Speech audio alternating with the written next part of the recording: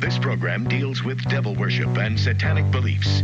It contains explicit scenes and descriptions of violent crimes and rituals. Americans are asking, who attacked our country?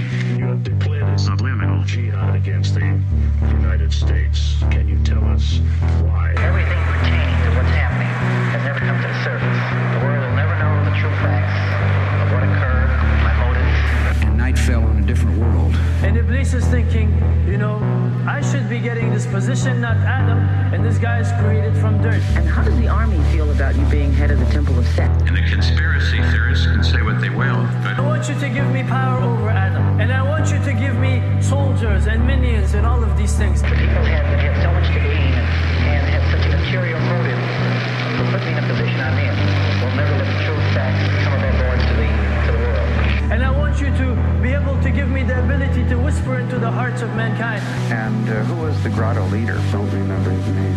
You don't remember the name of a person who involved you in murder? Now these people are in very high positions, Jack. Yes. Thank you for doing the training, I guess. Welcome back to Subliminal Jihad, episode 291. I'm your co-host, Dimitri. I'm Khaled.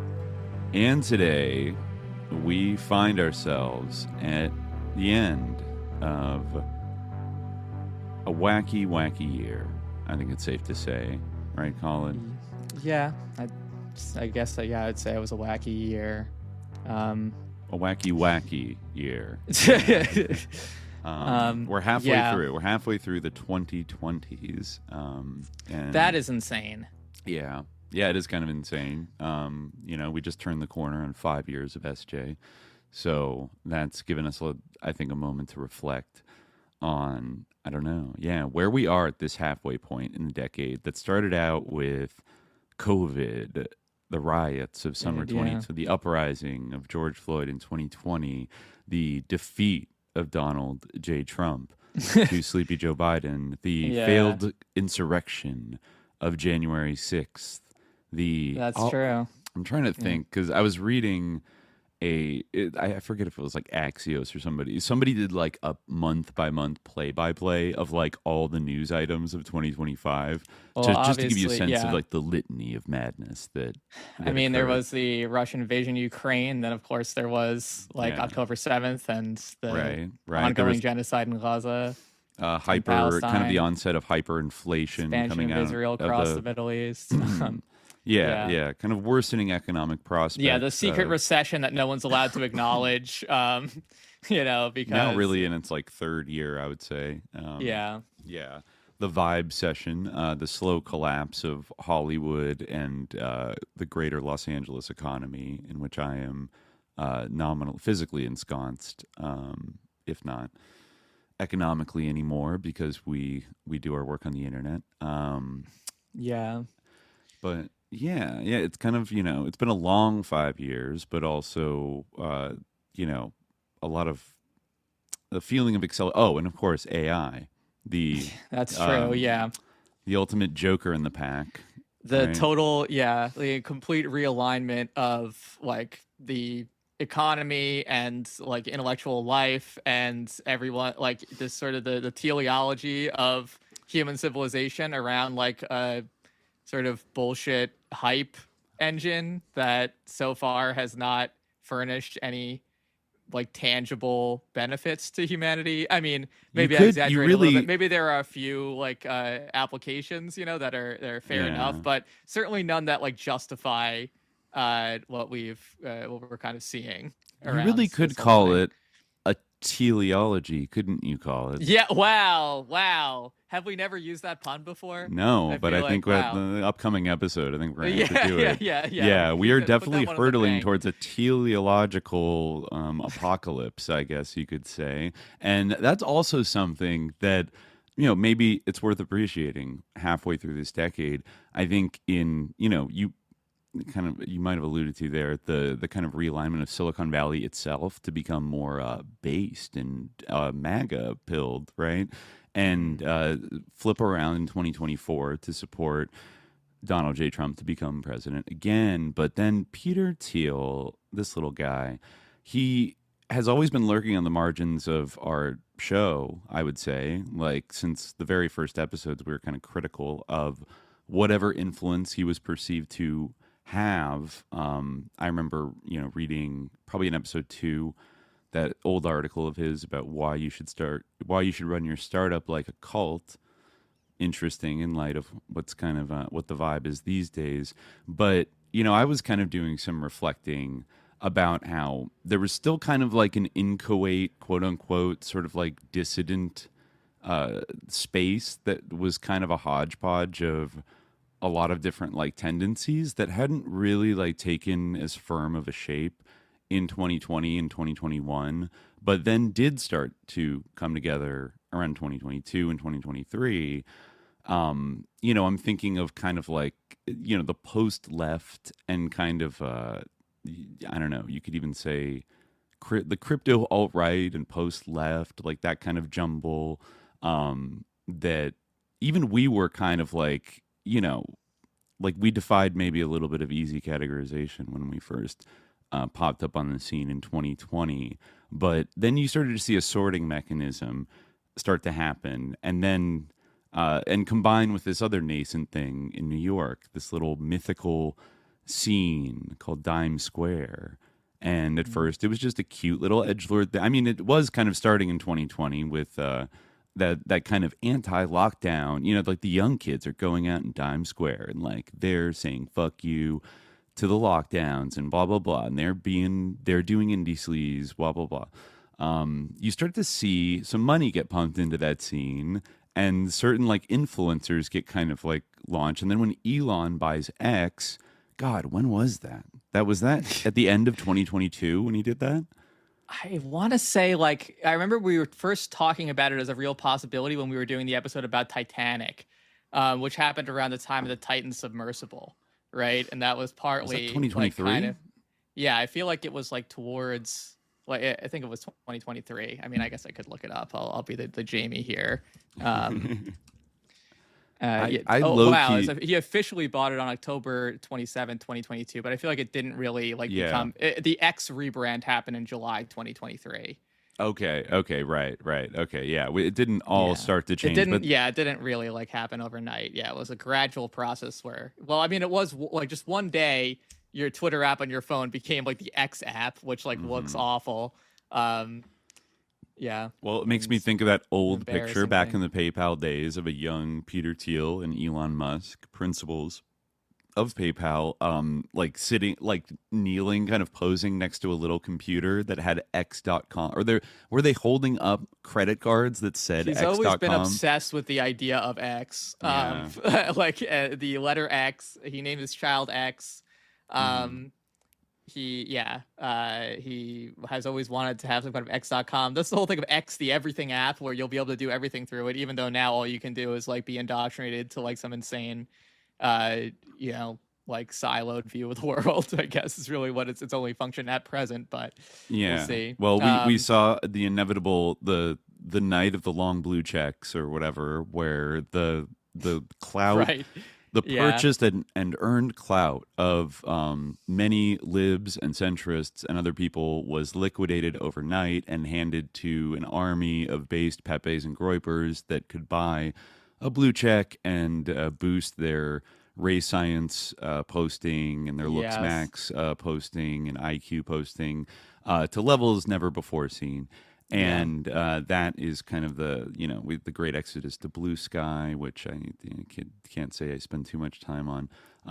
Decided to stay on the battlefield. To go to the point that you were saying before, I think something that like certainly like has I think become clearer this year than it has been in the past. I mean, I feel like we've talked about it like previously, for a long time, really from like the beginning of SJ. But something that I think is like very clear and has been very clear really, and it does tie in a little bit to like the AI push and all this stuff, is like the extent to which like sort of that Silicon Valley clique or those group of sort of Silicon Valley CEOs and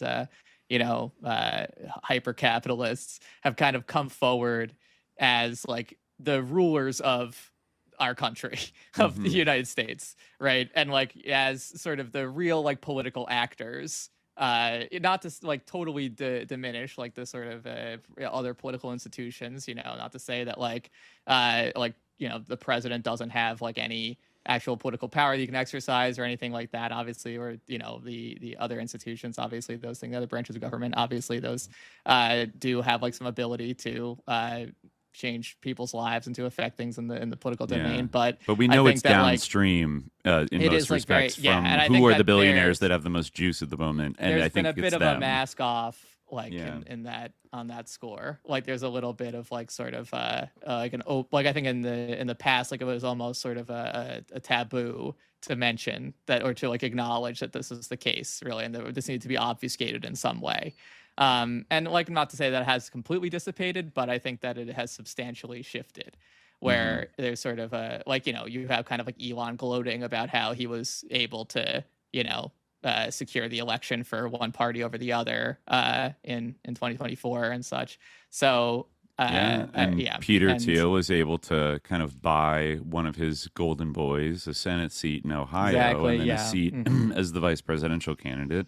And now J.D. Vance might be the great MAGA successor in 2028, our first millennial president. Shudder at the thought.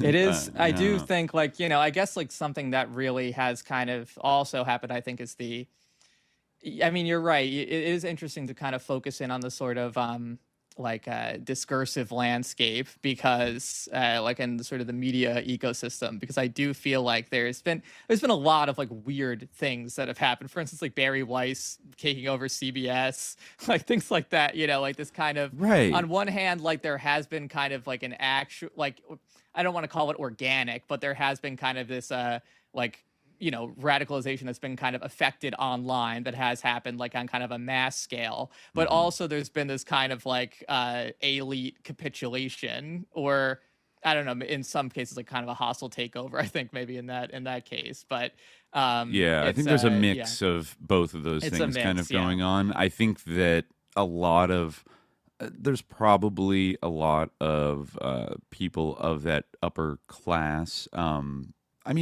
It's hard to say, honestly, because the dominant group, like up until this new kind of Silicon Valley crew really like took the reins, was like finance and Wall Street, which are not, but also evil and also not like they were the ones enabling tech because it was highly profitable, and the tech people were kind of pretending to be like left libertarian types. Well, it shows how like superficial all that stuff was. Like that's it. It's really just like kind of like it's just rhetoric and like a kind of it's like a superficial dressing. It's like a way of like presentation, kind of like a discourse of power, and like that whatever like was not what we currently have now. I guess I don't know, just making gestures about like equality or whatever, like these sort of vague like liberal platitudes and bromides, like those like ceased to be useful. I think that maybe there was a perception at some point that those things like had some kind of value, or that they could be leveraged in like a useful way against like enemies or threats. These were kind of principles that, and it kind of had worked like during the Cold War. Like sort of the idea that like we need to defend these things like equality, freedom, human rights, exactly, like fundamental human values. That worked, well enough. Like there's like if it's not broke, you don't need to fix it. But I think that like that sort of paradigm has I think kind of rusted over. I think that those who are in power no longer or feel much less that like that kind of thing is necessary anymore. Right. Or I think that there still is that faction. Not to be too reductive, but I would call that last era that kind of Obama, like Clinton, but really Obama kind of typified as kind of like the Soros soft power kind of era of empire, where there was like a lot of limited special war, a lot of NGO kind of a massaging, or you could say manipulation of the politics in foreign countries, to align with U.S. interests and align against our geopolitical rivals. You saw with all like the quote unquote color revolutions. And I do think that, I mean, while a lot of that apparatus is still like operative, I think that the gutting of U.S. aid perhaps is a turning point. Though I'm sure the functions that USAID, like lest we give the Orange Man too much credit for doing that because we are sussed out by USAID. Like they're gonna keep doing that shit, but probably in like a privatized Eric Prince kind of way. I guarantee you. Well, yeah, I mean, like, right. We were talking about this a little bit last time. Actually, I was having this thought afterwards that, like, you know, the kind of the imagined like government that like in certain like the sort of like the, you know, we talked about those different like sort of like the Arab Spring, like, and we talked about the Egyptian Revolution and kind of like the idea like what like whether anyone could have realistically expected that like it wouldn't be the Muslim Brotherhood that was able to take power after that, you know, and whether like that and talking about the removal of Mubarak and things like that, and so.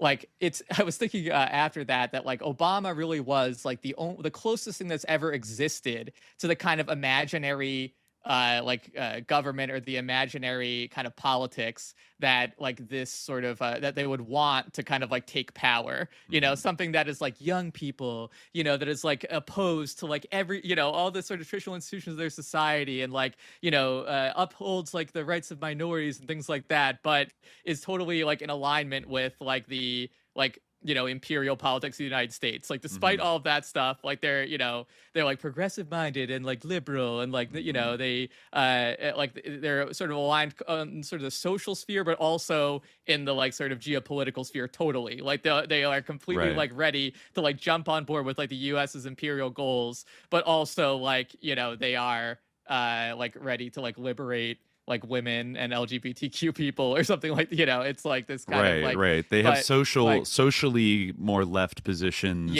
but usually like solely on the like in the social kind of issues, and then economically they inevitably end up being neoliberal, and then on foreign policy they end up completely lining up with like NATO and, you know, against Russia, against China, against Iran. Yeah, and that politics, like even though there are like those who like maybe have those politics, like, but they are like not a real force, like they're not a real thing like in the world, you know, like there's not like that was not really the spirit animating any of these like revolutions, and like nothing like that was ever actually going to like be the politics of whatever government came to power as a result of that, you know, like that's almost like, true like across in most places besides maybe Western Europe, where there was no need for really color revolutions because like they're already that way. Yeah, or in the US where like exactly it was basically Obama. Like Obama, you know, was basically they wanted to create like a Barack Obama like ruling parties like elsewhere, but this was a phantom.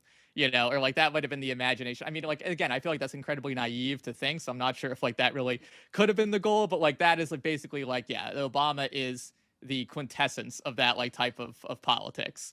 The young whip smart technocrat who gets it. Yeah. And his who like sort of cosmopolitan, you know, like someone global who, like, citizen.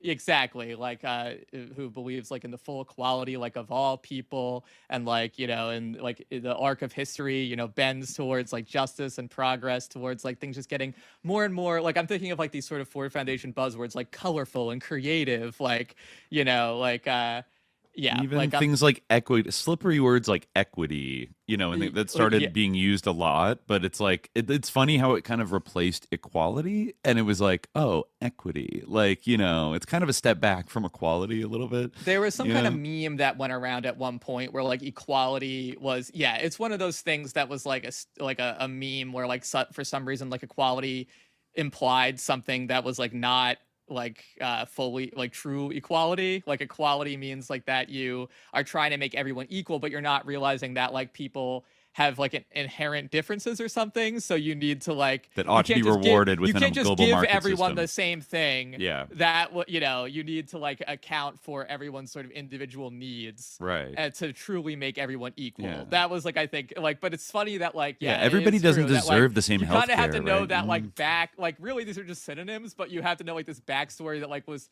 some like BuzzFeed article like that. Like that was a very different period of history, a period of time where like this like some like stupid stupid BuzzFeed article or wherever that originated could like circulate around and make everyone think that they needed to say equity instead of equality because like it was a strange moment. Really, I guess equity does have a more expansive sense than equality, because equity can be like about like a sort of like, you know, just recompense. You know, like if someone has committed a crime, like you can have like an equitable punishment where you don't have like a, you know, equalitarian punishment, you know. Right, But that's not really what that, you know, it has something to do with the sort of dichotomization of equity and equality that happens. Right. Like, it wasn't diversity, equality, and that all inclusion. just happened on like social media and Twitter. Yeah. And like that, it does show how important those platforms like are. Right. You know, and how like the dramatic shift in the character of a platform like that. Yeah. Even though there is like this thing that we talked about before, where this is kind of like reflexive, you know, minimization or sort of a reflexive dismissal of the significance of these sort of public spheres, right? It's just social media kind of take on it. It's like saying, it's like if someone in the 19th century said it's just a newspaper or something like that, you know. It's like, just a printing press. Exactly. It didn't change everything. I would love to do in the new year, I would love to do kind of like a deep almost like anthropological history of the great American social media platforms of like the late 2000s and the 2010s, because you're right, like so much of our discourse was shaped and then reflected back into the real world like throughout the 2010s, and kind of did start on a handful of websites, like some big corporate kind of, you know, VC backed like juggernauts like, you know, Twitter and Facebook and Instagram, and Tumblr as well, which is a little more bespoke, but then also a couple of the underground forums, like I would say on the sort of right, 4chan and 8chan, and then on the left, forums like Something Awful, where you know, a huge contingent of like popular sort of left-leaning Twitter posters like migrated en masse, like in a great exodus in, I forget if it was 2011 or 2012, and set a lot of the tone for like what the left faction of like, you know, Twitter, and then Twitter became, you know, the chief like ideological and discursive battle space of politics, like in, you know, even the president himself, Donald J. Trump, like he was a power poster on Twitter and developed quite the reputation for like almost an, you know, almost, it was, his posting side was almost a bit because it was so absurdist, and then you know, but a lot of people dabbled in that. Anyways, I think it would be interesting because, you know, several of those companies are like, if we looked into who are the VCs that backed them and the type of shit that they were like engaged in, and that would be interesting. Like how it shaped this. I've heard people make the point, and I do think this is kind of like valid in kind of like the discourses about, in the 2010s, like you hear the right wing say this a lot, that people going to like these elite universities started to get totally brainwashed with this SJW theory and like critical race theory from their professors. And I have heard people make the point who were like in college during like the mid 2010s that it actually was like the other way around. It was extremely online college students that were on things like Tumblr that were getting in and reading things, because I was like I was like just out of college when I remember kind of like the flood of kind of like RadFem and then like leftist kind of articles, maybe like cancel Colbert in like 2012, 2013, and that kind of thing picking up, and like outlets like the New Inquiry, and then also like Gawker, and you know, those kind of early blogs and websites that and then, you know, all the kind of discourse that was grinding on Twitter and the kind of fights over that, and then like Gamergate in like 2014 being a kind of seminal like moment that, you know, divided people into like polarized groups. I think that which was then kind of like expanded like very deliberately by like, you know, people like Steve Bannon, like, you know, recognized like the sort of political power of something like Gamergate to like activate politically people who otherwise, like, I mean, that's a sign of like how legitimate like looking into this is, and it's not just like the internet, like he was seeing the great potential like of weaponizing like large groups of people and socially kind of engineering them and weaponizing them into like a weaponized political identity that could, you know, affect political change. A lot of people don't have like a holistic concept of politics. Like I think that like it is like true, like, or it is, you know, an accurate perception that like there probably is a sizable number of sort of like atomized, disaffected people whose like primary lens of politics would be something like, how is this affecting like my experience of playing video games? You know, like obviously they care about like their paycheck and the price, you know, other things, but like some people like are able to like be secure, you know, who found like some kind of sinecure like at one point, you know, in of sort of economic stability, and now like they just go to their job, they go home, you know, they play video games. Like there's that's not like a small contingent of people necessarily. Well, and you saw that group get even more weaponized and cultivated in 2024 with like the focus that, you know, the Trump campaign had on like the bro podcasts and things that were not podcasts that are not explicitly partisan and political like in that way, but often like touch upon politics loosely, and it's often very vibes based. And Trump was happy to go on Joe Rogan for like 3 hours and just riff about random shit, or go on Theo Vaughn and talk with him about like doing cocaine or whatever, like and just doing like funny random shit. And people that were a little more disengaged thought, wow, this guy's more of the cultural moment in the way people kind of interact with media now. He feels more accessible, you know, and even though it's kind of like not had no bearing on, you know, his actual presidency, which has been rather insane even by his standards, you could see how that kind of dynamic of like, oh yeah, like you would have a beer with Trump. I mean,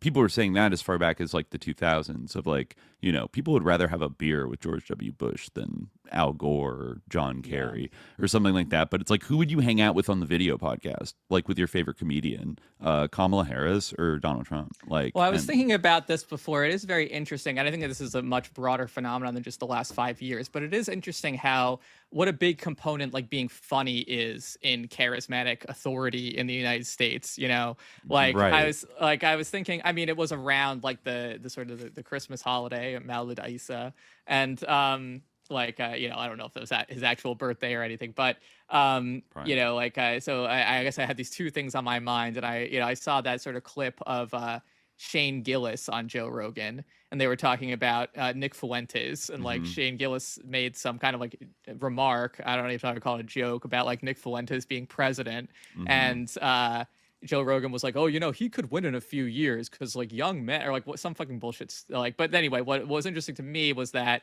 they were both like kind of emphasizing that he was funny as fuck, you know, that he was like so funny, and like that, I like, it kind of made me think like it is interesting how much being like kind of funny is like core to like what gives you this charismatic authority in American politics, like in the like contemporary, like more than anything else, like the sine qua non of like what is going to make you sort of viable as like a leader, as someone who is going to be like a mover of people, is going to be like are you like able to like funny, you know, like which is, you know, like again, like obviously there have been like funny American leaders in the past, like I think Abraham Lincoln was like famously funny, and you know, you had Teddy like Roosevelt some others, was pretty funny. I think that like, but not every single one by any means. But and what's interesting is that kind of model of leadership has kind of disappeared in a way. Like George Washington, I think, was like really somber, or like, you know, really like kind of like a stern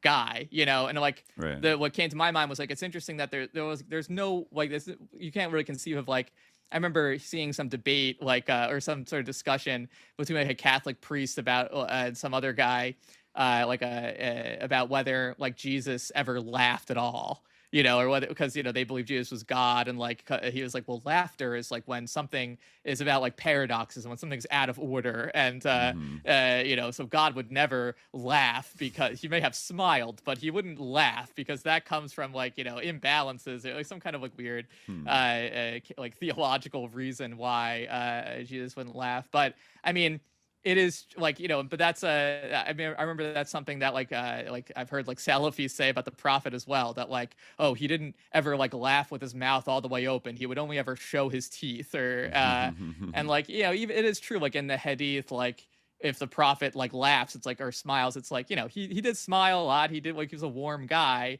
but like it is like a thing people notice when he like tells jokes, you know, they like it's just remarkable. It's not like the salient feature of his personality, right? Like these the kind chief of operating system. Yeah. Like, and I think that's a he's tough not one. Primarily a jokester. Yeah. Like the main thing is that like they are like wise. The idea of like a wise leader. Like, right. where is that? Like, you know, well, like, it is funny how humor has been almost like has replaced or is considered equivalent to wisdom in American culture in this, like in this, like the 21st century for sure. And I'd say it was getting that way closer to, you know, at the end of the 20th century. But yeah, like it's basically, if you're able to make a quippy little remark or laugh or like employ some kind of irony or point or use like your biting wit to like to eviscerate your opponent, like Jon Stewart, then you are seen as having like just as valid of charismatic authority as somebody who's like very smart and thoughtful, but like but then there's something so charged and powerful, I think, in the general American like mindset about the ability to win friends and influence people, as Dale Carnegie said, that is recognized that, oh, like this person is going to be popular because they're being funny.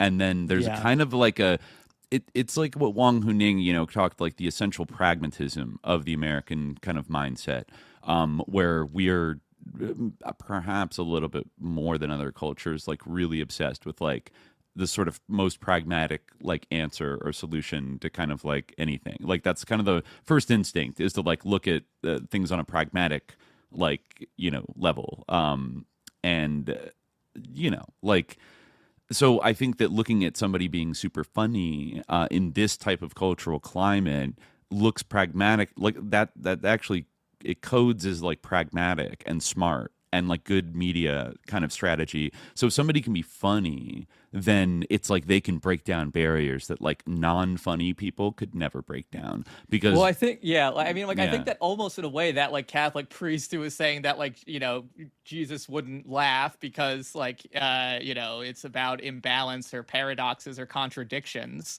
like that, like there is a point to that. Because a lot of time what jokes do is like short circuit like your brain and make you think, oh, like he responded to that problem, when really you didn't. Really, you just like, you know, kind of sidestepped it and like, you know, made some kind of quip that was like, okay, but like you don't like interrogate, like, and that's like, you know, that's being a buzzkill, you know, if you're like trying to like, but wait a minute, like that may be funny, but like you didn't actually like, you know, just saying that is like, for instance, you know, when like Ronald Reagan, I'm thinking of, you know, like when he's like, I will not hold my opponent's youth and an experience against him. It's like, okay, like sure, haha, like you twisted it around and like you inverted it, and that's. But like, that's do comical. you have Alzheimer's? But yeah, exactly. Like, but you didn't address like, you know.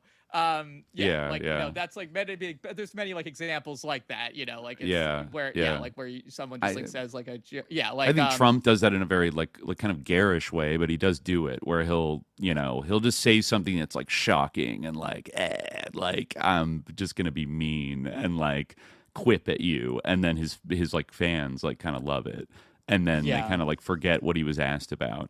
You know, or like what it was like, you've called women like pigs and dogs or whatever. It's like only Rosie O'Donnell or whatever, and it's like, like okay, but you like that's not true. Like again, like it like kind of like lubricates lies a lot of the time.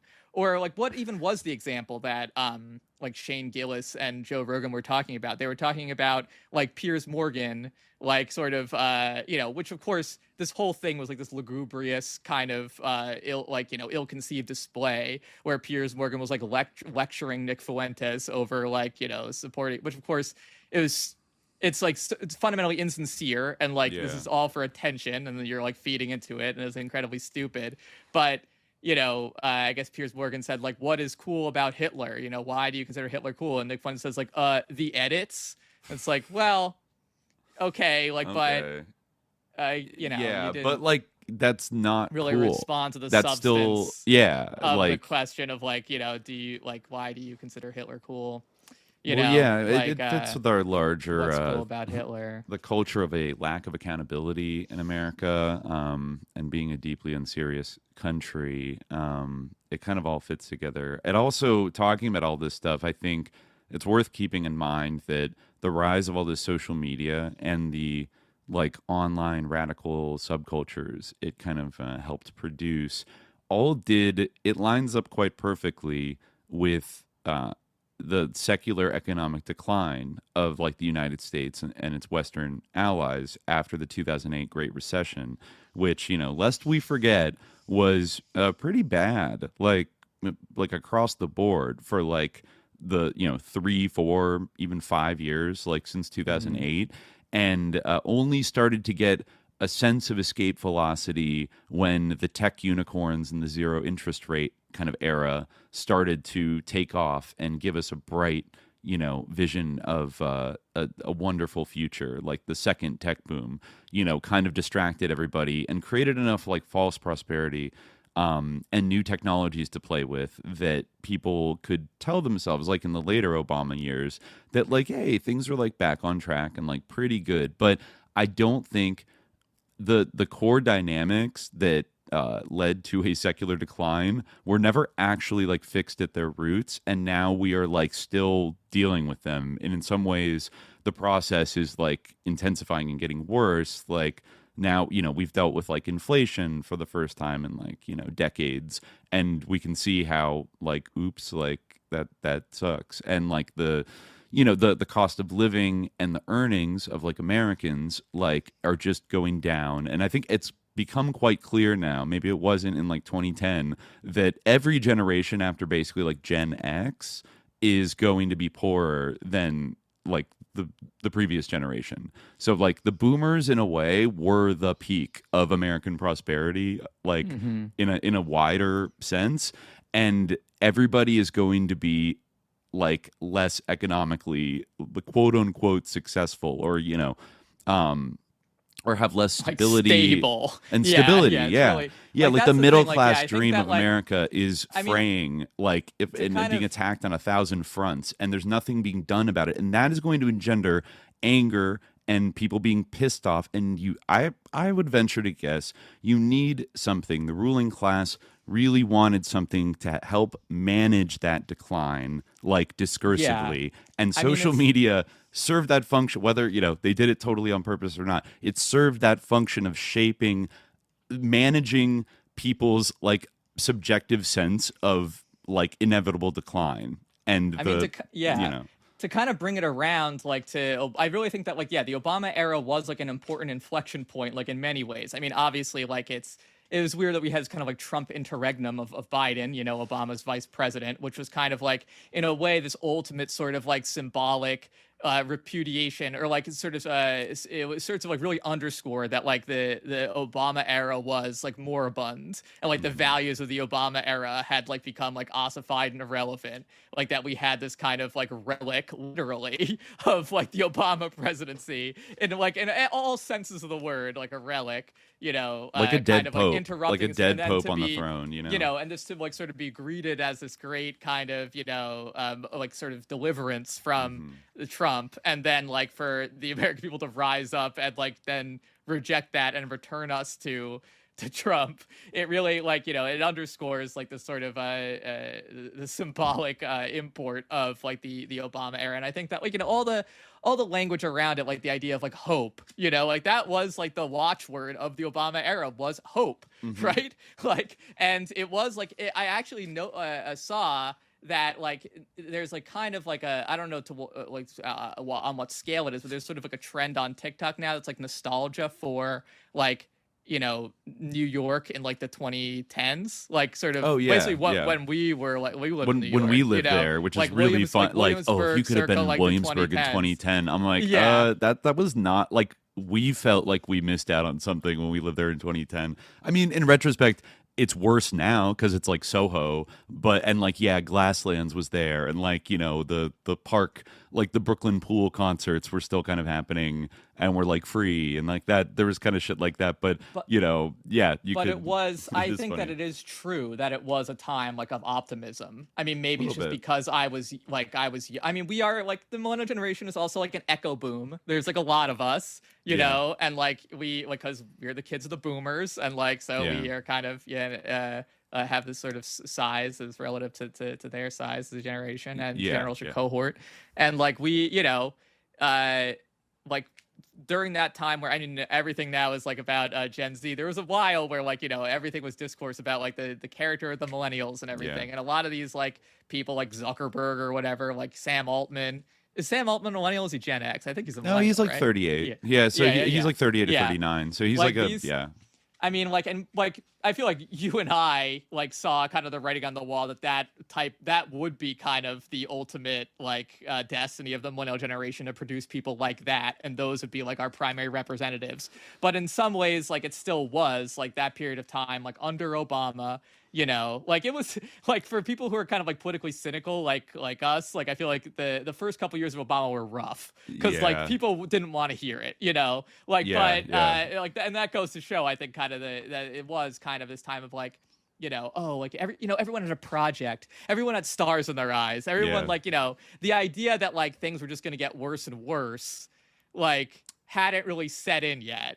Like there was a sense that we hit rock bottom, like it just as we were kind of entering adulthood, and we would kind of have to like build back up from like like the Bush era economy that had like totally spazzed out and like gotten fucked up. But especially with this new technology, like we were the best people, like we were the most native users of at that time. Like we quote unquote kind of grew up with it, and we were very early adopters of a lot of things that, and you know, in our formative years. So in your early 20s, it was like, oh yeah, like I know how to like use Photoshop and like make a website and like navigate I know how to post on social media for like a business, you know, in a way that like old Gen Xers or like boomers like were, what is this, you know, like the fact that we knew Facebook, we kind of thought, oh, maybe that'll give us like a little bit of an edge in like the economy, is like we're going to be very technologically savvy.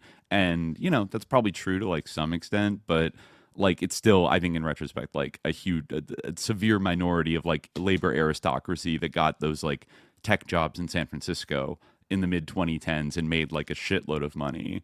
There are some, you know, who did that, but it definitely wasn't like widespread prosperity.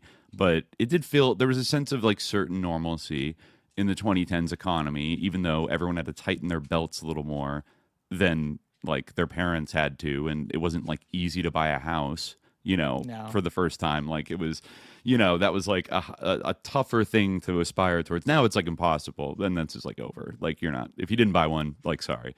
That's just, you know, we've had to accept that things just are going to be like less, and they're not just going to be like changed and like made better by our political leadership, and also the people that we put a lot of faith in to maybe be better kind of billionaires or captains of industry. These great nerdy innovators in Silicon Valley have really turned out to be like sickos, like freaks, like evil, like bad, and like that's been one of the most like biggest things about growing up as a millennial, is going as Don Henley said, from innocence to experience about the internet and about technology. And realizing that it's not just this magical idealistic thing separate from the sort of control, the superstructural controls that the ruling class placed on like old media and other things like that. Like it's a new media, but it's still controlled, maybe in a more cybernetic way. But like that conviction, which began as a suspicion maybe in the mid 2010s, is now like a very strong conviction that I have. Even as we've seen this like new media kind of come to like, even on like the political left, like, you know, that is supposed to be different because they don't have to answer to anybody, like, and they can just say whatever they want, and or all these streamers and stuff, like, but like the algorithm has a way of disciplining you. And also, if you still want to be part of the elite, like now you can reach the elites by being a superstar of the new media class, which was like not as much the case like 10 to 15 years ago. There still was a weird dividing line of like, like don't bother to get like internet famous if you want to like work in like Hollywood or something like that, because it doesn't quite it's not taken as seriously as going up through like the traditional pipeline, so to speak. Yeah. Right. Mm-hmm. But now, well, right, because the people in charge did it that way, and they were kind of set in their ways. Like, yeah definitely, yeah. Well, but now like those institutions like are scrambling to like keep up with sort of the new media spheres for sure. Right. So the millennials will inherit like they will become the new media elite that is sort of blessed by the ancien regime because they still have access to a lot of capital and infrastructure and can make things happen for you. You know, the talent agencies aren't going to go away. And you know, we'll see now, because the millennials are going to dominate culture and politics just like the boomers did for a long time, because there's so many of us, right? Like once we start becoming the presidents, like it's going to be a while before, you know, who knows, we'll ever get a real Gen X president. And, you know, Zoomer president, who knows when. But like we're a huge cohort that is now entering like their UNC era. And and the era where people typically become like the leaders of like society, you know. Yeah. So and I mean, we're kind of online.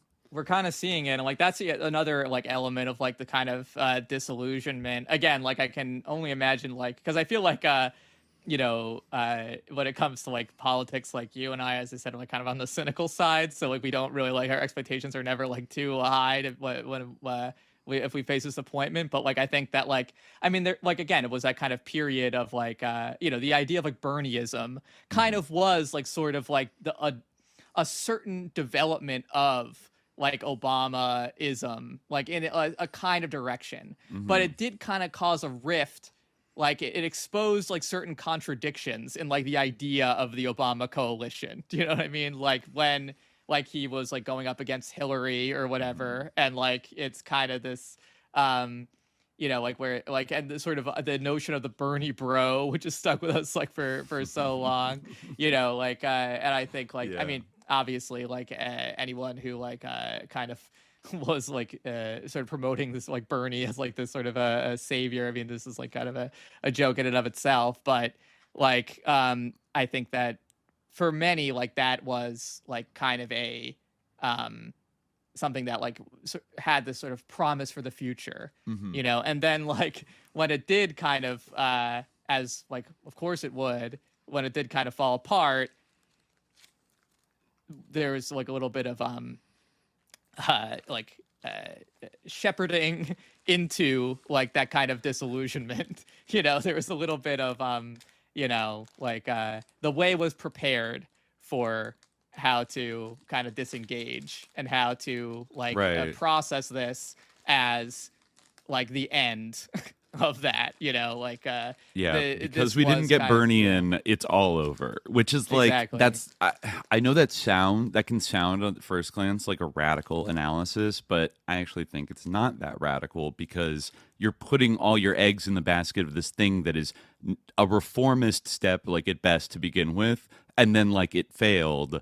So that doesn't like logically follow that anything more hardcore than that or radical than that would fail even harder, because look what they did. It's like we asked permission nicely from the ruling class to let Bernie be president, and then they stomped it out and wouldn't let him, and they cheated and stuff. And so now it's just like yo, like don't get so demoralized about that shit. Like I mean, I get it. It's like but also I mean, it should be almost like now you know that type of approach is gonna be sabotaged and not work. And like even if he did win, look at his position on like Israel. Like, you know, like and his foreign policy kind of sucks in general. Like he would probably disappoint you. And like so instead of saying, okay, now we got to go back to the drawing board, what are like ways that we could organize ourselves politically or agitate politically, or, you know, if you're going to even deal with the Democratic Party, like how do you actually disrupt those structures? Because I don't think they're invincible. Ways, the way that it was stage managed kind of like laid the groundwork for like what we're seeing now, like what we started with this conversation, or what we kind of went off on this tangent talking about to begin with, which is like this kind of like artificial like right-wing realignment where like kind of like a right-wing politics is almost like imposed on us from above. That's like you have to now you are going to be right-wing, you know. And I almost feel like the narrativization of the sort of tension within like the American quote unquote left, such as it is, between like the quote unquote establishment and, you know, the like, I don't want to not call Bernie the establishment, but like, you know, within, you know, the sort of mainstream liberal politics, I think the narrativization of that rift and the way that it was like framed as Bernie Bros, I think because it belonged to that period of time, like that sort of discourse of like the kind of like, you know, I mean, I'm sure everyone remembers a certain Hillary girl Clinton boss like, feminist discourse. If we break up the big banks, like, will that end racism? Like, will that end sexism? Yeah, you know? yeah. If that like, was a you very know, if popular... they release the Epstein files, will that end capitalism? It's kind of like the same, you know. It's like the most like foundation left ass like the kind of, you know, stance like of all time, like conveniently eliding class war, like any kind of like class conflict or anything else, like, and using social issues as a bludgeon to say like, well, you know, and then getting people caught in these opposition between those things, right, where they don't need to be like, in opposition and at all. We've seen like the flowering of that, like again, that was something that was decided upon, like, and imposed. Like, I don't like, you know, I don't think that was really what was motivating people to find Bernie Sanders appealing, was like a frustration with opposition to racism or sexism at all. But or like hating a strong, powerful, smart woman who deserved to be president. But it was kind of, you know, I think that some of that was massaged in that direction because like the narrative was so strongly insisted upon, like, you know, it almost like kind of became a fait accompli that, you know, like we'd see kind of people who, you know, some people kind of just like disengaged or like continued in that vein and like gone from being Bernie people to Zohran people or whatever, you know, kind of cope figure they can coalesce around, like, you know, these days. But like for some, like, I mean, Joe Rogan is one example. Like you know, see people he was a Bernie supporter. Yeah, like people who like were into Bernie kind of. Well. And there were people in Silicon Valley into a different political direction. Yeah, I was reading, and we'll maybe get to calls in a second. Yeah, because we have people patiently waiting. But I was reading through, like, I think it was like the J.D. Vance, like opposition, like an Oppo dossier compiled on J.D. Vance in early 2024, presumably by somebody related to the Trump campaign when they were vetting like vice presidential picks, and I think they mentioned. Interestingly, that, well, you know, there's a lot of things like changing her name twice. That's funny. But they mentioned that he had done, I don't know, like public speaking events or something like that, with some people that had kind of unorthodox political opinions. Like, I don't think J.D. Vance said this, but like somebody he was like talking with at an event, like started going off about how Bernie and Trump are actually like they kind of saw everything. This is back, I think, in like 2016. But, you know, they saw that like Bernie and Trump have more in common than like, you know, Bernie has in common with Hillary or Trump has in common with like Jeb Bush. And that if like their prediction was that in 15 or 20 years, like Bernie Sanders and Donald Trump are going to be on the same political side, and Paul Ryan and like Hillary Clinton are going to be on the same side, which to people in 2015 sounded like ridiculous, but actually is like not as ridiculous now, though, you know, still there's definitely differences that remain. I don't think like most Bernie supporters went over, but I do think there's some of those Silicon Valley types, like once again, I bring up the Peter Thiel email exchange with Mark Zuckerberg and Nick Clegg and Mark Anderson from like 2020 that advised, it was like subject millennials, and he was like, look, like I know that we all like hate socialism, but like I don't think it's smart to just write off all these millennials who are pissed off, who hate capitalism, as like dumb, entitled, brainwashed SJWs, blah blah blah, because like look, like their standard of living, like compared to their parents, is like objectively going down, and like the social contract that previously existed with older generations is fraying and falling apart. And if people can't afford to like buy a house or like have like a decent middle class life, like naturally they're gonna like blame capitalism. So we should try to like have a little more of a subtle approach and like an understanding approach and stuff. And you know, you could almost see it with people like Joe Rogan, who was kind of technically voted for Bernie in 2020, and then you know, like he already was a little right wing friendly. But then ended up in the Trump camp. Like, but I think even like we gotta just watch out for like what we will see. New York City has a Democratic Socialist mayor now for the next 4 years, a millennial, you know, very tied in with the DSA and with this online kind of leftist influencer community milieu, you could say. That has backed him to the hilt, and I think we'll see like what happens. But I think I would caution people to like don't assume that like the Silicon Valley people, like the Tealites or whatever, are not acting dialectically and are only like, I mean, I remember hearing rumors. I don't know if they were true at all, but like in 2015, 2016, that Karl Rove was funneling some like super PAC donations to Bernie to like fuck with Hillary, you know. And now that doesn't mean that Bernie is like in cahoots with Karl Rove, but Karl Rove if true, I don't know if it is, that would be Karl Rove acting dialectically. Karl Rove isn't giving money to Bernie Sanders because he likes Bernie Sanders. It's strategic, right? You support the enemy of your enemy.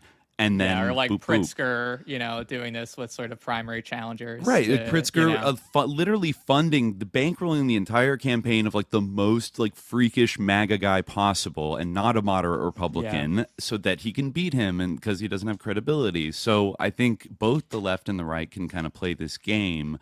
So I think we have to be we have to be vigilant and kind of scrutinized. Like people will remember from like the recent sort of Epstein email drop of like Steve Bannon's Workers' Party, you know, Workers' Party, Republican Workers' Party. He had the idea in the 2010s, and you know, lest we say like, you know, last 5 years, what's come out, Professor Chomsky. Is the perfect example of somebody with the most impeccable, serious leftist bona fides in the American left being exposed for something quite different, what only cranks and haters ever accused him of being, which is like a sus CIA plant who is like insincere about like what function he serves, and like serves a convenient function as the leader of the leading voice of the compatible left.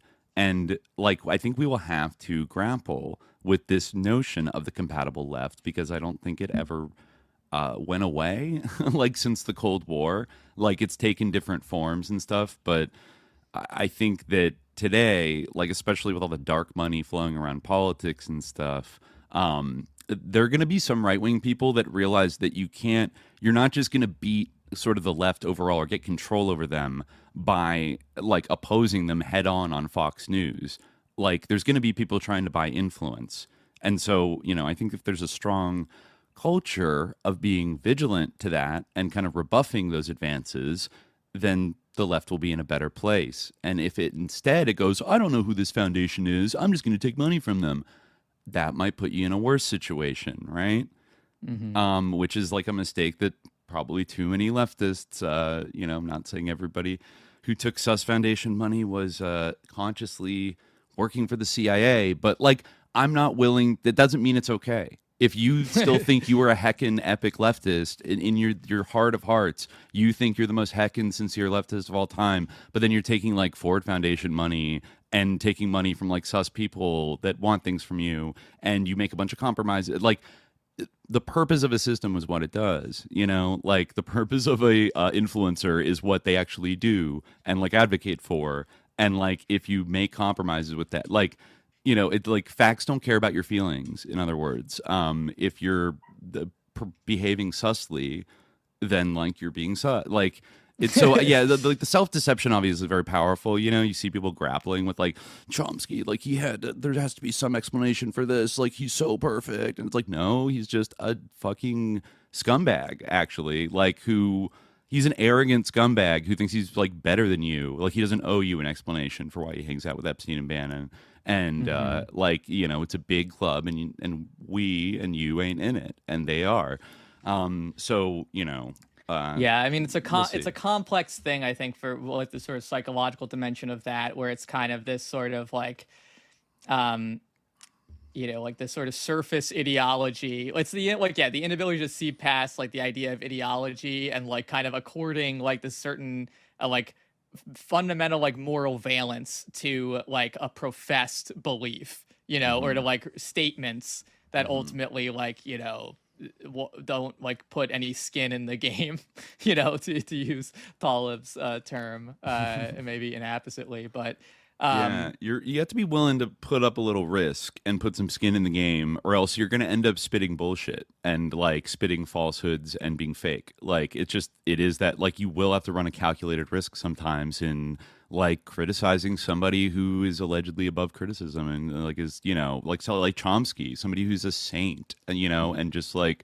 people are going to give you so much shit, like the Verso Jacobin Mafia is going to come after you and try to destroy you for talking like that about people that have been like selected for some kind of celebrity cult of personality status and invested with charismatic authority and have the right clout. But it has to be done. So exactly, like something has to be done. Like we need to actually see like the like this is like who are like these kind of like heroes who have like risen up in one way or another, or like these sort of figures, like Zoran we have now, AOC, people like that. Like what does AOC have to show for like her kind of sort of a like quote socialist politics or whatever, like her kind of leftism, like what, like she like laundering the Biden presidency, basically. That's like the biggest accomplishment I can think of AOC is working like, tirelessly for a ceasefire. Yeah, exactly. Yeah. Assuring people that Biden was on it. And now more people can like get that on the AOC thing now. But if you said that in 2018 or 2019, you were a freak, you were a hater. Shut up. You just hate her because blah blah blah because she's successful. Shut up. The Zoran thing, like, it's just like I was saying this earlier. I might have even said this. I don't remember if I said this in the show, if I said this off air, but like, if like, there were sort of the right wing equivalent of Zohran Mamdani, and they were like not even an anti-Zionist police commissioner, but like a police commissioner who was like insufficiently loyal to Israel or something. Like the right wing equivalent of Zohran would try to put that person in jail. Like, he would try to get that person deported, even if they were born in the United States. Like, he wouldn't let her keep her job in a world where like, the political alignment was reversed, but instead like that to me is insane. And I really hope that whatever they promise him in exchange is worth it, even though I imagine it's not.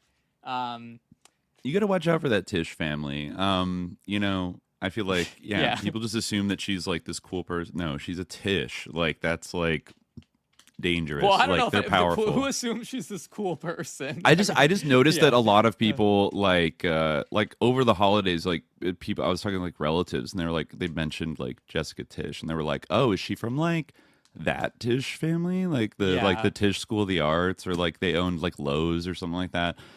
And I'm like, yeah, right. You think that just a random person named Tish just like became the NYPD commissioner? Like, that's the thing. Like, these people, like the people. I mean, you see it in New York almost more than anyone else. Like the city is ruled by like the princelings of wealth, and like even Zoran is a princeling of wealth. Like, he is a bourgeois socialist. Like, sorry, like he is, and that might be okay. We know Friedrich Engels. Family owned a factory. He also was honest about his family owning a factory, so that maybe makes it not as bad as people who lie about it. But Zoran, I mean, like everyone knows, is like his mom is a famous director, producer. His dad's a famous like Columbia professor. Like grew up kind of in the Upper East Side, I think, or maybe partly Morningside Heights. But like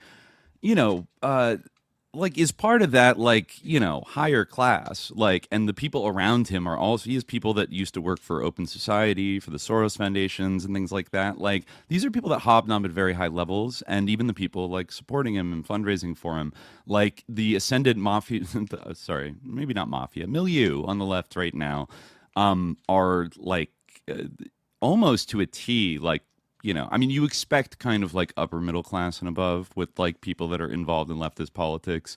But I think more so than previous generations, it's like the kind of like scion socialism kind of thing of like, you know, the perhaps wayward children of well, it's kind of interesting, like, socially you know, prominent there's a families. little bit of like a sort of, this kind of like gets into what we were saying we should take callers in a second. This kind of gets to what we were saying about Bernie and like kind of the sort of like the way that it was like received or like understood by like the sort of at that time like sort of dominant like intelligentsia, and like the way that it's like sort of the institutional media and things like that, because there is kind of like a certain culture, like if you compare Zohran Mamdani to Plattner, right? Like they were branded like they are like different, and they were branded in different ways, you know. Right. Like you couldn't brand Zohran as Graham Plattner. Right. You couldn't brand Zohran as a Doc Woika, you know. Like you have to, like, Graham Plattner was different, you know. Graham even though Plattner the same, like, even though the Morris Katz's fight agency exactly. is literally the same group, and he himself yes. is the grandson of like some great like Philadelphia like textile family. Like there's a whole thing with him,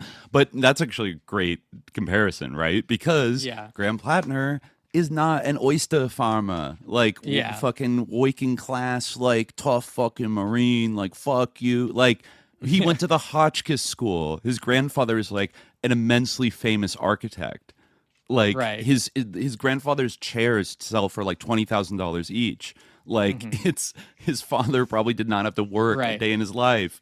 Like his family owned small businesses. Like but the branding speaks to like two different strains in like American leftist politics that are both like subject to co-optation. Like one is or co-option. What is the noun form of co-opt? I don't know. Co-optation, co-opt. I think it's co-optation. Co-option. Yeah, I don't know. But anyway, like the one is like kind of like that sort of like just the sort of launch video Graham Plattner. Like, you know, he's kind of presented as like, I'm an oyster farmer. I was just here farming my oysters, and then I got fed up. You know, like I'm sick of this. You know, and I'm like, I'm here for you. Like, you know, that like obviously like there are people who are gonna find that appealing. Yeah. Like the idea of that, I guess, is appeal. I mean, you know, if it were like if one could believe that was like sincere or genuine in any way, then like I guess why not? But obviously, like, you know, anyone who like can kind of interpret information in this world like can kind of see like, okay, there's probably more to this than is being told. But, you know, still like that's a different thing from like Zohran was kind of, you know, what I think he drew his appeal from was like partly his like identity. Like he was Muslim, you know, like he was like had like activist bona fides. Yeah. Like, you know, there are all these videos of him like kind of like participating in like sit-ins, you know, left-wing sit-ins, like activism on behalf of like that quote, which like, you know, like the boot of the NYPD is laced by the IDF, like you know. That's a good quote. You know, that's true. You know, so I'll give it to him for that, or whoever wrote it. No, I'm just kidding. But like, but no, for sure. But like, you know, so those are like two different kind of lineages and two different branding strategies and two different sort of sources of legitimacy. Yeah. Right. Like, and one, like they are kind of distinct, and like what they have different sort of lexicons and vocabularies. And I think like, I think if we follow the sort of like, it almost seems like, you know, those two sort of archetypes were identified, and they were, I mean, I know obviously like it's an election season and everything, but like, and they were like both kind of like piloted in like different, and so let's see like what can we can get out of it, like, you know, how will people respond to this, right? Like kind of gaming out different approaches. But I think like, like those archetypes there are going to be like significant. I think that you know, if we follow that kind of the Doc Woika branding and the sort of you know, diaspora like anti-Zionist activist branding, like that could be instructive. Anyway, we should take calls and see what the people think about this. I hope Patrick Raspberry was definitely the first person to pop up. So I'm gonna we got some cool people in here. So I'm gonna admit Patrick Raspberry into the chat, and hello. Patrick Raspberry. Hello, what's going on? How's it going? Welcome to Subliminal Jihad. This is my I think I'm a third time caller. I think I came on the first two, if I remember correctly. Yeah. I think so. Yeah. Good to see you again. Yeah, I'm glad to be back. Excuse me, I'm getting over a flu right now. So. Oh yeah, everybody's getting a flu this season. I feel like the vicious one, right? Like that's going around. It's pretty bad. It's oh man. It's a bioweapon or something. Something like that. Yeah, so you guys were talking about a lot of pretty interesting stuff on the intro there. Something that drives me up a wall is like you were talking about like I guess like I don't know, social imperialists, kind of left-wing young people. Yeah. You know, they'll vote for Kamala Harris, but I don't know, it kind of reminds me, like I remember when I started dating my girlfriend, I told her that I voted for Jill Stein, and I'm not like a Jill Stein head or anything, but she was like, you cannot tell anybody that. You cannot say that. Don't tell my friends that. It'll cause problems. I remember that era because I voted for Jill Stein in 2016, and like I remember being at a dinner for people that I was like working for, and somebody brought up like a joke about how all Jill Stein voters should be murdered. And I was sitting there very quietly, like, okay, like this is like 2017, you know, and I was like, Jesus Christ, like this is not like they're gonna drop me if I say I voted for Jill Stein. Like I'm not getting any more work from these people. Yeah. Okay. So, I'm not allowed to talk about like you live in California too. It's like doesn't like it's not like you live in Pennsylvania. It literally doesn't matter in a presidential election. So, but you know, it's the thought that counts against you. You know. Exactly. Yeah. Yes. Yeah, having to explain like basic electoral because I live in like Kentucky, so it's just a red also state. Doesn't matter. It does not matter. Having to explain it to some people, I don't know, they just don't get it. I don't know. It's pretty frustrating. Yeah.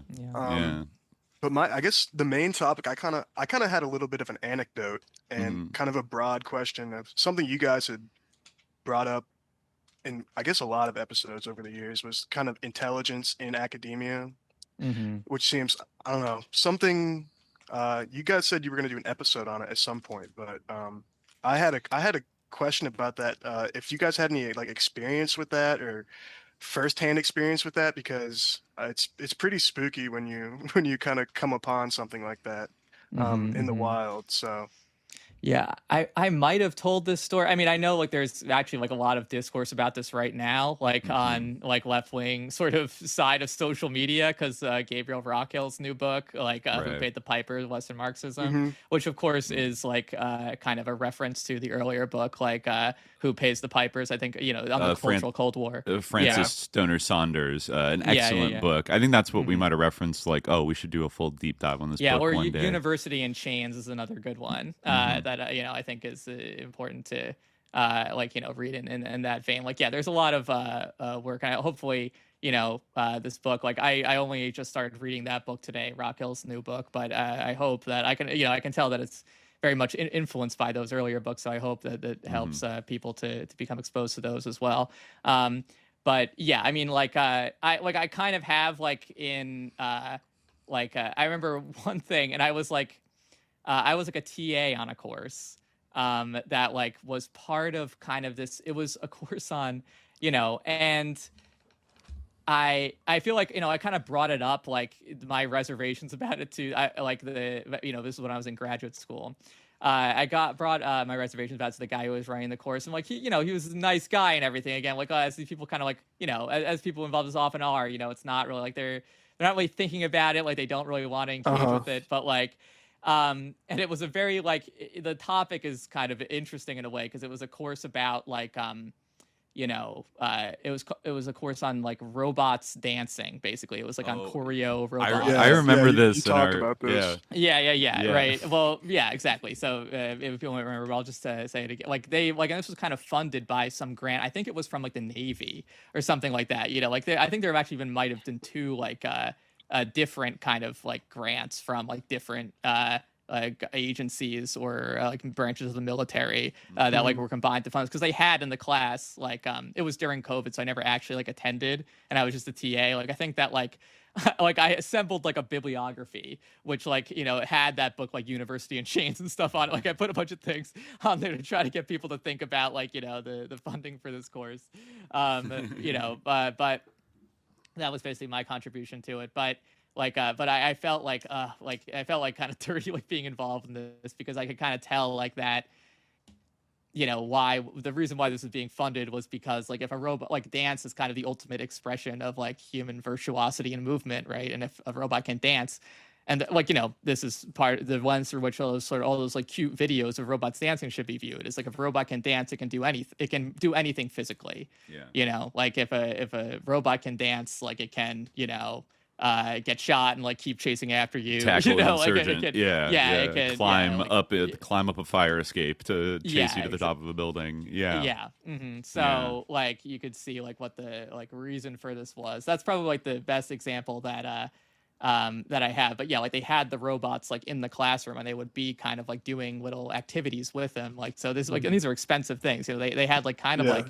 these like Boston Dynamics type robots. I never actually like saw them myself, but like I know that they were like there in the classroom with them, and they would like do things with them. And like it's funny because like, you know, the syllabus, like again, like I don't, you know, I don't want to be like shading this at all, but like it, you know, it had all these like quotes from like Beyonce and stuff, that kind of stuff that was kind of like, you know, cool at the time, like, or kind of like sort of like was appealing to sort of an undergrads at that time. But like, you know, it gave me like a bad taste in my mouth because it was sort of like, like this kind of like, whoa, what a cool like course, you know, like, and what like an interesting subject, and like, wow, it's like it's like in the arts, you know, and like has to do with like, you know, ballet and dance and all these things, and like the sort of and the future and the power of technology, and like and sort of is presented as this like exciting thing that could be like, I don't know, like liberatory in some way, or like artistically fun, like fun, or like creatively stimulating, but like under the surface, like the sort of point of this is obvious, you know?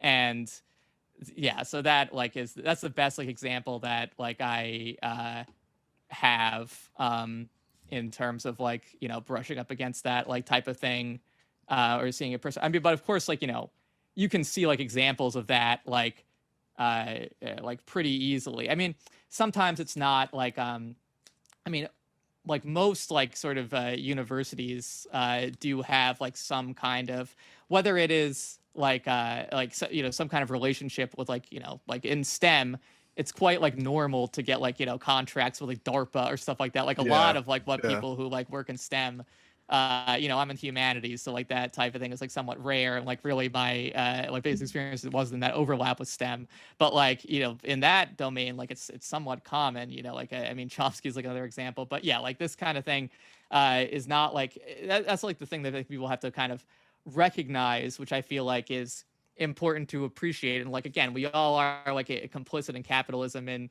one way or another, but I think that like the university really is like, it's a very, I think that it's another one of these things where like it's sort of its salience and importance is in some ways kind of like occulted, or like sort of deliberately minimized, like almost in a sort of disingenuous way. But it really is like a very important institution, and like a very crucial, as you know, Dimitri was just talking about that book, you know, America Against America, that, you know, it does kind of recognize this, like the importance of the university.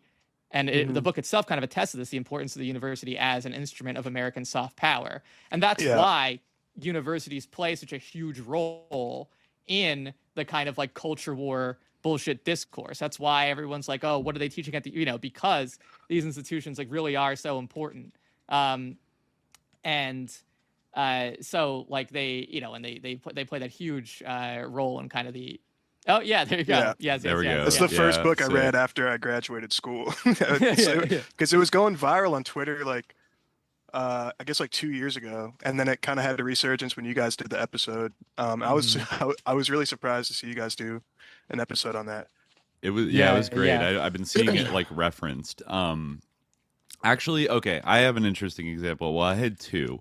One is brief. I've got one too. I'll share. Okay. Yeah, I meant to mention this in the last Q&A episode, but then I like forgot about it when we were talking about the Boston bombing. But there was one little like yikes, like jump scare Dracularity moment when I was reading this book, Inferno in Chechnya, by Brian Glynn Williams, who was the sort of like informal high school mentor / Chechen history expert that advised Dzhokhar Tsarnaev like before he went to college, and had this weird kind of like run-in with him. But I remember years ago when I read this, in the acknowledgments, he says that I would also like to thank my former advisors, Uli Shamaloglu and Kamal Karpat, for teaching me about the history of Central Eurasia's ethnic groups at the University of Wisconsin and Indiana University. So I went to the University of Wisconsin, and freshman year, almost just on a random whim, I saw a class called History of Central Asia and thought, that looks cool. And I took it with Dr. Uli Shamaloglu. Yeah. So he was Brian Glenn Williams' academic advisor on like Central Asian shit.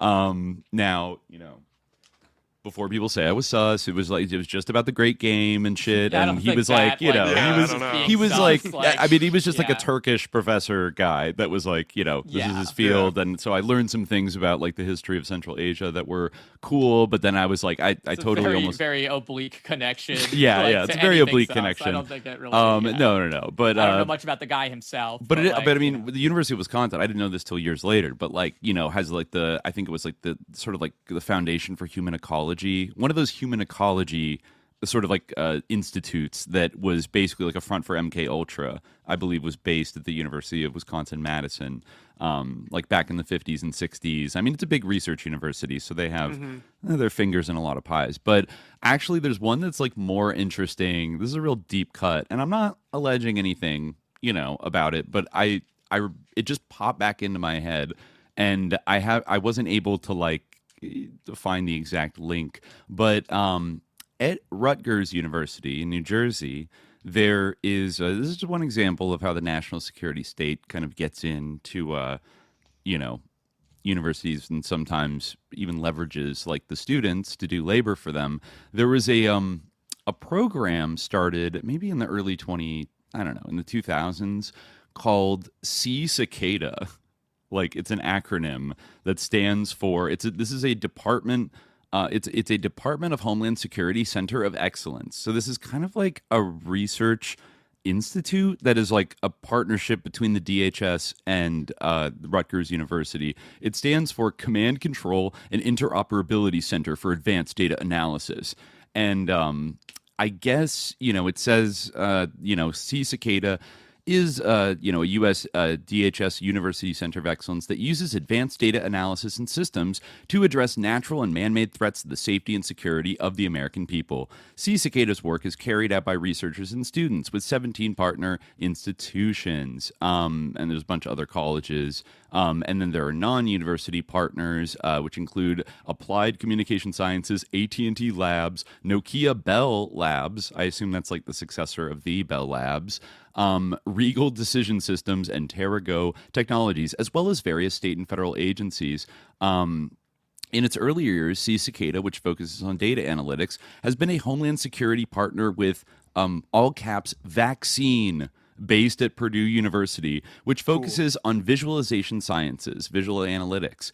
Together with their partner institutions, Sea Cicada and Vaccine, I assume that's an acronym, Vaccine, all caps, formed CVADA, or CVADA, the Center for Visual and Data Analytics. Now, I just want to say, like, it's funny. The only reason I've heard of this is because I saw some like old clip floating around where from like the late 2010s where famous leftist streamer Hassan Piker is talking about when he went to Rutgers. He worked at this. He worked at Sea Cicada. And he helped them fix their website or something. Yeah, he's like, their website fucking sucks. Like, there's some like clip. It's the only evidence. If you type in, he owned them about how their website sucks, and he interestingly, if you try to look up, maybe if I type in Sea Cicada, but I was trying to type in like Rutgers Homeland Security Hassan Piker. The only articles that pop up are like from this year, where it's like Hassan detained by DHS agents because he's so dangerous, or whatever. But there is a video of like him talking about it again. That doesn't necessarily mean anything. It's just kind of funny. Oh yeah, if you look up, they're like socialist, they're like tanky accounts and probably Ethan Klein accounts that have pointed this out. Ethan Klein sucks, full disclaimer, but that doesn't mean I have to like people that he beefs with. Not that I dislike anybody. We love everybody on Subliminal Jihad. We're not trying to beef with anybody. But it is, you can find the video of him talking about it in a kind of like nonchalant like way that isn't like, that's a little like, do you think that's sus in retrospect? Like, there are plenty of people that have worked at like things, and then later you know, you don't know everything when you're like 19 or 20. And then later you're like, oh, that was sus. And I just think it's like a good habit to get into, to like point out that now I realize that what I did was sus, and that's bad. And I don't know, instead of just being like, well, like people might think like I'm going to say good things about this program or say it's not a big deal. Don't think about it. Like it's not sus because it might taint me by association if I admit that it, like, you know what I mean? Like, we can be grown-ups and like just admit that like not everybody bats 1,000 all the time, and like the world is full of psyops, and they're always trying to, there's little tendrils of potential complicities that you could get wrapped up in that you don't even realize, and it's okay. We want Americans to wake up and realize the complicities, and then so they can like consciously distance themselves from them and then warn other people, you know? So that's just my little example. It kind of made me think of, if you remember the Cicada 3301 yes. ARG. Like what I remember even when I was like a kid, and that was kind of a big spooky like creepypasta thing. I don't know. I guess it's not a creepypasta. It's in the same vein with ARG. Yeah, stuff. Well, I remember definitely seeing it on X. Well, not X, Twitter. The X board on 4chan. Oh yeah, on 4chan. Okay. Yeah. But people are always saying this is like a CIA recruitment operation. It's like, I don't know about that, but that kind of, I heard about that a while ago. Yeah, that was around the same era. It was like the early 2010s when I think he would have been there. Not to say I don't know of any actual connection, but if people go back, we dug up some interesting shit about the Cicada 3301 on our Mormon Mafia episode from like a couple months ago. They're talking about Michael Flynn and his connections to Thomas Schoenberger and one of these like, I think like Kurdish Turkish billionaires or whatever. Like there was a familial connection between one of them that was involved in this weird deal with the Kingston family to do CIA money laundering to like arm the Kurds in Syria, and then like somehow Michael Flynn was like closely, like not that many degrees of connection away from Thomas Schoenberger, and you know, like he's a kind of a fabulist and says a lot of shit, and I actually forget because like it's such a tangled web, but if people should go listen to that, and we found some very strange bedfellows in that episode, I would say, and I'm still wondering like it does seem like the QAnon op like was something that was probably managed by some mind warriors. I think even Paul Vallely kind of admitted to it low key in one of those documentaries. Whatever Michael Flynn's like I don't know if it's like a data analytics company. It's one of these companies that you can pay to like just throw a ton of shit on the internet. I don't know exactly how you would classify that, but I saw something on Twitter about how that's why everyone is seeing Nick Fuentes clips like literally everywhere, all over there. Yeah. Someone paid someone to do something. I don't remember. I'd have to pull that up and look at it again, but that does not surprise me because starting like 6 months ago, that was just literally everywhere on X, on YouTube Shorts. Like you can't escape that him. Guy. And he's annoying. Wow, yeah, like, I didn't even realize that everyone was having that same experience. I mean, I think obviously it's everyone. have been. Like I thought, my dumbass Republican friends are like, dude, you hear about Nick Fuentes, man? He's actually kind of cool. He doesn't like Israel. And I'm like, well, I'm not going to take the time to explain this to you. But as I said in the Discord, we are entering a phase now where the worm is turned. I mean, in some sense, it's good that now being like super pro Israel is seen as like being a political liability in some quarters. However, like I gotta caution everybody, like just because somebody is like publicly anti-Israel or anti-Zionist doesn't automatically mean they're not sus.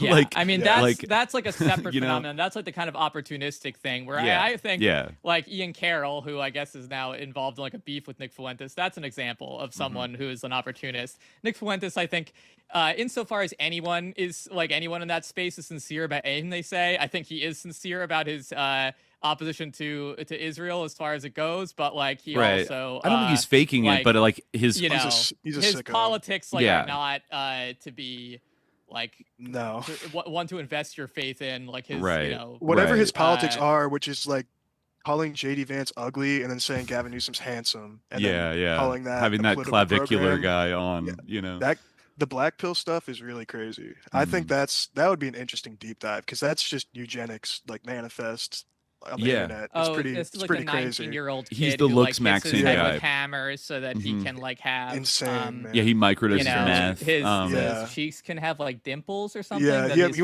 wants hollow cheekbones, so he microdoses like meth and like GABA blockers or whatever. I don't know. It's pretty crazy. I mean, it's like. It's got Tealite. Like, he did get invited. Remember, he got invited to a right. Teal party, and like on live on streams, like, should I go? Is it a Diddy party? Like, it's like, oh man, it is. Don't go.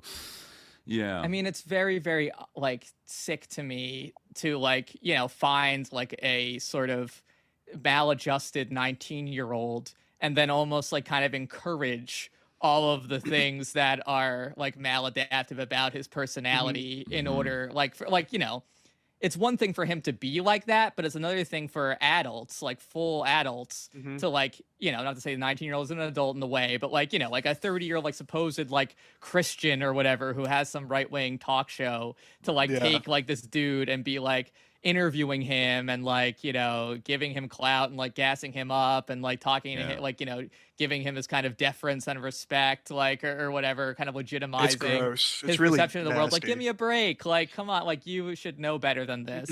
Like, this is not like, you know, and like, it's all art. It's like, this guy's supposed to be like an icon of like the sort of state of like young men in the United States or something. And it's like, this is not representative of anything. This is like bizarre, you know, like this is not give insight into any broader phenomenon. This is just kind of like, like a lurid, sick it's like Labubu transhumanist slop. Like they're, you know, they're like, just like at all levels. Like what I mean by it's obsession. being imposed. Like when you take someone like that and you're like, this is like, you know, what American men are dealing, like young American men are dealing with now. Like they want to look smacks, they want to hit their heads. Like it's like no, like this is like not like an epitome of anything. This is not like a distillation of any broad trend. This is just like an individual who is sick and like, you know, hopefully like, you know, he can even like that time. clavicular guy, he hits his head with hammers, all this stuff. I mean, I don't want to get too into that, but like even he's still like socially inept.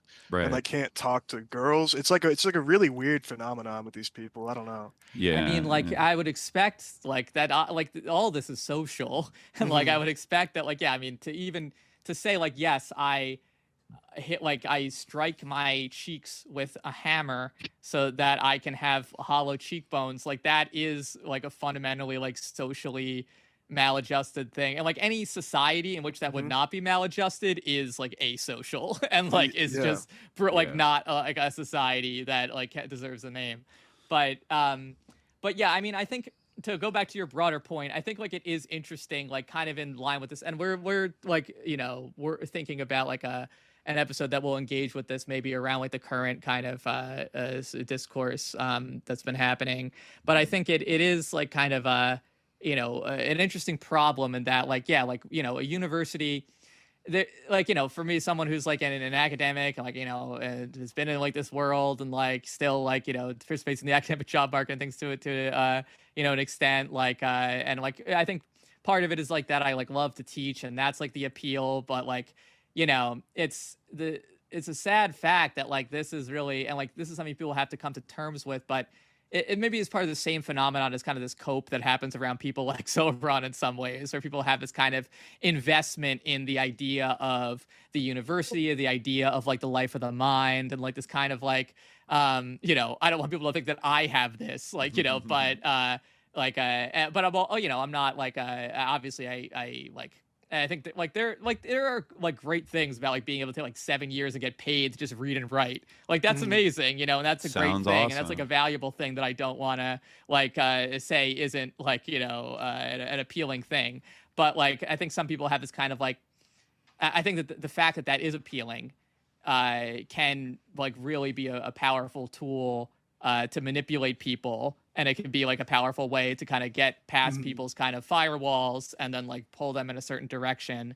And I think a lot of people have this kind of like Dead Poet Society or like something like, like kind of this cartoonish image of like the character of academia that does kind of have to do with this sort of almost, I mean, if you think about like, like academics are kind of like a clerical class, and like they, in a way, like there's this kind of romance or myth around like a monastic order in some ways, and like there's this kind of myth around this. These are people who like retreat from the world, right, in the sort of Christian tradition, which like ultimately our universities are like a development of an institution in the Christian world, right?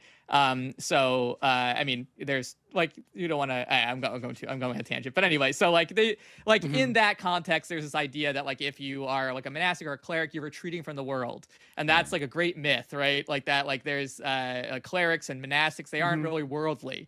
If you think about like so much of our like our epistemological foundations are things that like those people like monastics decided was important, and that became relevant to like kings and princes and statesmen and masters of industry and things like that, like whatever those like. So to say that there's like a separation there is vain, or to say that like these kind of don't have anything to do with the sort of mechanism of state in general is false. And so what I'm saying is that like a lot of the time, like if you are sort of offered the sort of a Faustian bargain of like the academic sinecure, you have to be very careful, because like there's sort of two sides of it. On one hand, it has to do with what students are interested in, and that's kind of maybe the purer thing, right? Because in some ways, these like they have students and they need people to teach the students about things that appeal to the students, and there are also like the matter of the academic culture itself and what other academics are interested in.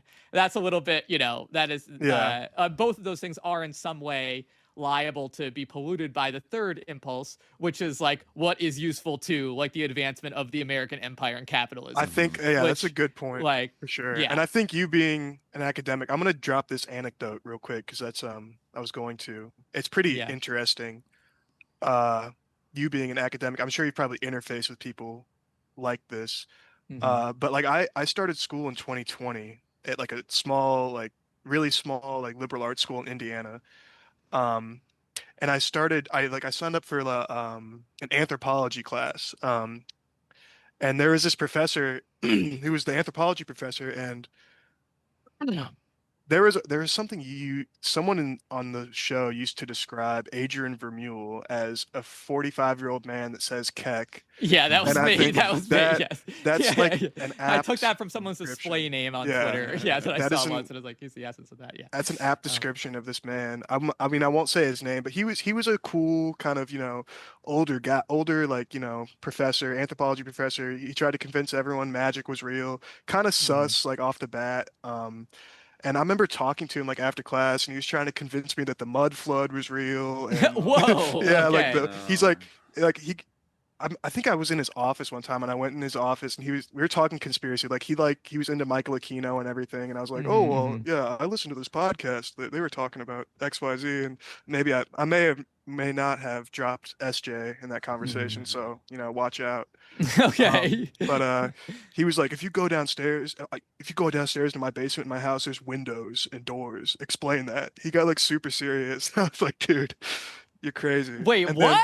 Yeah. He was like, he got like super serious for a second. He's like, the Mandela effect is real, and the mud flood, by the way. Everything, there used to be Tartaria, and if you go down into my basement, there's doors and windows.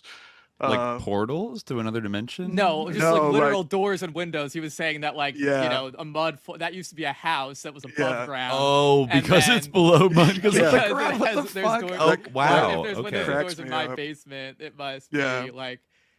All right. And so I remember pushing back on him on that, and then like a week later, I went and talked to him, and he was like, oh yeah, I was reading Stormfront, and they said XYZ, and I was like, oh my god, dude. And he's Jewish too, so that really surprised me. Come on. I mean, I was like, man.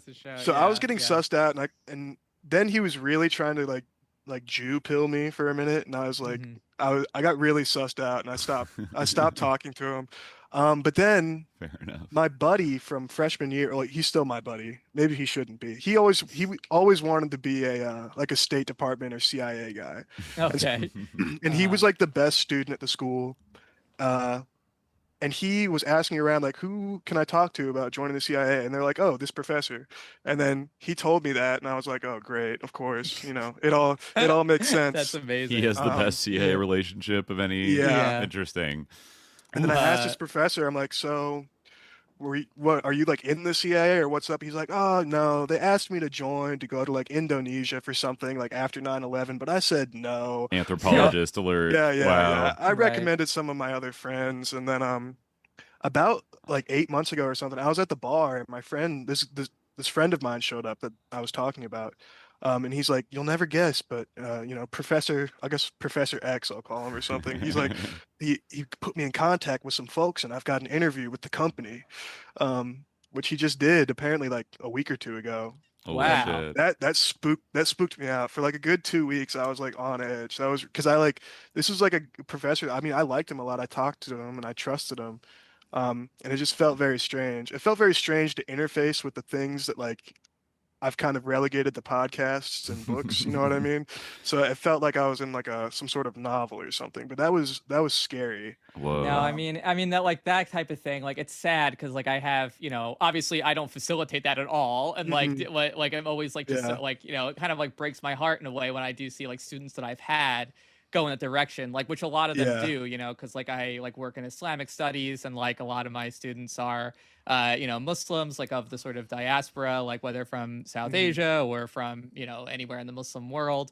And a lot of the time, like what they gravitate to, because like they're like for various reasons, like they get pulled into the direction of like doing like a State Department thing or something, and I'm always like, ugh, like and they like some of the ones who like I know better, like kind of like when I'm like, oh, so what are you doing after graduation? They're like, oh, I'm gonna work for the State Department. And they're like apologetic about it, like but like and they're like, oh, I'm not doing anything to do with Muslims, and I'm like, all right, like well, I mean, like I understand, but it's rough, and like it is like, and like I mean, in terms of like colleagues, like I have like a lot of friends who, I mean, my like close friends like aren't necessarily like down with this or like complain about it, even if they do kind of have to play into it. But I have like a lot of friends who are in kind of the like area of like Persian studies, or who write about Iran, and like the whole like sub-discipline, if you want to call it that, of like the study of Iran in like the Europe and the West, like is all about like basically and I'm not saying that like there aren't legitimate grievances, that like, and of course, like,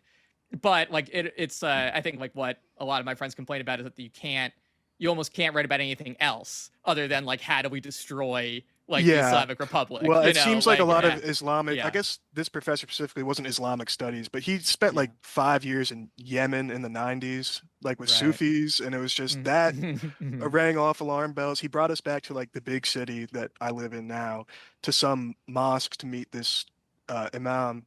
And he was like, we were in the van, and he was like, this guy's a crazy Sufi, or he used to be, or something like that. He was really trying to hype that up, and I don't know. It was kind of weird and sad. This guy, I don't know. He was a total sus lord. He was like fucking students and stuff. I mean, I'm not gonna. Whoa. Yeah, it was pretty. Beyond, like, beyond. Damn, so pretty scary stuff. I mean, like certainly like area studies in general. I mean, almost like Islamic studies. That has like, Cold War roots. Yeah. Islamic studies has like two genealogies, both of which are like sus to like different degrees. Like one is kind of like in the sort of like religious studies, like theology, like biblical studies, where like this is a like Arabic as or like sort of philology, like Oriental philology, like knowing Arabic, and like how like that's. But then there's also like the kind of area studies paradigm, which as we talked about like recently actually in our episode about Ann Dunham, that like really is like has a very like talk about pragmatism, that has like a very like sort of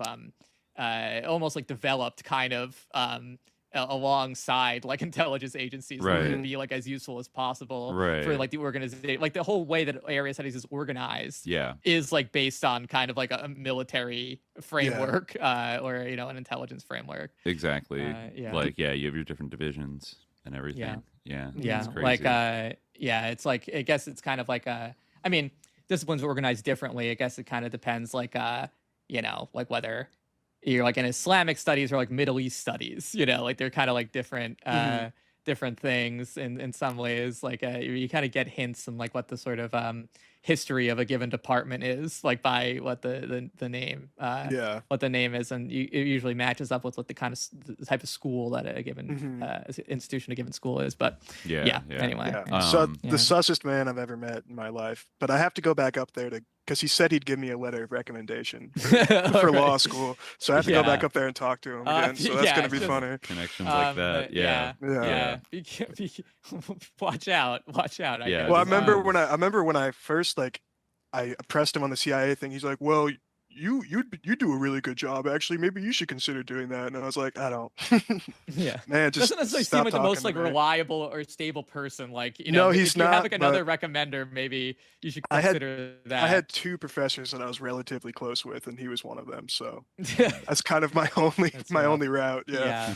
But you're right. Maybe not trust him as much. But yeah, that was my little anecdote. Cool. Well, thank you for sharing that with us, Patrick. Thanks for calling in again. Of course. Yeah. Good luck with law school. Definitely stay vigilant in Indiana. There. Well, I don't live in Indiana anymore. Indiana's no offense. Indiana's a shithole.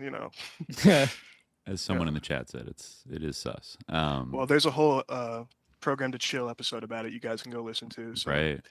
Yeah. All right. Exactly. Yeah. All right. Appreciate it, guys. Peace. See you around later. All right. Next up, we have regular grotto poster, Weijun Prol.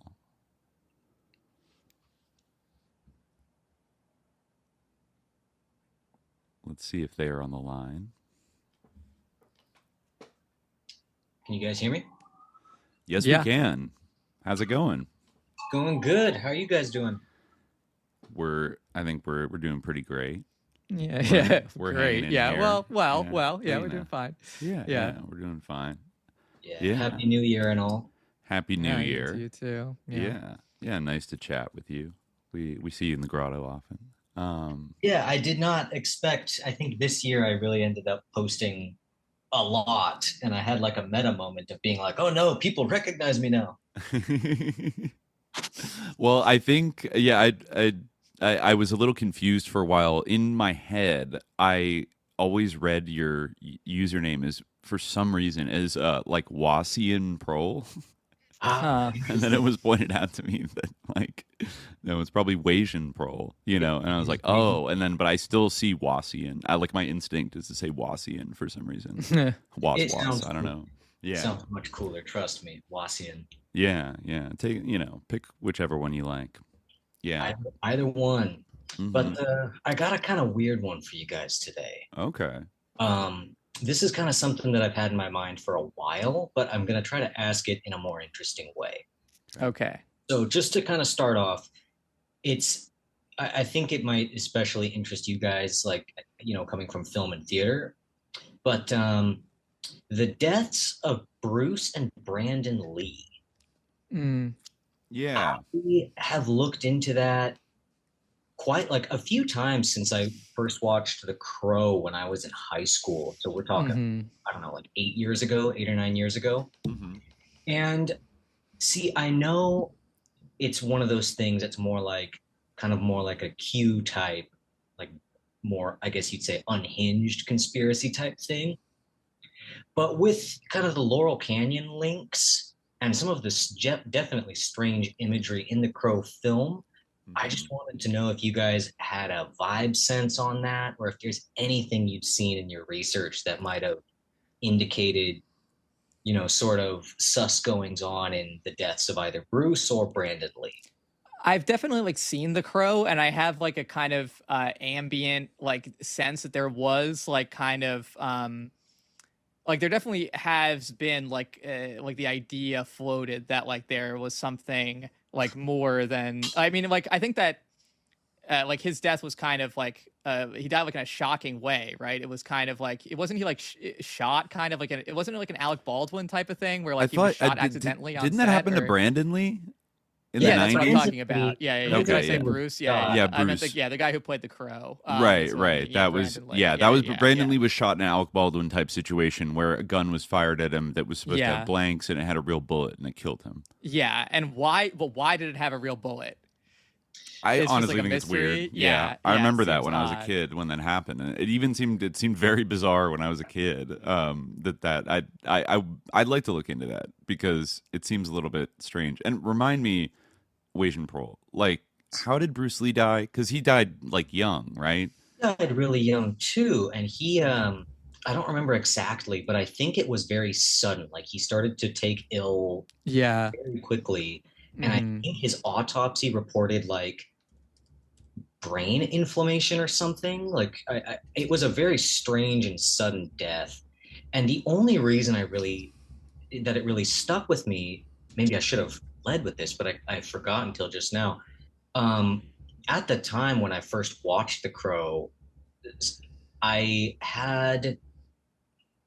mom worked with a lady who was like pre-QAnon. Like this was like 2014. So this is before Pizzagate, I think, and before the Q phenomenon. Yeah.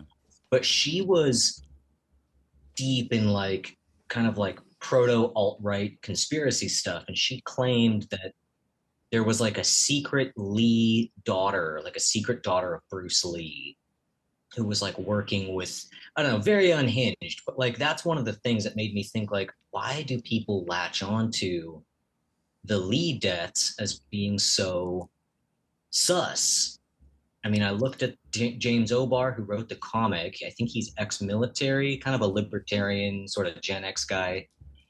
And then the director, I think Alex Proyas, also did I, Robot, Gods of Egypt, if I'm not mistaken. Oh, yeah. Interesting.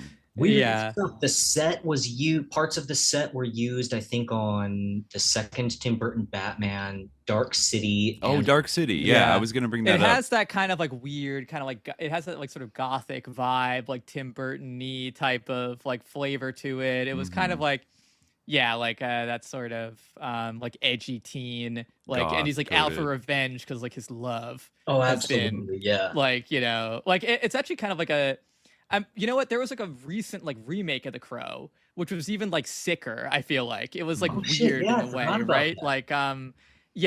Like, it was not the same because like in the original Crow, if I recall correctly, he's just like going after like the mobsters or whatever who like killed his like lover, whereas in like the new Crow, the remake of The Crow, it's like some kind of like satanic like demon that like makes you kill yourself or something, and like it does it to like he like preys upon like young girls or something like that.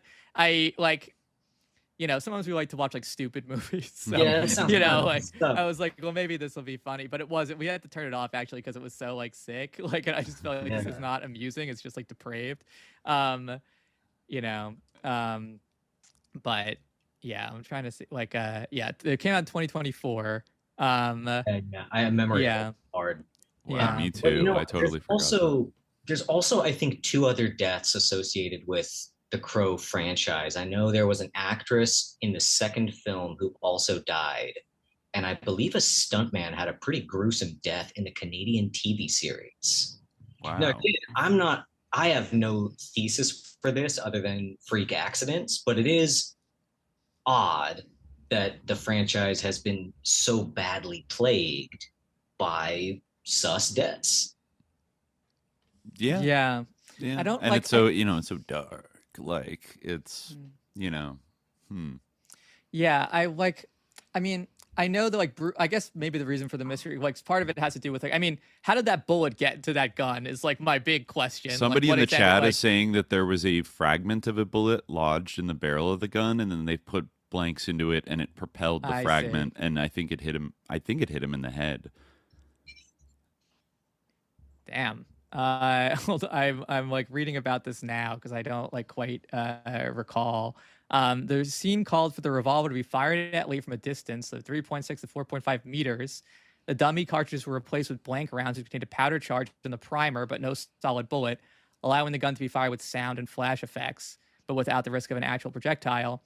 The gun was not properly checked and cleared before the blank was fired, and a piece of the dummy bullet was lodged in the barrel, resulting in a condition known as squib load. There you go. The piece of plastic was then propelled forward by a blank's propellant and shot at the muzzle with almost the same force as the round were live, striking Lee in the abdomen at lethal velocity. Oh. Wow.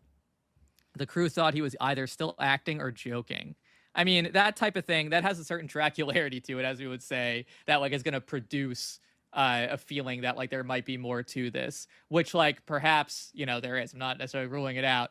I mean, Bruce Lee's death is similar. I mean, I think the fact that Bruce Lee also was like the superstar who died so young, and this is his son who's also dying in this kind of like sort of mysterious or Dracula manner, like that's gonna sort of produce the like, you know, this sort of speculation and the feeling that like there is something more to it. I mean, in the case of Bruce Lee, I feel like, I mean, it's not really quite resolved. Like, what I mean, it's like technically like known like that he had like a cerebral edema or something, right? Like, there's a medication he was taking which he had like a hyper allergic reaction to, which I think caused a brain edema. I'm looking up. They say that, but also like, you know, there's also like the, you know, like speculation that it was due to like his cocaine use. Like there's like various like, you know, like explanations that have been provided for how he died. And I think also like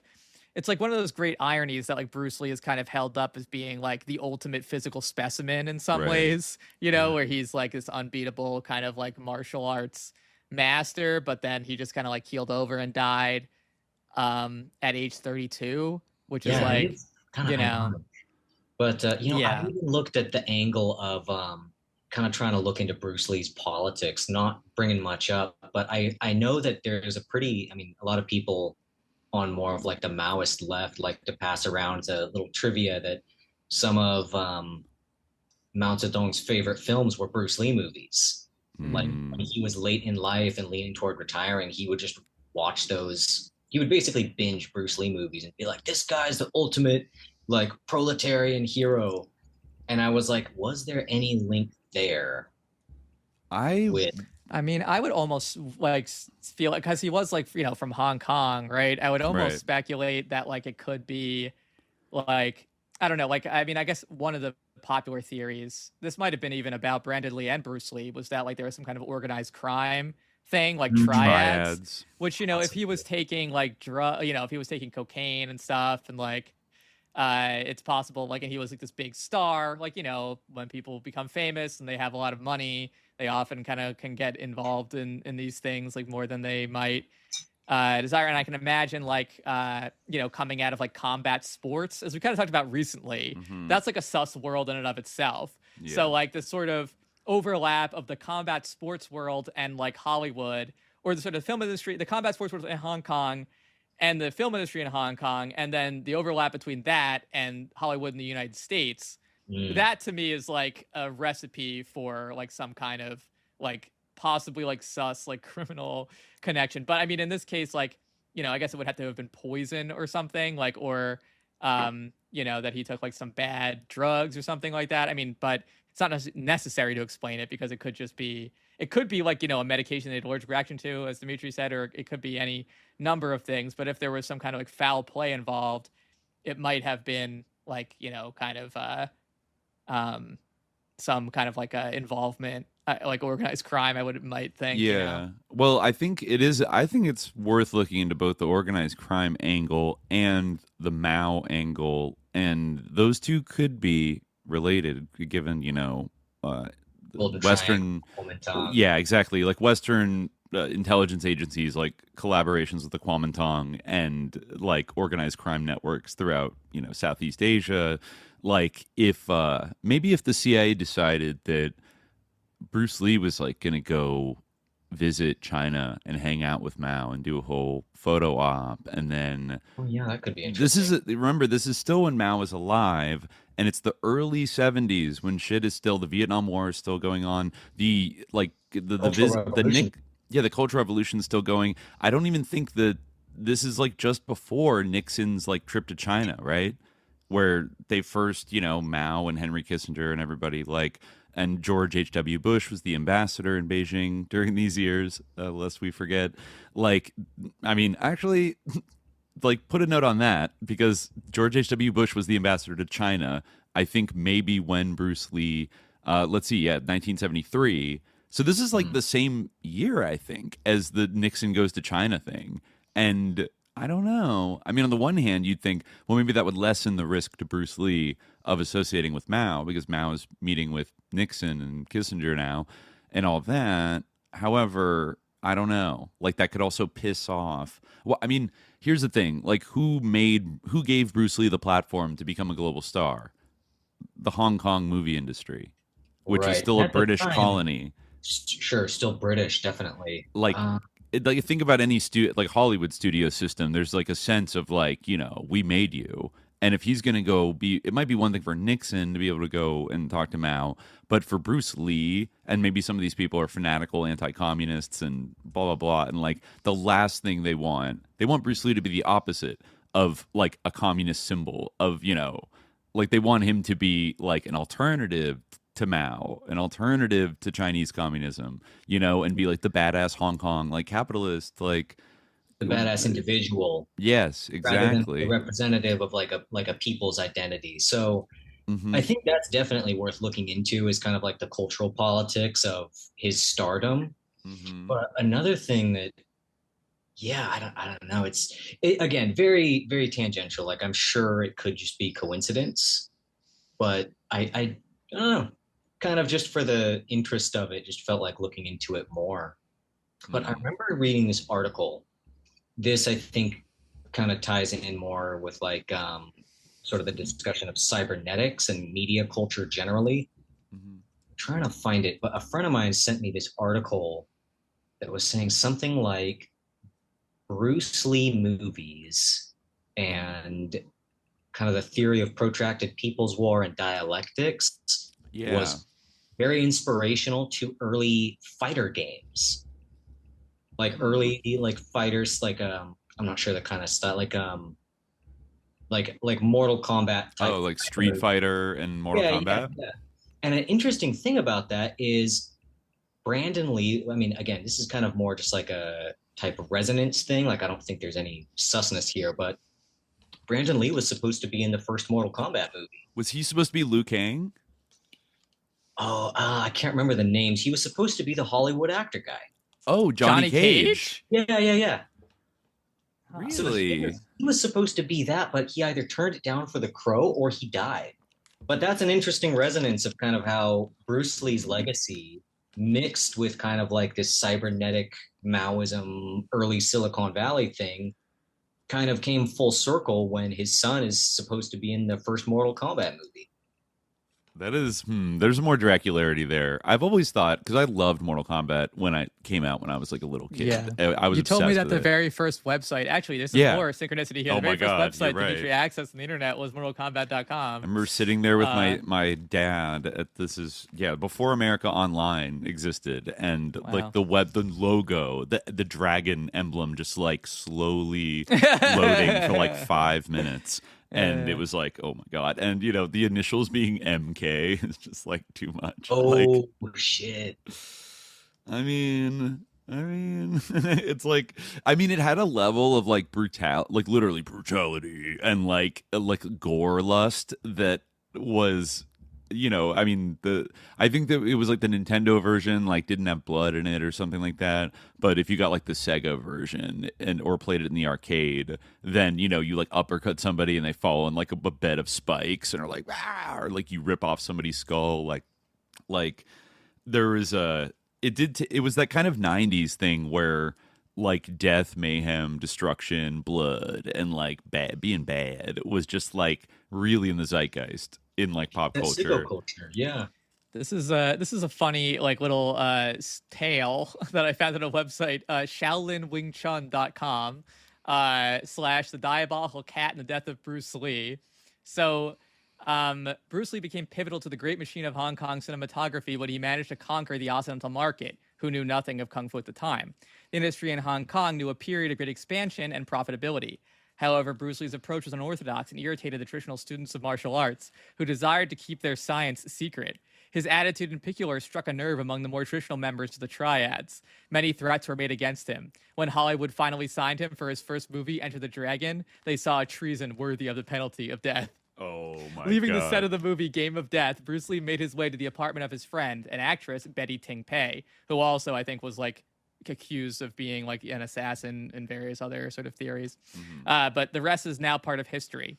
Bruce complains he has a migraine and takes a capsule of Equagesic, a painkiller. A few hours later, the actor falls asleep to never wake up. Amongst the declarations the actress made concerning the death of Bruce Lee, she mentions Bruce had been in a fight shortly before entering his apartment. He apparently had received a blow to the head, which explained his migraine.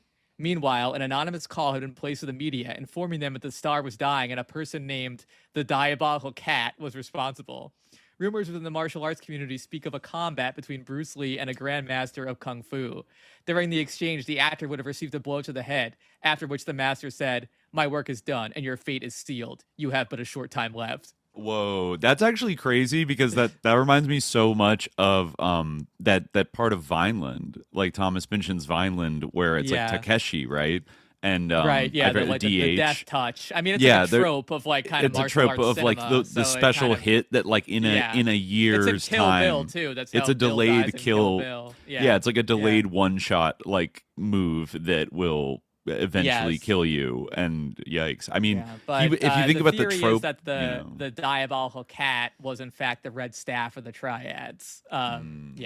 So that's kind of the end of the story. If you think about like the kind of trope of like martial like black belts being like like my hands are registered as lethal weapons, like maybe the Triads, looked at his the skills that he was portraying on screen as like revealing secret weapons like technologies, and techniques that they didn't want like blasted throughout the world. And like when you steal secret weapons technology, usually there's bad consequences for you. So, yeah. No, that's we could do a whole dive on that. That's very interesting. Yeah. It's apparently, did Mao also ban Bruce Lee's movies? Like, okay, I was going to bring that up. I looked up Bruce Lee, Mao Zedong, and like on the first hit, there's a Reddit article. Sus, like, I feel like, maybe Ghislaine modded this one, but on Socialism 101, that is like, why the heck did like Mao ban Bruce Lee's movies? Like, blah, blah, blah. And then, a lot of people are like engaging with it, like in the comments, like, well, I don't know why. But then a lot of people are like, do you have any evidence that he did that? Because every other hit that you get on Google is like Mao's deep love of like Bruce Lee movies and like why Mao was obsessed with Bruce Lee. Like, I don't think he fucking banned them. Like, unless they were banned before he like knew what they were. Like, allegedly, it wasn't until after Bruce Lee had died in 1974 when he kind of like stepped down and for health issues and had to kind of like retire and had a lot of free time on his hands that he requested a bunch of movies. I guess, his doctors advised that he refrain from reading. So he decided to start watching movies.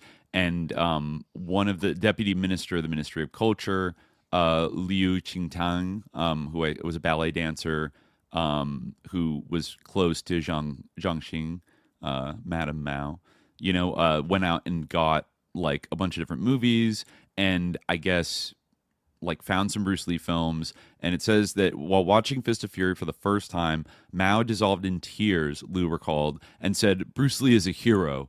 Mao watched the film twice more. Liu said he did not know of any other movie that Mao viewed 3 times.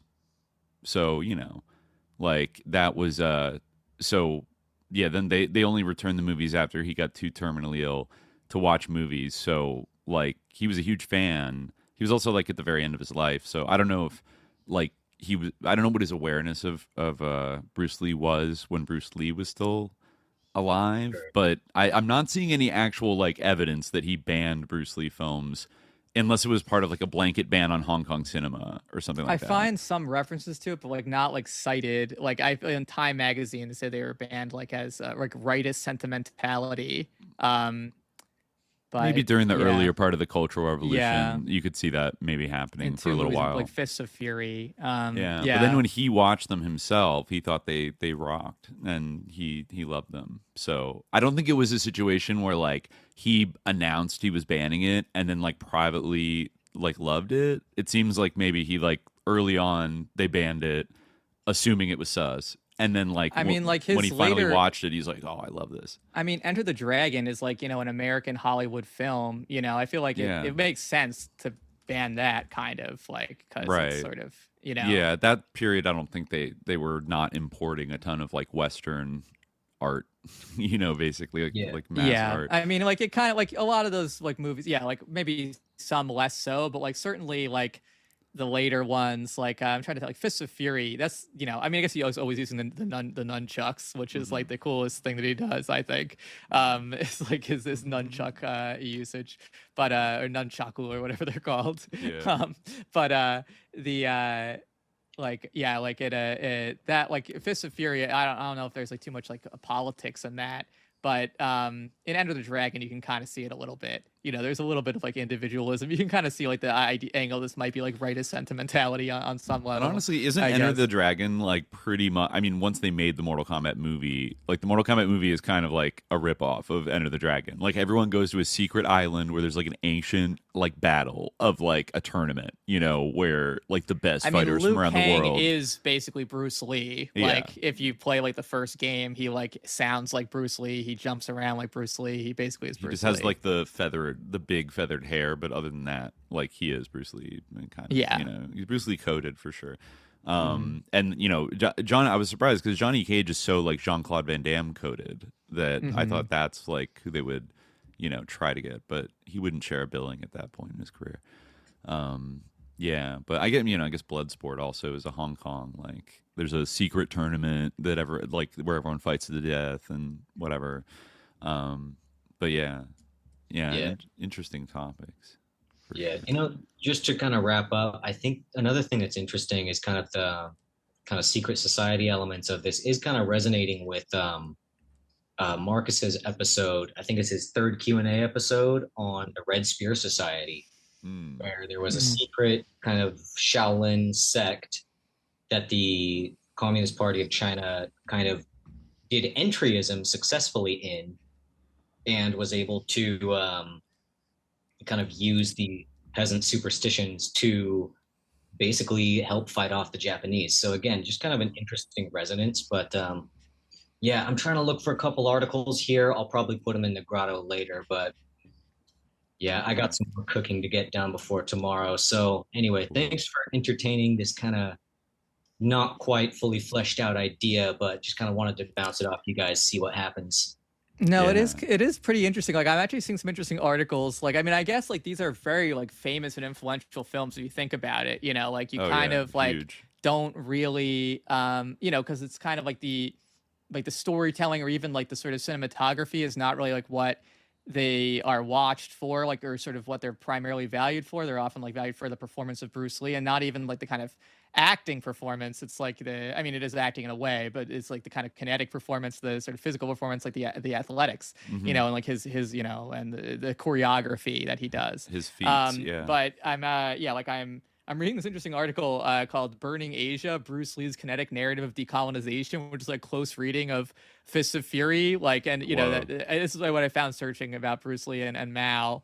And it kind of mentions like Tang Lung's attempt to regain initiative through mobility and flexibility parallels the fundamental principle of guerrilla warfare systematically formulated by Mao Zedong during China's resistance against Japanese aggression.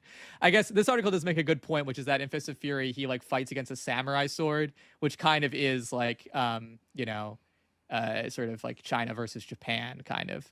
It's kind of the interesting the subtext of all that. I've never seen Fist of Fury. I'd be down to watch. That's pretty good. I think that was always my favorite Bruce Lee movie. It's like more like kind of like gritty and like like I think Enter the Dragon's like a little bit too polished. I never really liked that one. It's like too The one that I have is it's called Fists of Fury, but it's better known as The Big Boss. And there's a full on strike. There's a full on strike in that one where I guess there's like a kind of loose union that's formed with these ice block manufacturer worker guys, and they go up against this like opium drug lord in Thailand during their not revolutionary period, but their that whole period when there was a lot of revolutionary whatnot going on in Southeast Asia. So this film was contemporary with, the Vietnam War, the Laotian Revolution, all of that. So interesting. Lots going on regionally. Yeah. And again, like one of the things I've been struggling with lately is like, how do you suss out the difference between something that's consciously sus, like willfully so, versus what's just capitalism and imperialism just kind of putting the stain on everything? It's a very important question. Yeah. When assessing susness, you know, because oftentimes, yeah, it kind of determines how one responds to it or counters it. You know, because sometimes I think if you come at it, if you sus Max and you're like, you're an agent of, like, you're a conscious agent of blah blah blah blah blah. You know, like I kind of touched on this in some of the recent Demon Forces episodes about the trials in Eastern Europe in the early 50s. And sometimes, like, there was a snowball effect of, like, once they crossed the line from, like, you let yourself kind of get played or you were negligent and this resulted in something bad happening, or maybe imperialists, like, you were insufficiently vigilant and maybe you should, like, lose your job for that. Once you cross the line to, like, you are a witting agent, like, fully knowing what you're doing, and everything you did was a plot to, like, you know, it was an op. Like, every stance you took, it was all fake. It was all put on secretly the whole time. You were plotting. And that's what, like, a lot of the indictments ended up saying, based on, like, manipulated information from people who were secretly working for Alan Dulles. And but once you get that kind of, like, thing, then that's when you get kind of, like, people that, I mean, for one, yeah, you could roast people that don't necessarily like, need to get roasted. But also, I think just from the rhetorical plane, like, you'll trigger. Sometimes there are people that, like, their behavior maybe, or their perspective, like, deserves to be sort of, like, called out and, like, corrected or something. But your hope is that they would, like, acknowledge that and then, like, change their, say, like, bad position on something and, like, you know, grow and be like, you know what, do some nice self-crit and then be like, you know what, actually, now I think this, or whatever. But if you come at people like you're consciously, like, a fucking spy or something like that, like you know, then they'll go, whoa, I know I'm not that. So then they can shut down every other critique, like, that you know you're putting to them, because it's like, well, you're asserting that I'm, like, I know I'm not, like, literally, like, meeting up with, like, CIA agents and, like, plotting, but you still could be a pawn and not even, like, know it, like, in a deny it. There's plenty of, you know, ways to do that now, or just kind of, like, guiding, you know, people or, you know, institutionally, whatever institution they're connected to, kind of has a certain spectrum of a line that you can have,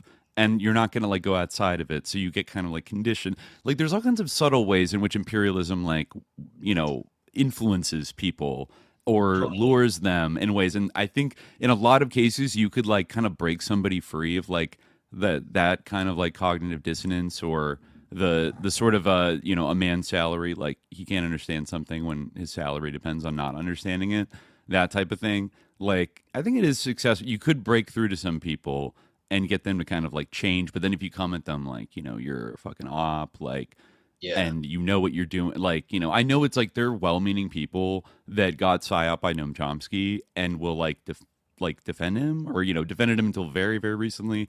I don't think all those people are, like, ops the way that, you know, I think Chomsky was a little more of an op, but like I don't think all the people sticking up for Chomsky, it's like they kind of fell for it, and it's, like, hard for them to abandon it, and, like, so I wouldn't like, attack those people, like, in that no, like, there's that way, you know what I mean? Like, gullibility, right? And I think there's, like, a great Lenin quote. I can't remember where it's from, but he's talking about how they said that there were Bolshevik agents within the Tsarist unions, which were, like, the most reactionary unions at the time. And he was like, and we still got people to come over to our side, and they're doing good work. So I think that that's one thing, is to kind of hold this, I guess, faith that people can come around, not naively, of course, but I think that the nuance is there, and you just gotta be involved to find it. You know, got to be involved. And I think, you know, having the capacity for trust and the willingness to, you know, have people self-correct and be there with them for that correction. Because if you leave them to the wolves, they're gonna go far right. They're gonna go fascist. They're gonna go worse. You know. Yeah. That's probably true. I mean, yeah, I think I honestly, like, reading through some of the synopses of these, like, movies, like, there is, like, a lot that's, like, you know, political in these, like kind of like, or like, you know, interesting. Like this could be actually a rich episode because I missed a lot of this, like when I was watching these, like as a teenager, you know, like, and just appreciating like the nunchucks. Well, they never talk about like the plot of these movies. It's always just about like the nunchucks. Yeah, but there and, actually are like, cool. reading through the plots, like there is like, you know, if you think about it in the comics of the time, like with like a sophisticated lens that you develop like after you're in high school, then, you know, it actually could be something there, I think. Yeah, no, we'll look into it, but we'll let you. We have a couple episodes on the docket, but it's one to consider. Thanks for calling in. We'll see you in the grotto, and we'll follow up with this Jackie Chan business. Quickly. I think it was Starline G15 says autoerotic asphyxiation is not a thing. It's like just like a cover for like CIA murders. That may broadly be true, but I did know one person, and it wasn't like through like hanging himself, like trying to like get off or something, but I did vaguely know one guy who died like trying to do, like he was like a dentist, and he died like trying to do some kind of like sexual thing with like gas, nitrous, and like oh no, and it was like, I mean, it's like deeply humiliating because it was like a news story, like basically the whole like lab needed to be shut down. He was like, it was like, I don't remember the exact details, but I remember it was like some kind of weird, like sexual thing, and like it would involve like chemicals, like not just like, you know, your standard kind of idea of that. But hold on, I'm gonna step away for 1 second. You can expound on that if you want to the chat. I'll look it up and see if I remember the details. Guys, thanks for taking a question. Oh yeah, best of wishes for the 2026. Yes, and to you.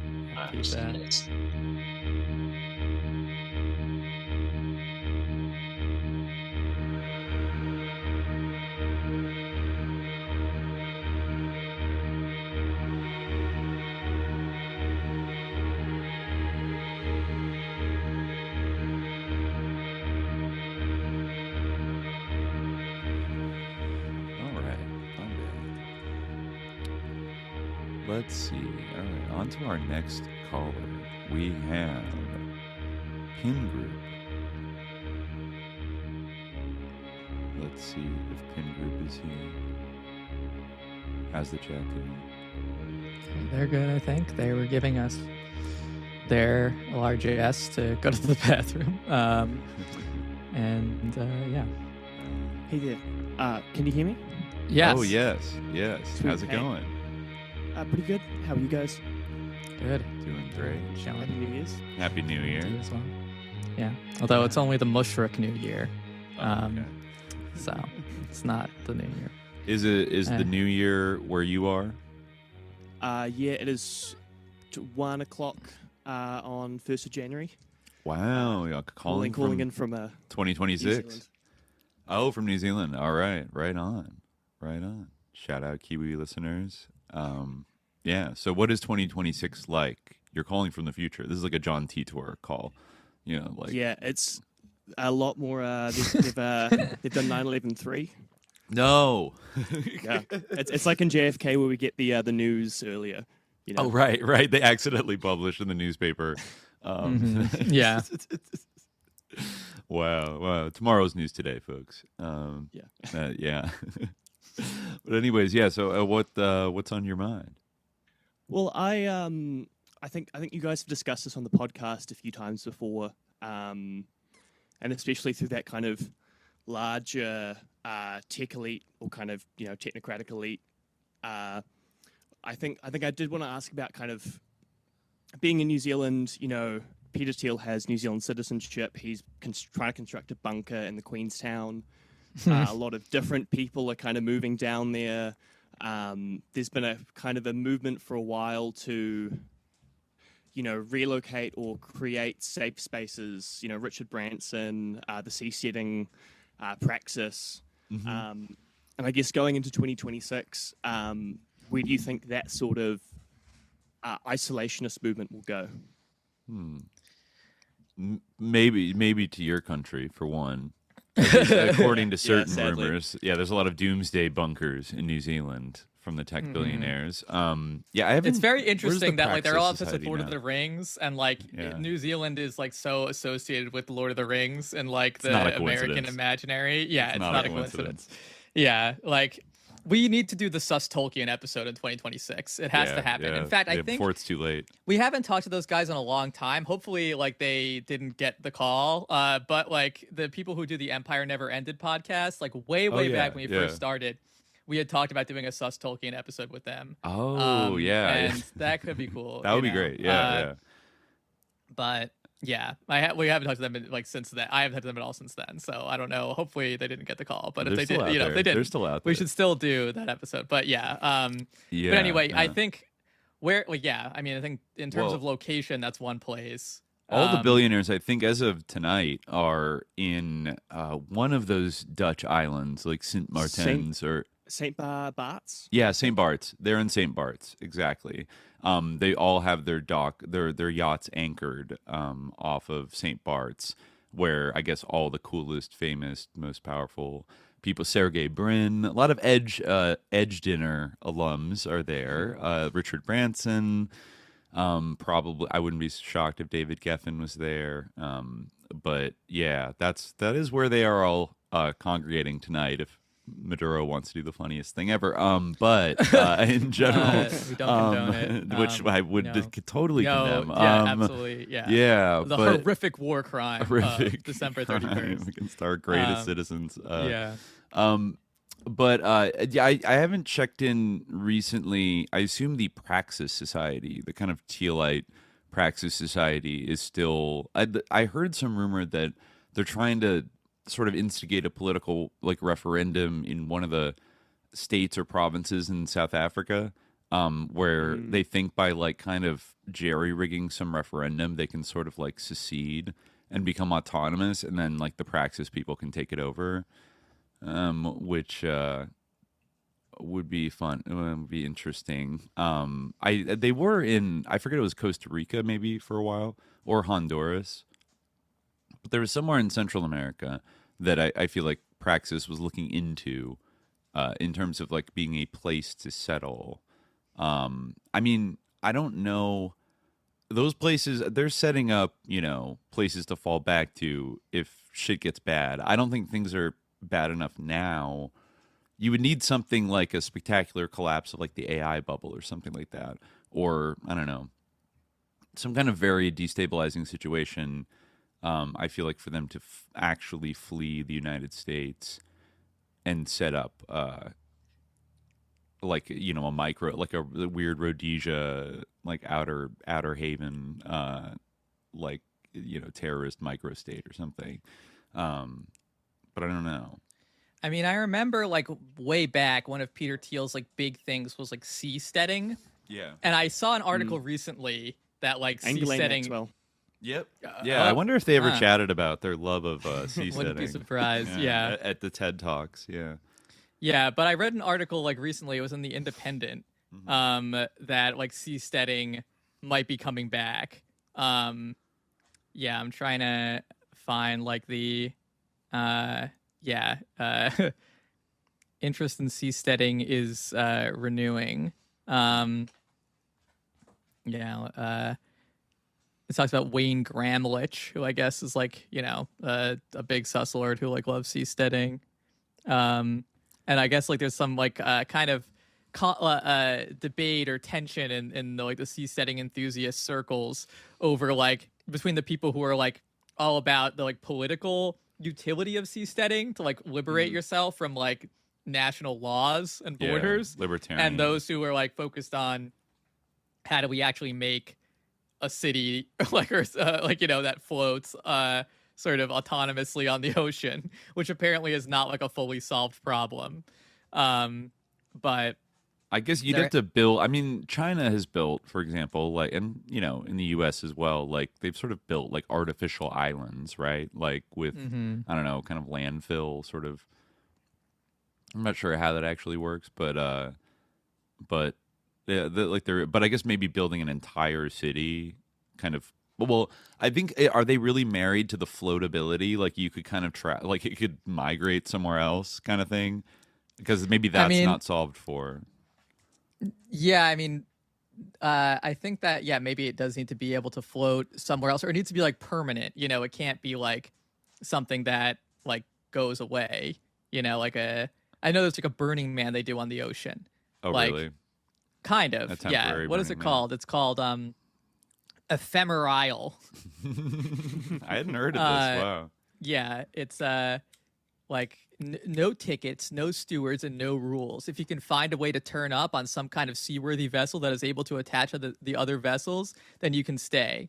Every July, the gathering encourages thinkers, doers, artists, dreamers, muckrakers, and builders interested in life on the water to join in. Once nominally overseen by the Seasetting Institute, it has since become an autonomous set of individual islands. Although the Institute officially continues, no one responds to its official email address, and Ephemerisle is all that exists in the physical world of its work.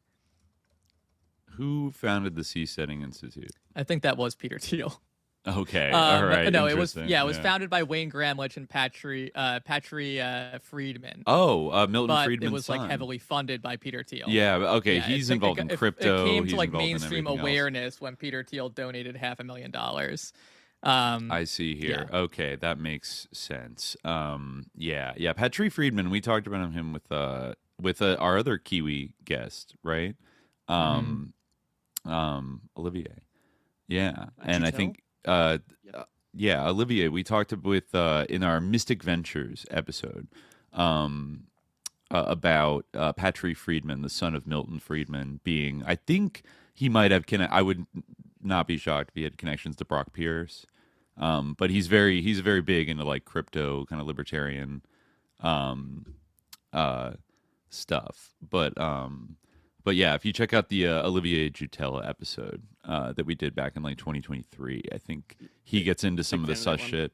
Yeah, and there's a lot of New Zealand connections too with Bitcoin guys going down there. And yeah, I'm looking at this like kind of Minecraft rendering of the sea-setting city. It looks like an oil derrick, like an oil platform, offshore oil platform, kind of like 4 concrete legs. Yeah, it doesn't look like it'd be very big.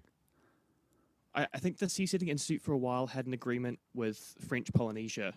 That fell through because of the economic collapse in 2008. Okay. Yeah, and then wow, dream deferred. Yes. The Opus Casino ferry was donated to them in 2012 to handle traffic. It used to go between Ibiza and another island. Interesting.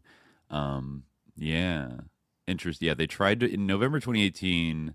They tried to raise $3 million for this project using cryptocurrency, but failed. Interesting. Wow. Yeah, he did 2008. Peter Thiel makes down payment on libertarian ocean colonies. Yep, that's so cool.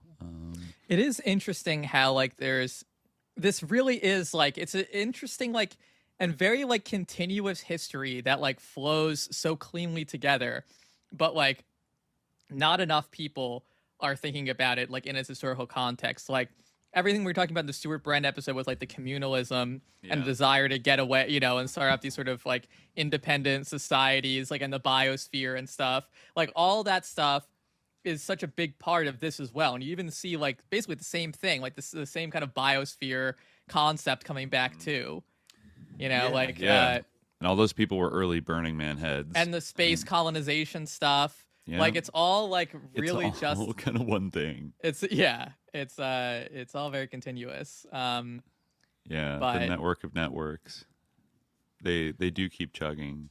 Yeah. So I mean, I don't know where like South Africa is one.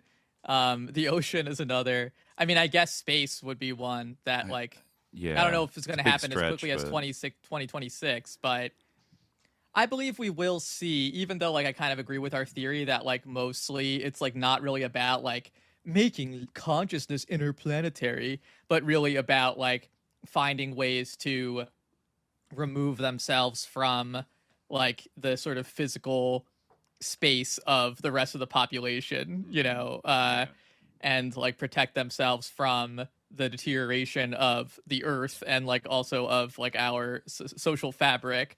But I do think we probably will see like space adventure as things developing. I mean, everything has been kind of suggesting that like we'll continue to see sort of space adventure.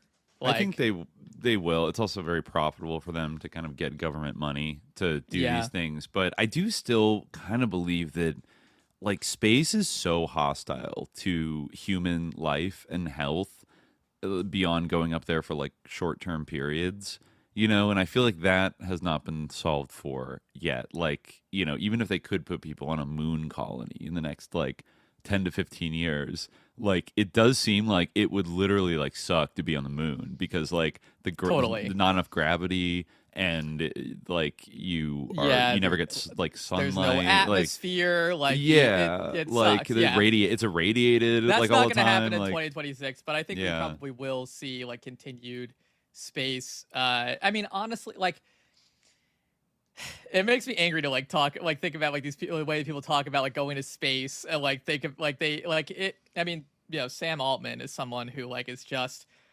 honestly like a fool.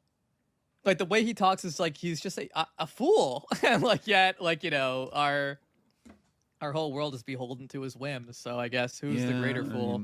I think I feel like he's got some kind of like secret techno religion thing like propelling him, some kind of eschatology about like that he's been the chosen boy to build the AI. That's I mean I don't know how secret it is, but like it's true. You know like but yeah, I mean I like I think the kind of like the way what we kind of see now, like where we have like rich people going on like trips to space, which also like kind of is very reminiscent of the Whole Earth catalog thing, where it's like, oh, if Katy Perry can see the whole Earth, everything would change. Yeah, somehow, exactly. yeah. We need to bring Pootler up there. We need to bring all the mullah, the Khamenei, like let's bring the mullahs. Exactly. The mullahs need to go to space. Maduro, like no, I could like you know what will be a thing. This is my like ins for 2026 or whatever they call it. You know, like it's gonna be like psilocybin space flights, where like that like you go to space and exactly, and that like solves all of our problems. Yeah, every veteran like, gets a psilocybin space flight. Yes, to solve their PTSD. And if we could just send all the violent Muslims to space who like for whatever crazy reason want to harm peaceful Israelis and just shipped them off to space and gave them and force-fed them psychedelics, then everything in our society would be solved. Every problem in our society would be solved. That's going to be a thing. Maybe not in 2026, but soon. Soon we're going to start hearing about that. How you need to go to space and trip, man. Like it opens up like the whole everything, like the whole Earth. You see, so that might be, you know. Underground. Yeah.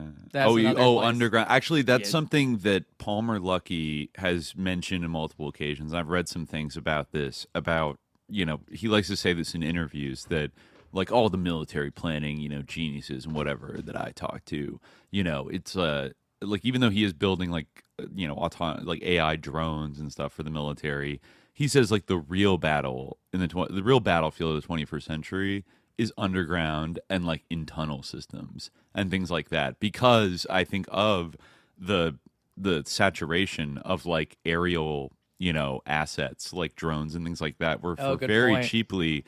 Like you look at the battlefield in Ukraine right now and it's like this deadly video game with like little drone operators on both sides, like hunting down the soldiers like one by one to like kamikaze into them and blow them up. And people are riding like dirt bikes to like evade the drones. And it's almost creating a kind of weird, like technologically enhanced like World War I like trench warfare situation where you have like drone network versus drone network kind of like sparring with like one another to order to clear passage for real troops to like move into.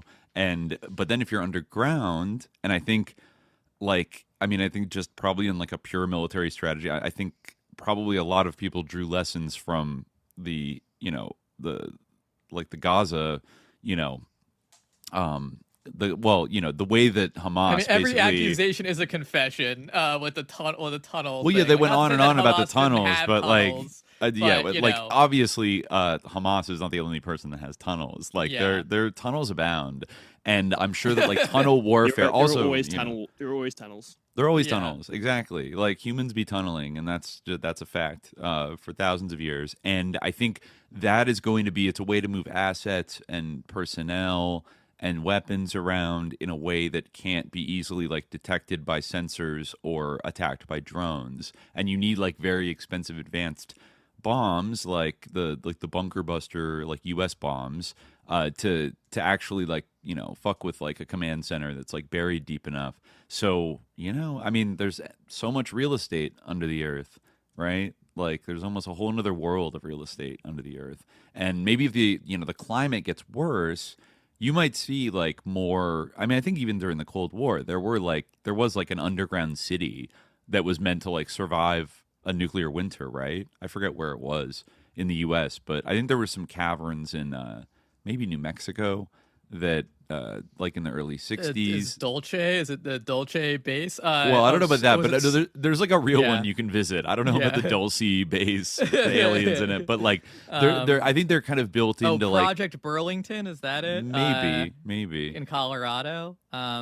There's probably in Colorado, like at NORAD and places like that. There's a Cheyenne Mountain, Subtropolis, a business complex in Kansas City. Oh, really? I guess where it's also like deathly cold or it'd be I guess being underground when it's really hot. I guess if you have air conditioning, that's nice. But like, I'm thinking of places in the world that, what do they call that? Like the heat bulb test or the wet bulb test, where like the humidity and the temperature are like beyond a point that it's like deadly.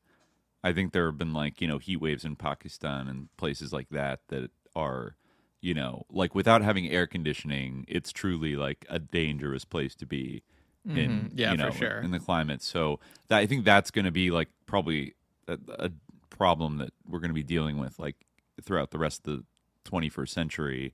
Obviously then, I don't know, Siberia, Canada, like more traditionally cold climates. This is actually a British thing in Corsham. It was called codename Burlington, which confused me. But it's not in Colorado or even the U.S. It is. It was in the U.K. Yeah. Okay. Yeah. Also, somebody in the chat mentioned the Greenbrier like hotel estate in West Virginia that had a Cold War bunker. I heard a tip at some point that there's like underground storage facilities. I think one of the super wealthy families like owned the Greenbrier or whatever, but there's like a bunch of Nazi like memorabilia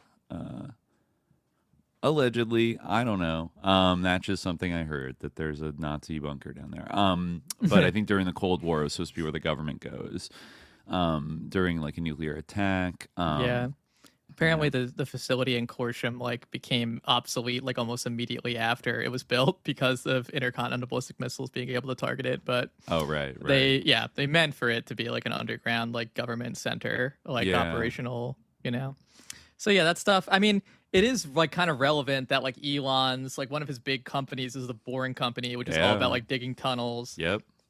He's in Las Vegas, a lot of his like tunnel plans, like that's another example. Like, is that really like the most effective, like way to manage traffic? Is like with tunnels? Like probably you could not. Just build a train. There's like other, exactly. Like literally, it's like there's other reasons. There's other reasons. He's boring around. Doing something. A Reddit ass name for a company too, like LOL, like it's boring. We have news from the chat. Matthew Tanam in the chat from Ireland says the Greenbrier in West Virginia was also linked to all the illegal gambling stuff that we covered in our our Mothman episode. So strange things going on in that Greenbrier, But do you ever see any evidence of super wealthy people in New Zealand like arriving and doing sus things? Definitely. Like you hear a lot about it. There was the Neil Gaiman incident. That's not a good one. Kind of a private island, or like an island that is off the coast of Auckland, half owned by a family that made a shit ton of money running a tax haven company. Okay. Like Queenstown is very, like the money there is kind of unfathomable. Like you can walk into like a tiny town and there'll be designer clothes you can't get anywhere else in the country. So, people like Matt Law, he bought a lodge in Queenstown after his sexual assault allegations at NBC. Matt Lauer, yeah. Oh wow. Okay, so even it's like Tel Aviv too, for sex criminals to go. A friend described it as Little Wet Israel. I've heard a tip. I'll share it here that Noel Edmonds, the British entertainer, he's now buying up businesses and a wellness retreat, spiritual retreat, kind of at the top of the South Island. Okay. And I've allegedly heard that he is taking in women for quote unquote room and board. Oh boy. So like that kind of shit, it's really that you can feel the money starting to creep in. It's quite a strange place sometimes. Yeah. Damn. Oof, that's a little spooky. So Neil Gaiman, when he was there, did he live on some kind of like special island? Like, or I know he lived on an island, right? But is it some kind of like sus, like rich people island, or is it just like an island where like rich people live? 40-minute ferry ride away from the largest city, and there's probably about, I think, permanent population about 10,000 people. So it's not it's not private, but like there is a lot of there's private helicopter pads, quite large kind of estates / mansions. Like there's a lot of it's a definitely exclusionary place. Or kind of there's a certain you need a certain amount of Interesting. Yeah. I'm reading like Amanda Palmer's description of it. She says, a few days ago, a bearded guy dressed like a wizard at my kid's school fair sat next to me and said, Waiheke? Is that how it's said? Is that the island? Waiheke? Waiheke. Waiheke was the lifeboat of the world. That feels accurate. Interesting. Once referred to as an island of activists and lunatics. I knew I'd found my spot. Interesting. All right. What was the update on the Neil Gaiman? Like, is he canceled, or does he have another American Gods season coming out? I think he's canceled, but like in terms of like the legal side of things, like he's I think that it was thrown out in the US because like it all happened in New Zealand. So now like basically the litigation has to happen there. But yeah. Amanda Palmer is still like running around like doing concerts and stuff, even though she's also like named in the lawsuit because as she should be because she's totally complicit. Pretty complicit. Yeah. Are they divorced now? I forget if they consciously I don't know uncoupled. If they're like divorced, but they're definitely consciously uncoupled. Okay. I think. Yeah. I mean, who knows? They could reconcile, but like I believe that they're consciously uncoupled at the moment. Yeah. Yeah. That was some sicko shit. Yeah, deeply. But like. It's one of those things where, like, it's a similar thing with, like, the Chomsky thing where, like, everyone has to, like, you're, like, a hater for knowing what is obvious until, like, you can't be denied anymore. You know what I mean? Like, we all knew that. He gave me the just bad vibes. I don't know. He gave me the ick. He gave me bad vibes. Yeah, like, always. But, like, it's one of those things where it's like, okay, like, we, And even after the fact, like he probably has defenders, kind of like Genesis Peorage and stuff like that. But anyway, I'm aware of people that are still like rep like being Neil Gaiman fans, and like they're not like letting it, kind of like like Woody Allen fans, like they're not letting it go. Well, I mean, he denies everything. Yeah, kind of like Woody Allen fans. Yeah. I guess he denies it all, or he like admits to having a relationship. Right. But it was all consensual. Yeah. Yeah. No, I remember digging at the time when that broke and like looking into his life, and actually it was like, oh, he like comes from a weird, didn't he come from like a very high level like Scientology background? Yeah. Mm-hmm. Yeah. Like Sea Org parents and stuff, like weird, probably exposed to very weird things in his upbringing, and that might have had something to do with how he turned out. Not excusing it, but there are a shit ton of cults here as well. Okay. So I'm like, I think Scientology. New Zealand was the second country that Scientology opened a church in. Oh, interesting. Interesting. Which is always kind of it's quite strange to me. I think the Chris Butler cult, the breakaway Hare Krishnas, if I recall, doing our episode about Tulsi, there was like a connection where they set up a branch in New Zealand, maybe in like the 90s. I forget what. There was like drug trafficking allegations. Since the 70s, like a lot of New Zealand members, Tulsi Gabbard's married to a, I think, half Māori guy. Oh. Who's a videographer that kind of that guy. Yeah. Her husband, who's her videographer. Yeah, exactly. Who was also raised in the Science of Identity Foundation. Yeah, that's pretty wild. Yeah. Well, stay vigilant down there. No worries. Thank you. I always enjoy the show. Yeah. Thanks for calling it. Yeah, it's always good to hear from people like around the world. Right, I know, we've ranked in our like rankings have ranked New Zealand a few times, so it's nice to know we got people down under. If that is what you call it, do you call it down under? I know. Sorry, that's mostly Australian. I guess it applies, I mean, like, if Northern Australia Hemispheroids. is down under, like, are you down above? Like, I guess, I don't know. But yeah. Down over. But yeah, thanks for calling in. Sweet. No worries, thanks. All right, cheers. Peace. All right, let's go back to we have Kay here up next. Let's let them in.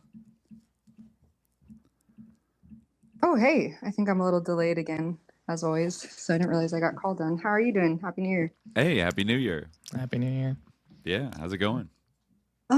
It's been crazy over here, but I was really excited to see you going live, and I have something that I want to talk about, but I'm not very versed on because I just got the book, but I just wanted to see if y'all had heard of it, and just if you were interested in any of these passages, because it ties into a lot that you've been talking about, especially with Esalen and stuff like that. I actually need to finish still your last episode on Esalen. It's been so good so far, but I haven't had time to finish it.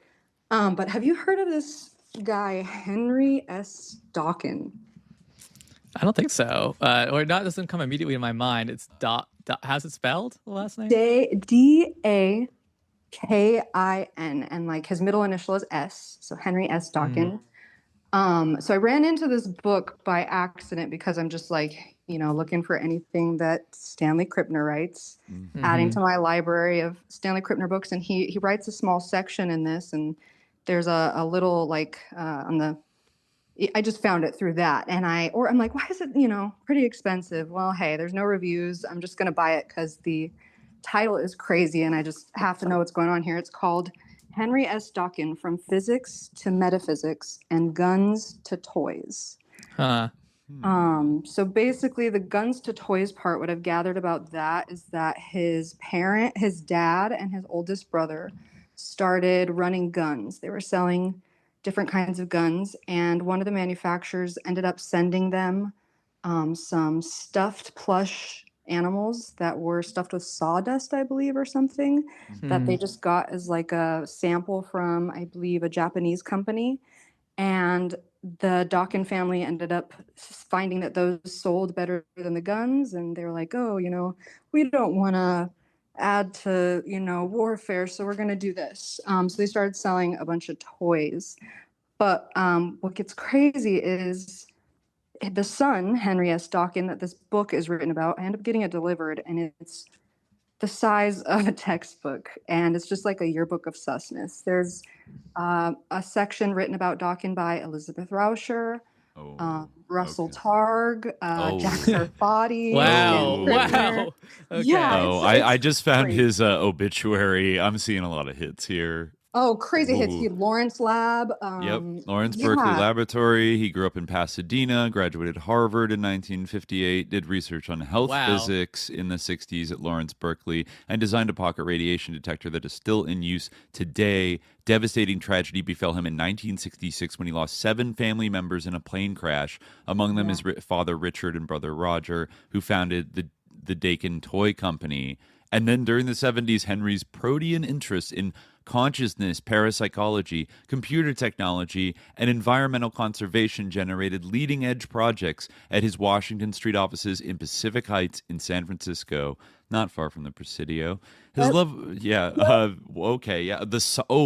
the Samizdat Bulletin. Oh my God. Yes, they called him the most dangerous man in America. I'm reading this shit and I'm just like, what's going on? He organized the Gorbachev visit to the U.S. Yes. Whoa. Wow. Soviet-American exchange program. Yes. He was. Yes. I wonder. I forget if this guy. No, I think there was a different guy that was in the Esalen book. I don't think I've heard of him before. Me either. But the book keeps calling him this like shadow financier behind everything. They say Ghostbusters was based off of him.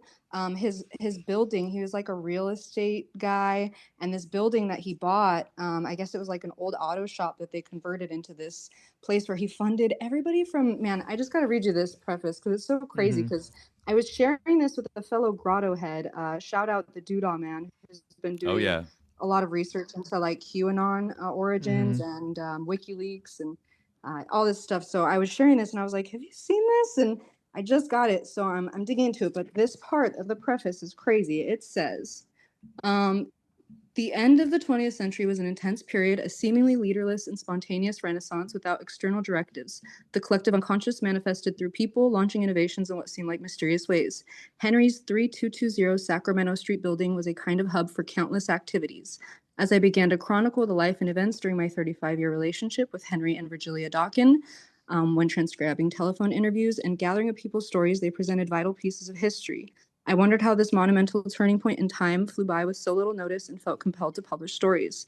Some of the untold stories of pioneers of the internet, such as Pandora Systems, which enabled the launch of the dot-com boom, or how rock and roll helped end the Cold War. Ultimately, this inspired many mobile phone companies to offer satellite communications for consumers for the first time in history. Prior to this, only the military, governments, and universities had access to communications using satellites. So that links into the co-founder of Apple, I guess, organized these big US festivals that they had these giant screens and like communications across internationally for the first time.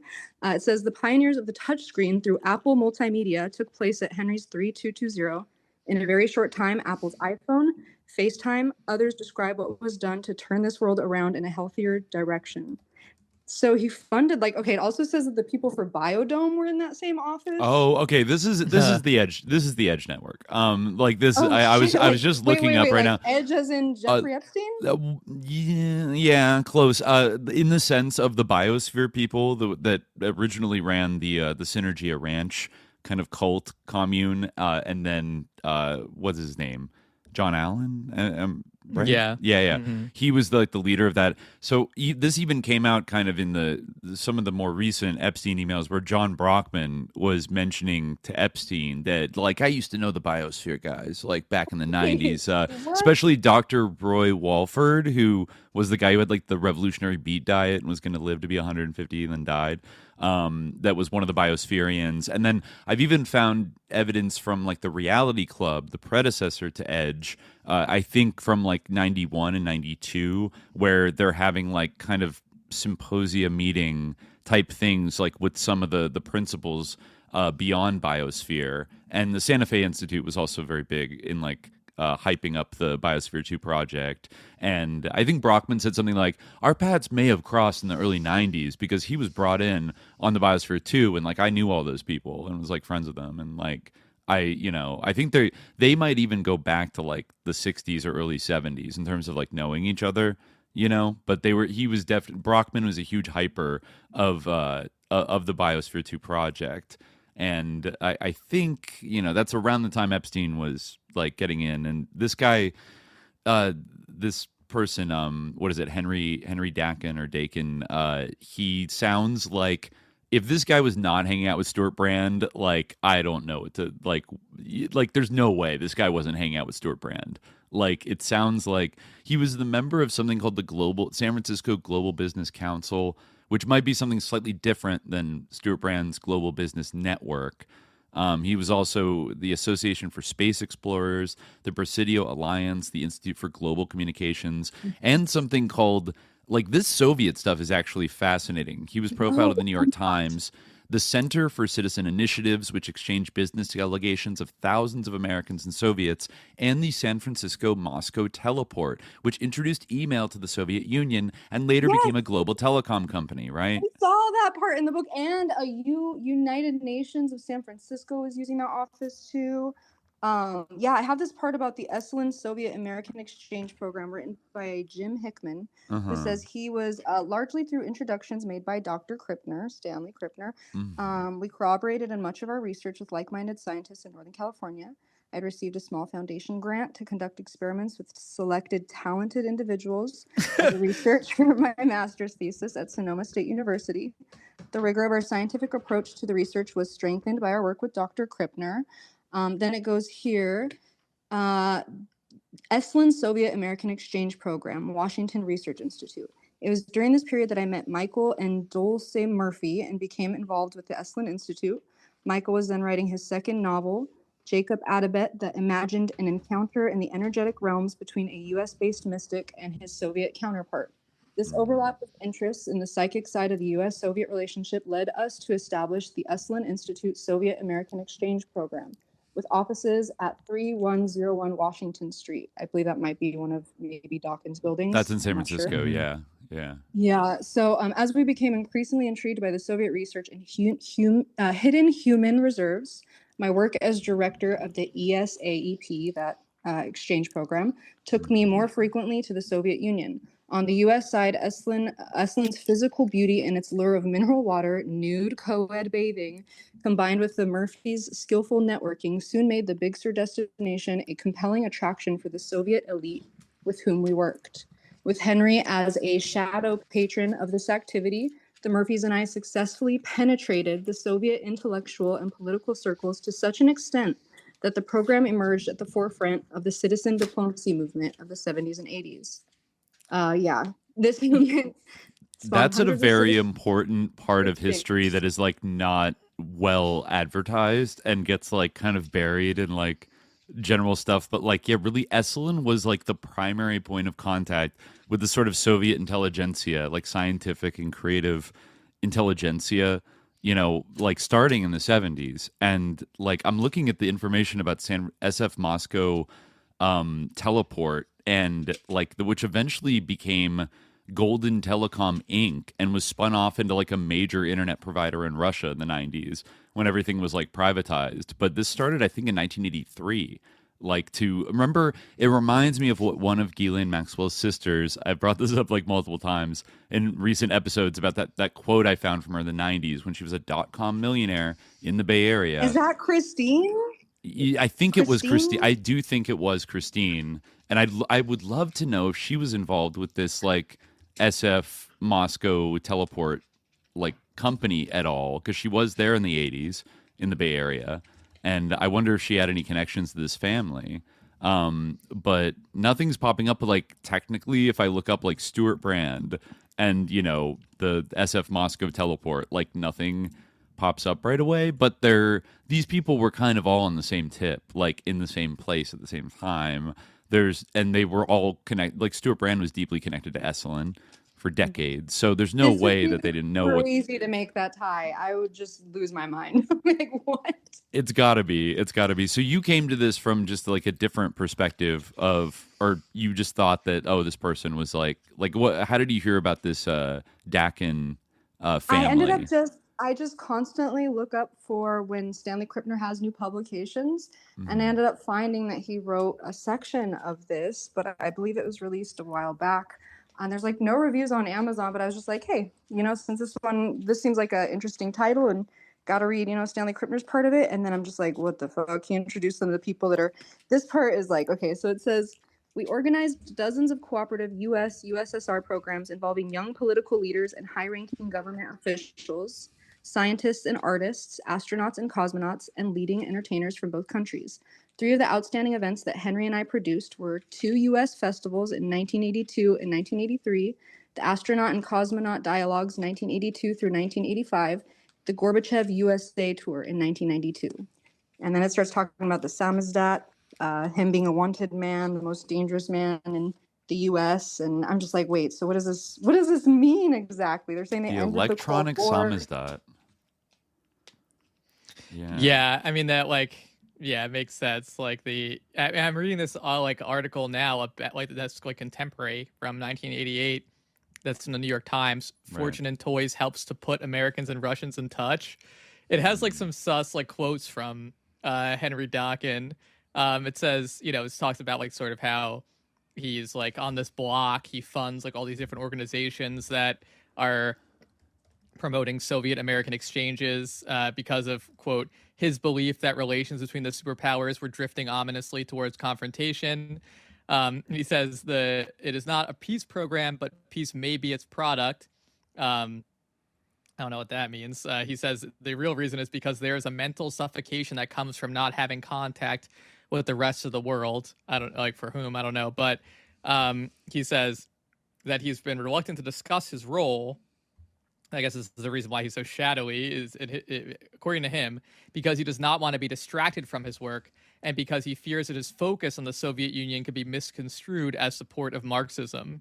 He says nothing could be further from the truth. Oh my God. He said that while the prospects for freer interchanges had brightened under Mikhail Gorbachev, a few years of reform could not undo the, quote, terrible blunders going back to 1917 and the advent of Leninism, which made Stalin possible. The new surge in citizen diplomacy, he added, needs to remember this ominous past, which could become far worse in future. Okay. Wow. So well, I guess, he was still upset about the Russian Revolution, and he, I guess the prerequisite of all these peace efforts was that, the Russians needed to remember the ominous blunders that were made. Okay, so do you want to know? Here's a little interesting thing that I stumbled on here. This is on the website for computer something for. The Computer Professionals for Social Responsibility group has this old article. I think this might have been in Forbes in 1988. And we do have a little bit of an edge hit here because there were some academic computer scientists who were sent to the Soviet Union in the late 80s to both report on and do presentations related to computers and computer technology, which was kind of setting root and things like that. So I just noticed that in this one article, one of the scientists was this UT Austin guy named Gary Chapman. I think he was a professor for years, and he ran something. He's popped up a little bit before. He ran something called the 21st Century Project at the LBJ school at UT Austin. But he got to go on this very exclusive trip, which was very well covered in the media in the late 80s. And I think he wrote this cover article for Forbes called "A Look at Computers in the Soviet Union," and there's a reproduction of this on this website, and it says things, just to give you a vibe of what these computer utopian people are coming in, what kind of presumptions they're coming in about the Soviet Union. I'll just read the first little paragraphs. There was a story in the Soviet Union that a factory that made pants was directed to maximize its output and the use of material in order to meet the requirements of the 5-year plan. Thereafter, the factory only made pants in size 60.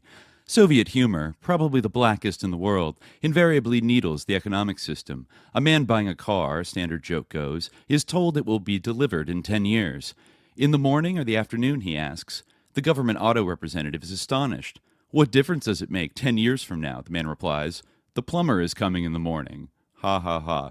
The Soviet economic system would be comical if it were not so tragic for the people who live in that country. In the U.S., we hear about chronic food shortages and long lines to buy things, but it is another thing to sit and talk with a young Soviet woman who's exhausted because she has spent the entire day looking for and then buying a single container of cooking oil. I am told that people... Yeah, it's like maybe because of Gorbachev's like stupid ass like restriction, like canceling subsidies for like foodstuffs that caused a run on all the food. Anyways, I was just reading about that yesterday, so I'm like, shut the fuck up. But anyways, this is '88, so like into Glasnost and Perestroika, right? It also makes me think about, the whole I'm in the supermarket. Now all of a sudden I understand capitalism whole situation. And I think about that anecdote that you talked about on the right of Yeltsin. That was literally on the Esalen sponsored trip where Boris Yeltsin was visiting a Houston supermarket and had like a fucking psychedelic epiphany when he saw like all the Lucky Charms and like Cookie Crisp like boxes or something and realized that it's probably not how he was converted to capitalism. But even like using that as a story is like, what the fuck? Like the thing is like Dan Krippner's a hypnotist, and like there's hypnotists involved in Esalen and being in hot tubs chilling with these high ranking people, and it just makes you wonder. I don't know, hypnotism. I'm just stuck on that program to chill tip of like, is hypnotism behind everything? I think it's behind some things for sure. And actually, how about this? This is just skipping down here, and then I'm going to get to the punchline real quick. It says Professor Chapman. Also, by the way, who did Professor Chapman go to the Soviet Union with? Well, he says he spent a little over 2 weeks in the country, primarily in Moscow and Leningrad, with my colleagues and friends Sherry Turkle and Esther Dyson. That is a core Edge Foundation, like reality club. John Brockman went to dinner with Jeffrey Epstein attendee right there. Wow, the daughter really? of Freeman Dyson and the sister of George Dyson, both of whom also went to the John Brockman Edge dinners with Epstein and are involved in the Santa Fe Institute. And Esther Dyson was really big involved in like ICANN and I think the Internet Society that Christine Maxwell was on the board of in the late 90s. Very small world. And she was also on the board of the Santa Fe Institute, I think around the same time Stuart Brand and Esther Dyson were. So Esther Dyson, like one of the stalwarts of Stuart Brand and John Brockman and maybe Epstein, is on this trip with him. So they were hosted in, well, here's what he says about them. Sherry Turkle, I forget who she is, but I think she might be sus. Sherry Turkle, a member of the CPSR National Advisory Board, is a professor of sociology at MIT and an author of the well-known book, The Second Self, Computers and the Human Spirit. Esther Oh my God. You got something for us? Do you know that book? No, but the parapsychology link is like crazy here to like technology and like Apple and everything. Computer spirituality. Guess who? Yeah, Steve Wozniak was at Stuart Brand's 1985 Hackers Conference in Marin County with John Brockman and so many of these other people. Esther might have been there too. But yeah, okay, it sounds a little bit like computer spirituality, that could be, good to look into. But anyways, he says that Esther Dyson is one of the more famous oracles of the microcomputer business. She is the editor and publisher of the highly respected industry newsletter Release 1.0, and she writes columns for Forbes and PC Computing. Esther is ubiquitous at computer conferences, fairs, trade shows, and workshops, and she was a panelist at the 1988 CPSR annual meeting. She's also a lifetime CPSR member. Her version of the trip was the cover story on the June 12, 1989 issue of Forbes. Okay, so this must be published somewhere else. We were hosted in the Soviet Union by a group called the International Computer Club, which just formed late in 1988. The mission of ICC is to promote the use of computers in the Soviet Union. It is a non-governmental organization, but it has substantial and useful ties to many of the top institutions and people in the field of computers, science, and technology. We were accompanied on most of our activities by either the ICC Deputy Director, Levon Amdilian, or by the head of their international section, Sergei Ulin. Both Levin and Sergei were in their late 30s, and clearly they are young men on the fast track. Both spoke English very well. They were both very charming, and they were workaholics. It was common for us to see them, blah, blah, blah. The connections of the people in ICC were formidable enough to provide us with some unique and unforgettable experiences. Now, that actually just reminds me that Steve Jobs he's kind of popular in like Russia because he traveled there in the mid 80s, like maybe 86 or 87, like right after Gorbachev took over. And I remember, might have been in our Contra 8 series of episodes, that the person that was able to sort of diplomatically arrange that trip for him was a Paris-based lawyer named Samuel Pisar, who was the personal lawyer and confidant of Robert Maxwell, and also allegedly one of the last people to talk to him before he died, and just so happens to be the stepfather of former Secretary of State Anthony Blinken. No. Wow, isn't that crazy, right? Yeah, it's a really small world. So already the people that are organizing like computer trips to the Soviet Union, maybe we want to keep our eye on this like milieu, right? Because like maybe they're doing something else. Like there's also that whole thing, I think Whitney Webb and others have kind of written about it, about Robert Maxwell's involvement with the Promise software in that whole kind of Danny Castellaro octopus case. I think that I'd like to like pin down the exact like fine details of this one day so we could share it. Is that he was selling the Promise software to a lot of countries around the world, including communist countries, but there were backdoors in the technology that allowed America, maybe Israel, to spy on those countries. And you think about like those kind of relational databases with all that data, that could be very valuable, right? And then you have Samuel Pisar sending Steve Jobs to make computers so popular, and like it's a lot, right? I was recently listening to Rotting Jewels series on the process. Yeah. And I'm getting to the part of like Charles Manson, Esalen, and I guess who programmed that backdoor. I forget what his name is. Michael Raconcioto. Oh, Raconcioto, yeah. Yeah, oh, I guess he's involved. Okay, interesting. Well, he's like, he pops up in the Danny Castellaro narrative and like the Netflix documentary, which The Octopus. The Octopus Murders. And he's kind of a notorious, like that was like a slight issue I had among several with that documentary series, was kind of I think Castellaro had to deal with him and realize that this guy is like one of these like fabulous, larger than life, like he definitely was involved to some extent with some of this stuff, but also is like very shifty. And you can't always trust that he's telling you the truth, or that he doesn't have some kind of like misinfo agenda to like throw you off and stuff. I forget exactly like what, Oh, definitely. But you know what I mean? Like it's like, the whole narrative is like throw you off. Like, who knows what's going on with all those connections? It's like crazy. Yeah, but I do think that was like a significant thing and whatever. But okay, before I forget, the whole thing of this like Gary Chapman article, that the kind of the punchline, I think he says way down at the end, special thanks go to Esther Dyson, whose hard work and outspoken bravery were an inspiration, and whose admirable command of Russian was a great help. Wow, that's interesting. Ooh. Speaks Russian. To Sherry Turkle, whose probing intellect and perfect professionalism, and combined with great charm and warmth. To Levon Amdilian and Sergei Ulin in Moscow, who taught us how hospitable two people can be, blah, blah, blah. And get this, to the Plowshares Fund and Henry Dakin, for providing me with the financial support to travel to the Soviet Union. Oh, wow. He funded the trip. Wow. He's funding a lot of stuff, it looks like. One thing I want to mention is that he created the San Francisco Waldorf School. He says that's his biggest accomplishment. He's a Steiner head. Yep, he's a Steiner head, which ties to theosophy and racist things. But, of course, they don't mention any of that.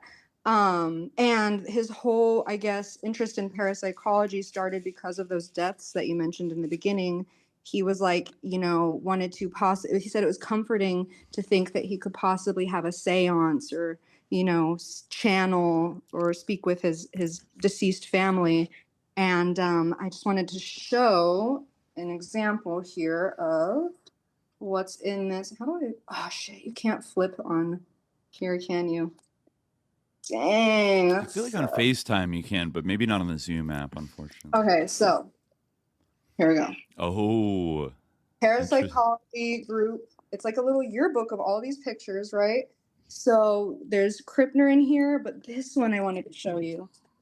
The Jean Mollet says light sculpture. Jean Mollet was the first person to make light sculptures created by using brain waves interpreted by a computer as moving geometric shapes projected on huge screens at rock concerts for the Grateful Dead.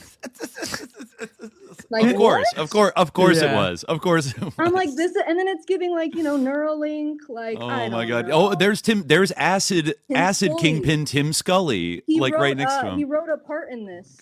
Tim Scully wrote a part in this, so he probably funded some of Tim Scully's stuff as well. It says Tim Scully modifying software for a computerized physiological monitoring and biofeedback system experiments lab.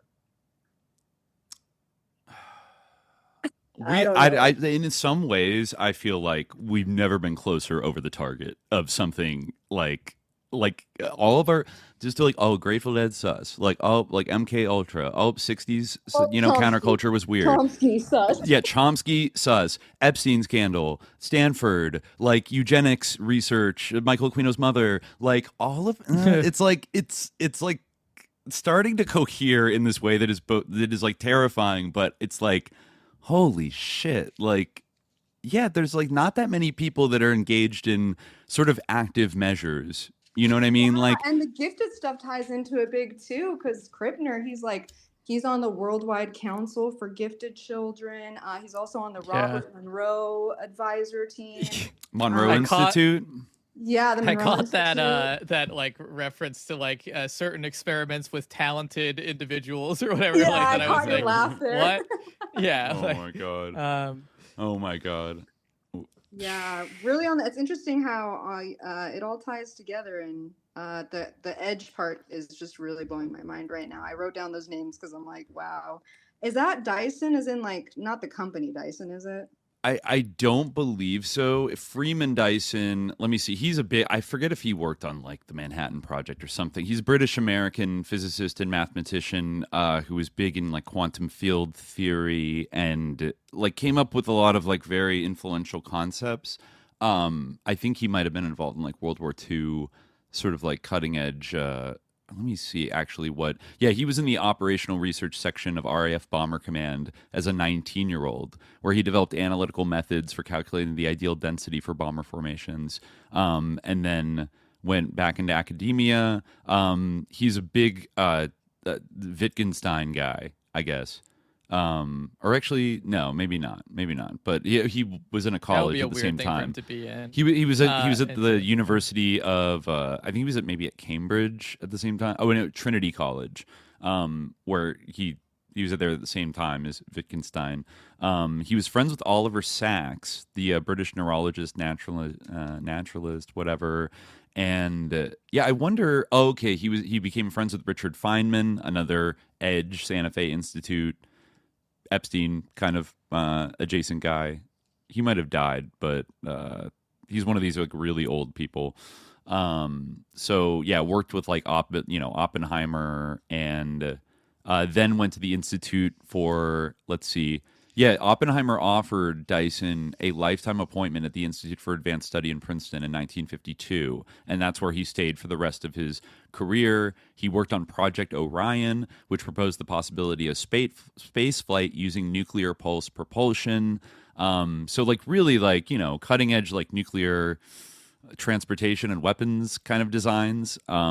He worked on like a kind of nuclear reactor designs and technology, and let me see. He pretty much, the Space Studies Institute. Oh, actually, in 2003, he was the president of the Space Studies Institute, which was founded by Gerard O'Neill, who was like the orbital colonies guy that Stuart Brand became a huge champion of in the 70s. So that might be actually like where his paths and like the Brockman Edge Network, but also through his daughter by that point, because his daughter was such an early internet head, like going back to the 80s, that, he easily could have met them. But I remember I'm pretty sure like in the newest, like, Epstein files, like DOJ official drop, there was a collection of what looked like a party at Jeffrey Epstein's mansion where Esther Dyson, George Dyson, and Freeman Dyson were all there at Epstein's house, like at a party with John Brockman and a bunch of other scientists and physicists and shit like that. That wasn't even like an Edge Billionaires dinner. That was like a separate party dinner gathering or whatever, you know, wow. on top of the others. So like, and then when you throw in the, like Christine Maxwell was like on the board of the Internet Society and knew all these people and was in the Bay Area on the ground, as was their other sister, that entire time. Like, yeah, like all these people know like the Epstein Maxwell network.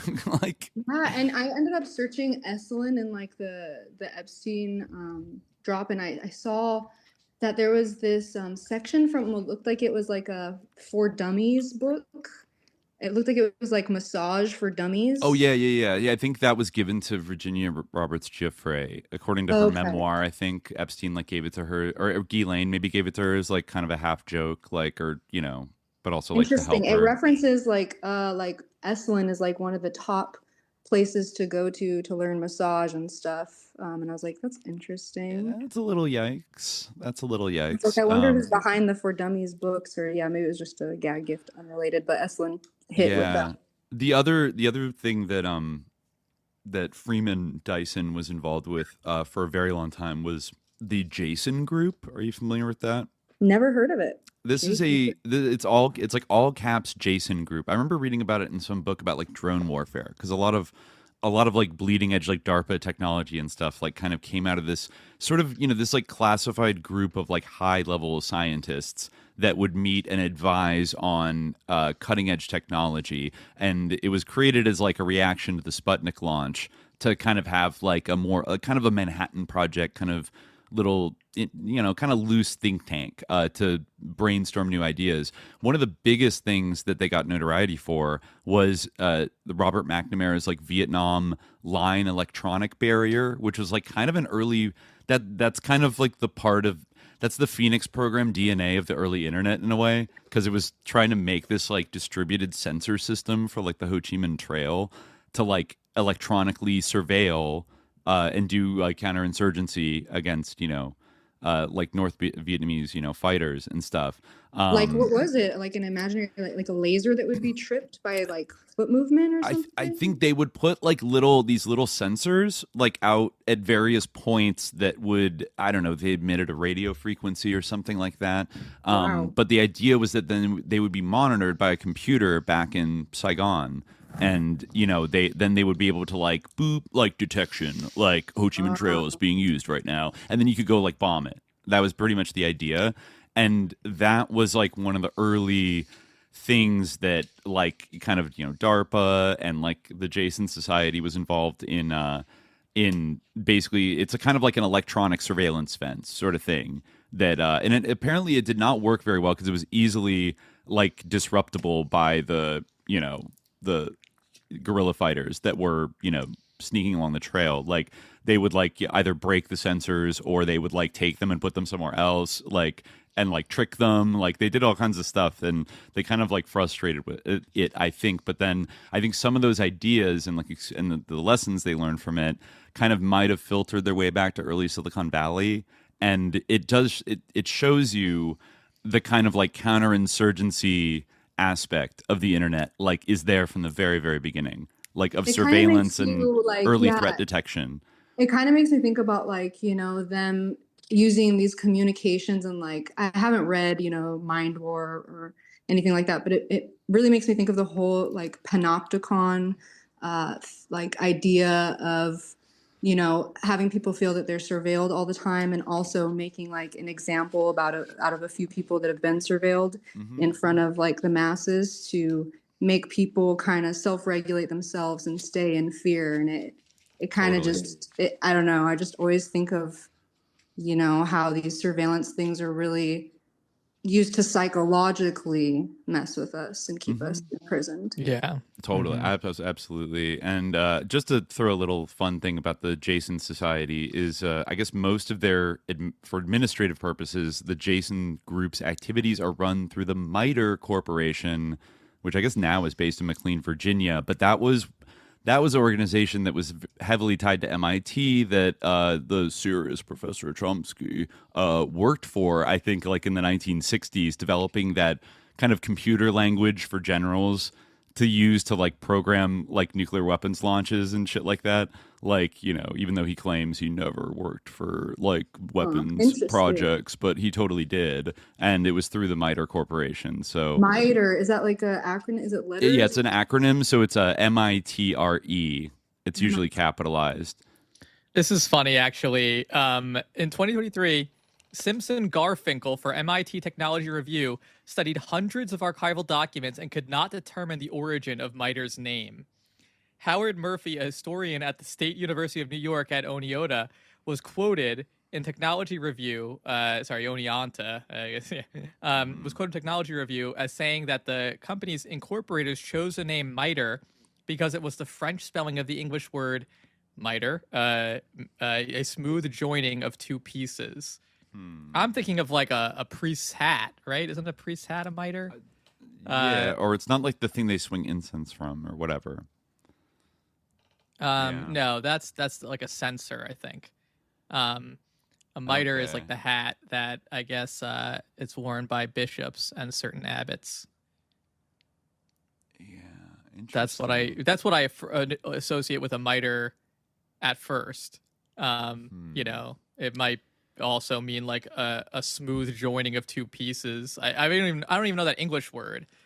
I like miter, M-I-T-E-R, a smooth joining of two pieces. M-I-T-R-E. No, but they're saying that miter with M-I-T-R-E is the French spelling of the English word miter, which I've never heard. Miter joint. Okay, I see this is a thing. A woodworking joint. Okay, whatever. I guess maybe that's a thing, but okay, fine. But yeah, it seems like the origin of the name is like mysterious. And there's like, always really know. It always seems like there's like this like spiritualist, mysterious, you know, behind all these like science things. Like, I don't know, they always want to tie it into whether it be, I'm just like reading Stanley Krippner's autobiography, and he's just like, you know, referencing all these science discoveries and stuff that came from, you know, visions and LSD trips and things like that. And it's just like, it's such a trip that people are like, these people are like really, it's a kind of cult, like a kind of religion where they're all, you know, linked even from like the ARE Edgar Cayce Foundation way back, you know, the Theosophists, they all seem to, the Gurdjieff I'm really running into a lot since, you know, listening to your podcast and doing further research. Like Charles Tart, this guy who was really linked to Stanley Krippner, he wrote an obituary for him. He believed in Gurdjieff. And he's just having this interview on Jeffrey Mishlov's Thinking Aloud and talking about how like, oh yeah, Gurdjieff believed in you could, you know, con or do bad to anybody who didn't believe this or that because they're lower than. And I'm just like, where do these people get off? It's so crazy. Like, this is just so wild. I just had my memory jogged a little bit. This was like a thread that I didn't quite like fully follow up on, but I remember when reading, I think it was reading something about Epstein's like 50th birthday book and maybe like stuff about his early life that had been written. But, you know, Stanley Krippner, I'm glad you like brought him back to our attention because I was reading some things about him. You know, first of all, for decades, he was an executive faculty member and the Alan Watts Professor of Psychology at Saybrook University in Oakland, California. And was formerly the director of the Kent State University Child Study Center. Yes. And this is the interesting one. Director of the Maimonides Medical Center Dream Research Laboratory in Brooklyn, New York from 1964 to 1972. And then was also an associated distinguished professor at the California Institute of Integral Studies. Which is, you know, sus alert, in the Bay Area. That's the whole Esalen ground. But I was looking into it because I was trying to follow up a lead about young Jeffrey Epstein growing up in Brooklyn and the Maimonides Medical Center in Brooklyn, which it's a hospital, right? I think it is. Yeah, it's a Dream Research Laboratory. And we do know that Jeffrey Epstein was like a little bit of a gifted child, a piano prodigy who went to Interlochen And let me see if there was like a medical center. I was like, that overlaps. And like the weirdest thing to me too is the Kent laboratory overlaps to some weird stuff I'm researching on like MK Ultra and the Gifted program. Like all these times are very, very strange. Like the exact years he's at the Kent State Laboratory is when an MK Ultra subproject 136 is funded for like finding children with psychic ability, weird stuff. Mitch Horowitz wrote a article on this guy named Charles Hoare Norton, who went to go work at the Maimonides Dream Lab with Stanley Krippner. And it's weird because I'm reading this article and down a ways it talks about how when he was 13 years old, he contacted these researchers because he had read everything there was to read about psi research and parapsychology or whatever. And he wanted to be involved. So then they have him like start helping. And I don't know at what age they have him start helping at Maimonides, but I'm just like 13 years old and it's just like Mitch Horowitz, I know. Yeah, and who was this that said that they, when they're 13, they wrote to? Charles Hoare Norton. Let me see how to get the spelling on that. But Mitch Horowitz wrote an article all about like his life, and I was like, oh, Maimonides. That's how I came across it. Was just like searching. Let's see, Maimonides Charles. Yeah, I'm trying to remember what the hell got me looking in the Maimonides Dream Research Center. If like his mother mentioned something about it in a letter to Epstein, or because like no way, no way. Did he recommend that to like? Because I remember he was like, only have Jews. Like take care of your health, like bad and stuff. Well, because I mean, it would line up. I think he was born in what, like 1955 or 56. So it would line up to be like between the ages of like 8 and like 16 would be like when Stanley Krippner was at the Maimonides Dream Research Center, which I think did a lot of like studies on like gifted children and shit like that. And yeah, they did. And his stepdaughter was working there. I believe her name was Carrie, but she has a different last name. His wife, he's like writing in Charles Tart's obituary, and he's like, oh, I really admired like Charles Tart and his wife's relationship. Like my ex-wife and my stepdaughter like refused to talk to me, and it makes sense. Like why would they? And I'm like, what did he do? And he talks about like how he took like mescaline or something, and how then Charles Tart's children got into the tub with him.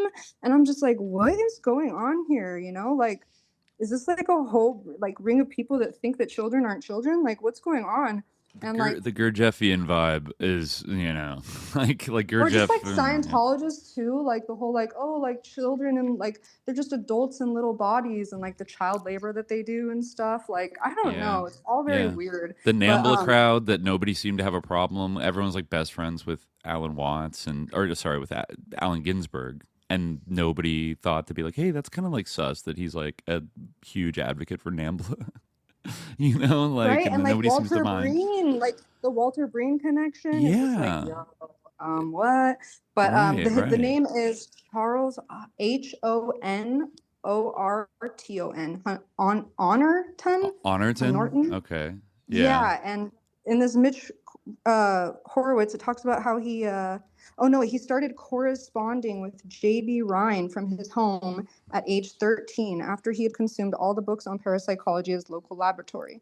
So like J.B. Rhine really ties into like all these people that branched off from him, because Krippner was also doing research for J.B. Rhine. Right. And also this woman named Margaret Anderson, who was a principal of a school, who used to be, I believe, a math teacher, and this librarian named Maria White, and they were doing experiments on children before like the Gifted program started. Like, of course, there was Lewis Terman's, but it wasn't like the GATE program or whatever. Yeah, that was after Sputnik. I think that they really rolled out. Yeah. Yeah, and so their mentor was this lady named Edna Oswalt. Oswalt. Yeah, I think it's one S. And she was doing like weird thyroid experiments on mice and how it affected their behavior or something like that, injecting them with things. But she's doing like a bunch. She has like her archive that I'm reading like you can just see the titles, you can't get to it unless you go to the archive. It's like Mhm. stuff on like hypnotizability scale, like how hypnotizable people are, all these like gifted, she's like very involved in the gifted program. And in Ohio, she like made efforts to make gifted programs instead of just being like at universities where parents used to take their kids to the college to like, oh, investigate their talent or whatever. They're like, no, we need to do this in public schools because like we're really missing out here. Like, look at the Soviets, we're behind. Yeah. They have to cultivate their human capital, right? And It's a resource. It's our most important resource or something like that. Right. So I mean, yeah, this Maimonides Dream Center was like aggressively into, and it was actually supported by federal grants in the 70s to do research on ESP and dreams and things like that. And they're like using stuff called the witch's cradle where they would like bundle you up and spin you around. It's like a sensory deprivation thing. All sorts of really weird occult type stuff. Yeah. There's actually a lot of articles about like the stuff in the 70s, a laboratory approach to the nocturnal. In 1962, a dream laboratory was established at the Maimonides Medical Center for the investigation of telepathy and dreaming. Then an article from 1978, Getting Serious About the Occult in the Atlantic, that talks about Charles Onnington. So I guess that was kind of involved. Oh Brave New World. Psychokinesis. It's paywalled, so I can't see it. But there's the Grateful Dead thing too that you got. You're like Grateful Dead is stuff. They were sending stuff back from that lab to Grateful Dead concert to somebody at the Maimonides lab. Yikes! I mean, I'm trying to find anything. The closest thing I can find that's not proof of anything, but it is interesting. In Crane's New York Business, this is from a few years ago.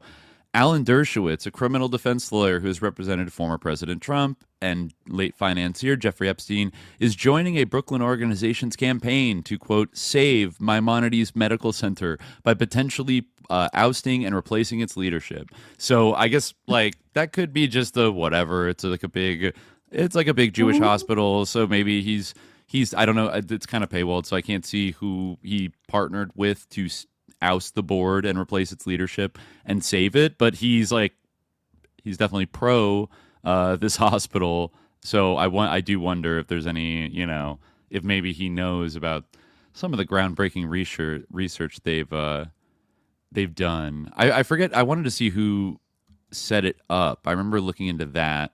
And you said Alan Dershowitz, right? Yes, I did. Yeah. So I'm like, so a lab that's involved in studying gifted children and a man who's involved in trying to push the age of consent lower, and involved with Epstein. My Kill Bill siren is just going off. I can't help it. Like, I'm trying to see when it actually was founded. Let me see. When did it open? 1911. Okay, it was the New Utrecht Dispensary, and it treated 10 patients, and then it raised funds for something called the Zion Hospital in 1913, and then purchased the property, and then got chartered as a hospital. There's really not a lot. Okay, and then it was a merger between the United Israel Zion Hospital and Beth Moses Hospital in 1947, named after Rabbi Moshe ben Maimon, a 12th century Jewish philosopher and doctor. This guy. Yeah. So I mean, it just it didn't. The article, the Wikipedia article, is very bare. It doesn't say anything about having like a dream center. I don't think. Maybe just like a brief mention, but it's just like, oh, it's just a hospital. So none of that history. You have to go looking elsewhere for that history. It's actually going to merge with NYC Health Plus Hospitals. Which I guess is a different hospital. Institute for Mental Health was funding the Dream Lab research there. I think I ended up reading that somewhere. There was a federal grant that it got in the early 70s, I think. Yeah, to do ESP. Yeah. So New York City technically taking over Maimonides Hospital in Brooklyn. It was just announced 2 days ago. So I guess it's going to become like a city hospital now. Wow. Yeah. I guess Alan Dershowitz didn't save it from whoever, I don't know, the city.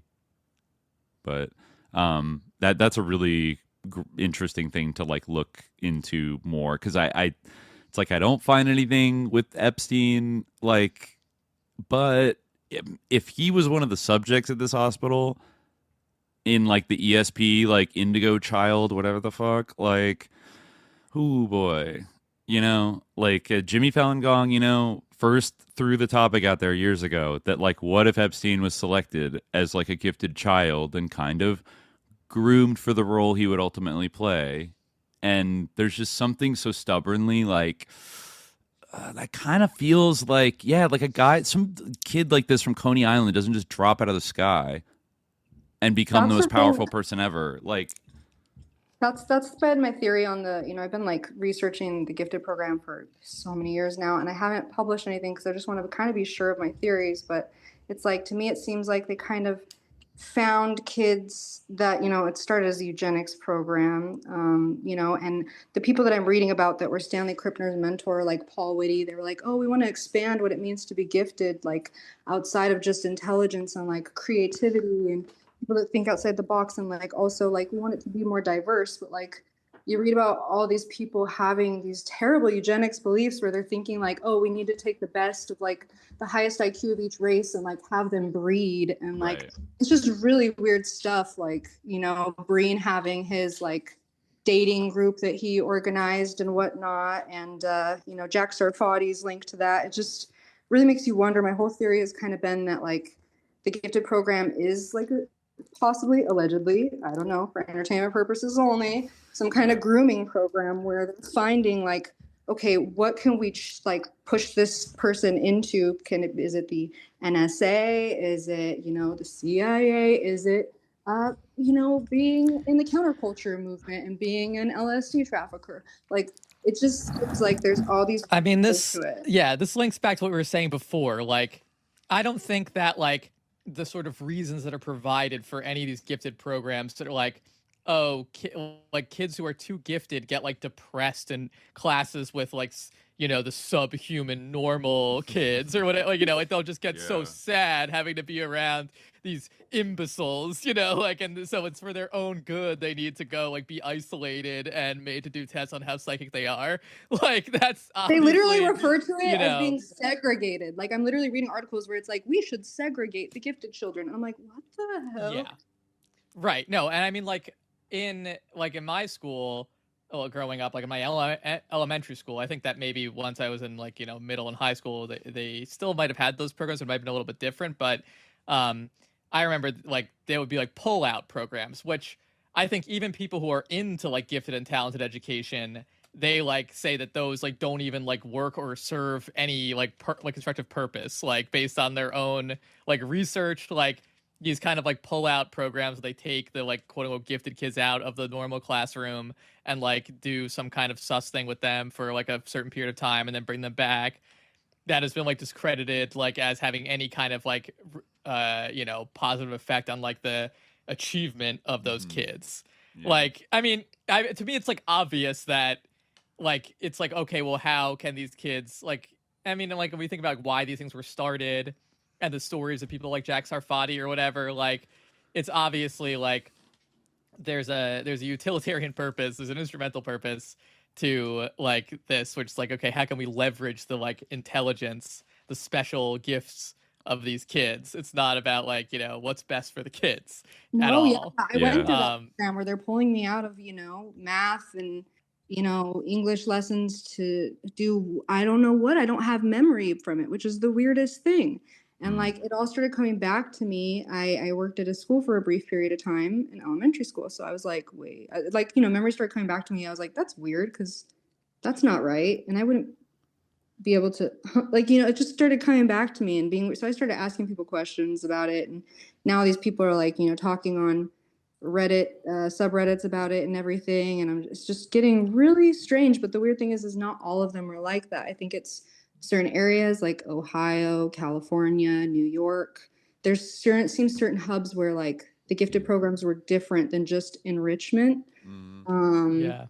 Areas that there's were evidence spiritual, like the whole aspect of like Jack Sarfati being called by a mechanic computer and like Puharich's tie-in and everything. It's like there's a very spiritual, hypnotizing aspect to the part of him like walking around glazy-eyed, like I don't know, it just reminds me of like Jimmy's first episodes of like Hitler being hypnotized, being told like, you're special, you're great, you're like, you're this and you're that. And like, what are the unintended consequences of that? And, maybe it does cause people to get depressed when they aren't special. They realize they aren't, and it's just, the whole thing seems very strange and hypnotic, especially the whole, oh, my mom said I was walking around glazy-eyed for a while after those calls. Well, I mean, I certainly think that, like, there's certainly like a phenomenon in the sort of like popular discourse of like gifted kid burnout, where it's like, oh, how come I'm not like the superhero that I was told that I was, or something like that. Like, therefore I must be a burnout. Like, I think Epstein like did experience that in some way. And I do think that like the idea that he skipped 2 grades, which is crazy. Like, I only ever heard of that on TV. I never knew anyone. I knew plenty of smart people, I never knew anyone who skipped a grade. You know who else did? The Unabomber. You know who else almost did? Well, did he skip 1 grade or 2? I think he skipped 2. I think he went to like he might have been. It might have been more common back then. Because I feel like he was 16 when I thought he was 16 when he went to Harvard. That's the weird thing is, like, if you look up, like, articles about Tyler, you'll see them describe him as a gifted kid. If you look up articles about Columbine, Dylan, gifted. It's just, like, really strange, like, seeing, like, what are these people groomed for, and do they have a memory of it? And, like, I don't know. It's just, like, there's certain universities involved. Like, Krippner went to Northwestern University, which Andrea Puharich also went to. Chicago, yeah. Kind of a hotbed of the occult in a way. Yeah, so there's all these really, I don't know, these people have really deep spiritual beliefs that they don't talk about, but sometimes they let out in like their autobiographies or obituaries or whatnot. But I don't know, just the links are very strange. Like, I'm seeing Stanley Krippner reference Aldous Huxley's Island book. Oh, yeah. That's really concerning. Yeah, the whole like idea of like, an island and experimentation that's, rich people funding whatever. It's just like interesting to see this Dawkins figure too, funding all these different things that influence us. Like, when I read Apple, I was like, wait, what? That's huge. And it's linked to all these parapsychology labs through the same building and the same person. It's very strange. Right. I don't know the whole Apple link there, but I do know that they're involved in somehow the U.S. festivals, and they're saying that that's linked to like ending the Cold War. Oh yeah. But I think Wozniak and Steve Jobs, and Steve Jobs, like one of his formative experiences was going to the 1966 Trips Festival in San Francisco that was thrown by the Merry Pranksters and Stuart Brand. Where I think he dropped acid and got psychedelic pilled kind of. Way back then. I'm seeing here that Stanley Krippner like met, Timothy Leary, William S. Burroughs, and Gerald Hurd at like a conference panel by the American Psychological Association about psilocybin and other psychedelics in 1961. And then he wrote Leary a letter expressing his desire to volunteer for the Harvard Psilocybin Project, which he did in 1962. So like early in the 60s, like when Leary and Alpert were starting out with this stuff, he was already like on that tip. And then like this section here, it blew my mind. Krippner was introduced to Mickey Hart, one of the drummers of the Grateful Dead, at a birthday party for Alla Rocca in New York in 1967. Very early. Hart wanted to ask him about hypnosis and its potential to improve his drumming. This meeting led to a long relationship between Krippner and the band. Krippner would hypnotize Hart and fellow drummer Bill Kreutzmann in order to help them better sync their drumming. Honestly, that's an argument against hypnosis working. That's literally Svengali, but yeah, I guess it didn't work this time. It's fun. Not known for being the most on-time drummers ever, to say the least. And then in 1971, they collaborated with him on their ESP shows at the Capitol Theater in New York. At some point during the concert, slides projected on a screen above the stage would advertise the phrase, "You are about to participate in an ESP experiment," then show them a picture and encourage them to use ESP to send the picture to a man named Malcolm Besant, sleeping at the Maimonides lab 45 miles away. Krippner published the results of these experiments in an article titled "An Experiment in Dream Telepathy with the Grateful Dead" in the Journal of the American Society of Psychosomatic Dentistry and Medicine. Is that Interesting. History? Woo. Interesting. Yeah. So like, yeah, that he met Alan Watts. Like Besant, like Annie Besant, or is it spelled different? It's an E. Yeah. It's Besant. Besant. Yeah. I guess it's like Bessent. Yeah. Okay. So not Besant. Yeah, unfortunately. Okay. Interesting. I mean, there's so much to say. Like, one thing that I want to mention, what could be a Robert Maxwell connection. Here in Stanley Krippner's autobiography, he says, when Science Research Associates, SRA, asked me to give a workshop in Cleveland, I was about to turn them down because of a class conflict, but my assistant, France Dillon, volunteered to fill in for the class, and her generosity launched me on a series of SRA-sponsored workshops on learning disabilities that continued for over a decade. So SRA was sold by IBM, I believe, to Robert Maxwell, if I remember correctly. Which entity was? SRA, Science Research Associates. That's the irony is dark with that one. I would say with that acronym. Yeah, because the satanic ritual abuse is. Yeah, yes, exactly. Right. SRA. Yeah. Yeah. Let me see. Robert Maxwell. He acquired them in 1988. Yep. So IBM sold it to him. Yeah. It doesn't say what year this was, but it's right after he mentions being part of the National Association for Gifted Children. There's also, he says he got an award from like a government. There's this guy named Hal C. Lyons who was in the Navy, and he's like writes this autobiography that's super weird and disturbing, and it starts out with him being, I don't know, it's just really weird. He's like talking about being in the tubs at Esalen and like having a hard on, excuse me. He's just a really weird dude. And he was involved hugely in the government's like gifted program. I want to find the exact quote and send it in the grotto, but then I guess that got taken down by the government. It was no longer an entity.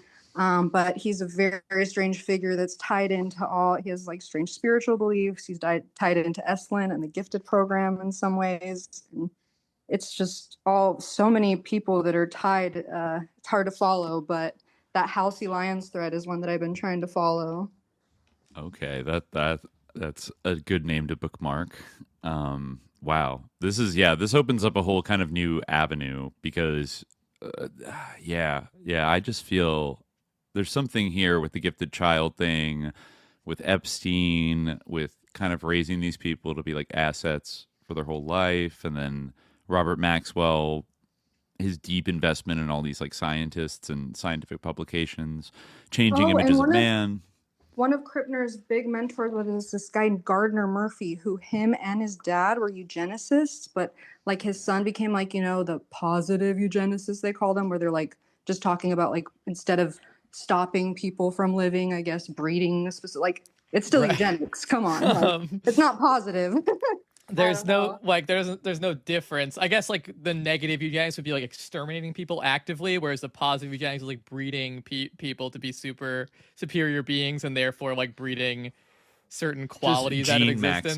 Gene maxing. Okay. Wow, so progressive. Yeah, well, I guess I don't know if like you can really call yourself positive if like the negative is like literally like death camps. Like it's not, it's kind of like, all right. But these people and it's believe the same in rationale, and like there's no like philosophical difference really, I guess. Right. They believe in social Darwinism. Yeah. They believe in social Darwinism, so I think they believe that if they just do nothing but optimize all the best people, then like naturally Darwinism will take its course, and like people will eventually die out. Or if you could like Yosha Bach said to Epstein, if we could just like encourage people to not have kids, like that'd be great. Like well, he actually said like kill people. He did. Oh right. Yeah. He said useless eaters will have to die, but he said, I mean, I don't know, like again, I don't know if that was something like direct, that. Wait, I don't want to misrepresent his direct quote, but he did say something about like it's a natural. People die at a certain time. Like, why not sooner? Something like that. Yeah. It's exploring. It's like it was like a natural question. He said. Yeah. Like that would come up. Yeah. Yeah, and then also Ryan, his mentor was another eugenicist, William McDougall, and like people get like the McDougall Award for their research or whatever, but guy was a huge eugenicist. Like naturally, wow, yeah, it is eugenics all the way down, kind of, in a lot of ways. Yeah. This is a weird paragraph from the Wikipedia article for Science Research Associates. I don't know where this comes from. It's like uncited, but like the Wikipedia article like suddenly starts talking in like the first person. It says, in 1992, SRA joined with Gateway Educational Products Limited so they could release the Learn to Read program. So they can release the Learn to Read program known as the SRA Reading Power Program by Don H. Parker. We recommend that they should complete the Learn to Read product known as the Hooked on Phonics program before moving on to the SRA Reading Power program. Oh my God! What do you mean we recommend? Who's we? Where did you come from? Like, I did Hooked on Phonics. It just like randomly segues into this. Yikes. Well, I guess they So I guess that they are behind that. Yeah. You did Hooked on Phonics. I remember seeing the commercials for it, but I never actually did it. It was everywhere in the 90s. Yeah. Before they abolished phonics for a while. Yeah. Speed reading seems to be a big part of like what they were trying to teach people on the gifted program as well. There was definitely a vogue for speed reading at the time. I remember like it seeming cool, but then like I remember like when I finally realized what speed reading was, which was kind of like not fully reading. It was kind of like, the allure of it like was lost kind of. It was like, wow. But yeah, people were taking like speed reading courses and things like that. It's just like, all right. Yeah. Well, I think we got a couple more people in the waiting room, but this is fascinating info, Kay. Yeah, thanks for coming on. Fascinating info from you too. I'm like, wow, it ties into The Edge is crazy. Thanks for taking my question and talking with me about this crazy book. I'll let you know if I find some other stuff. I just barely started reading it, so I'm sure there's a bunch in there. Of course, please do. Well, I hope you have a good New Year's. All right, Happy New Year. Happy New Year. Yeah, peace you out. Peace. All right. I'm gonna step away for one more second. Okay. Well, while you step away, I will give some air time to some of what Starline G15 has been posting because there's some interesting stuff in here. For those who are not watching or not keeping up with the live chat, we have this commenter, Starline G15 here, who says, "I was a goon at DEF CON for like a decade. Very interesting community. Cowboys to 2600 Yankee. 2600 Mag and their Hope conference is more commie, and IMO sort of more FBI affiliated. DC/Black Hat /B-Sides is more military defense, CIA cowboy versus West Coast Yankee commie." Interesting. But of course, every agency is at DEF CON. I just mean it's more military and CIA in terms of the staff. So what do you mean by you were a goon? Like this is like a, like you were kind of a, like working the conference or, anyway, I'll keep reading what you wrote here because I remember there's some interesting stuff below. Sasha Shulgin, that is, was a colleague of Dr. Howard Cornfield, the rehab doctor that reached Prince one day too late via his son Andrew in a group adjacent to Esalen. They're part of the larger community of scientists and clinical and policy people on the issue of psychedelic therapies. So think MAPS conference, but private and more directly related to Esalen. It's where I first heard that Joe Rogan would be the new ambassador this time for cannabis and DMT. Before that, it was McKenna with mushrooms and peyote. Before that, it was Leary and LSD/MDMA. Don't underestimate cannabis as a psychedelic. That's Hawk. I agree.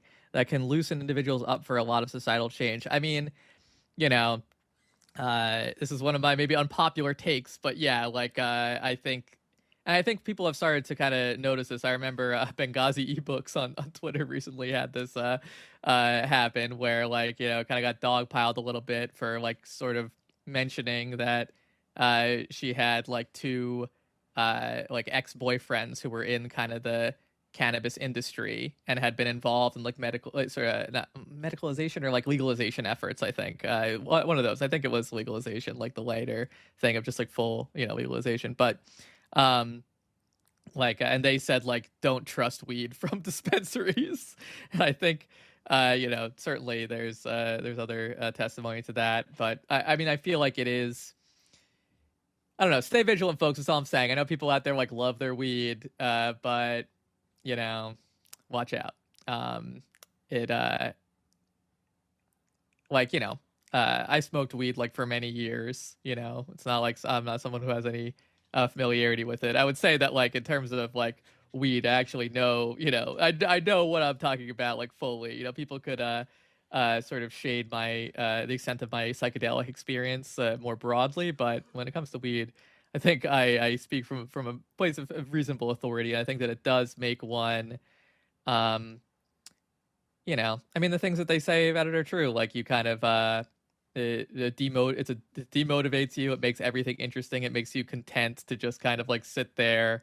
And it definitely does make you more receptive to certain things. Sorry, that's a bit of a tangent of what you were saying. I'm going to scroll down and see if you elaborated on anything in terms of whether you were a goon.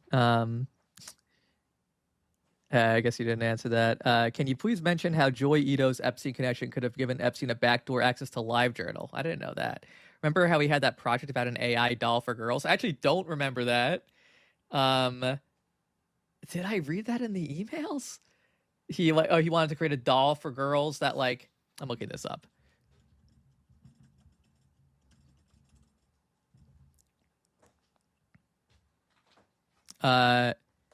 Epstein funded robot Sophia. Huh. Yeah. Okay. Now I vaguely remember this. The Hong Kong company behind Sophia the robot, Hanson Robotics, has categorically denied that Epstein had any role in funding or creating its robot. An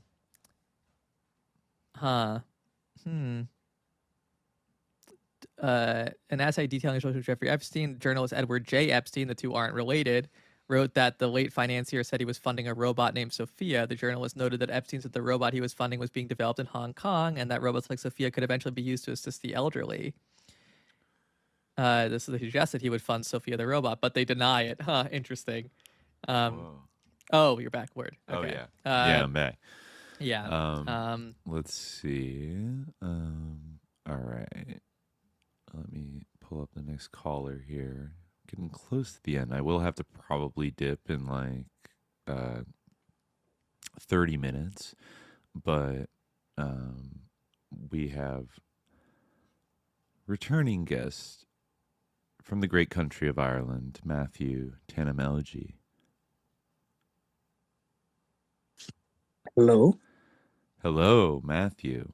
Am I speaking too quietly? Please let me know. My family are sleeping, but I'll try and talk as loudly as possible. How are you? I can hear you fine. Yeah, you're fine. Happy New Year. I assume it's probably in the middle of the night. It is. I was awake very late and got up very late, so hence my night owl sort of nature tonight. It's a bad habit. I'm trying to get out of it, but you know. What time is it over there where you are? 6 p.m. for me. I'm Eastern time, so it's 9 p.m. here. Yeah. Lovely. Now tell me, it looks like we've got a bit of an audience here today, 52 people, which is a nice number. Now tell me, what would you rather listen to about the Thomas Crooks case or the Omaha case? I don't know, Dimitri. What do you think? I feel like I'm which Omaha case are you referring to? The Franklin scandal?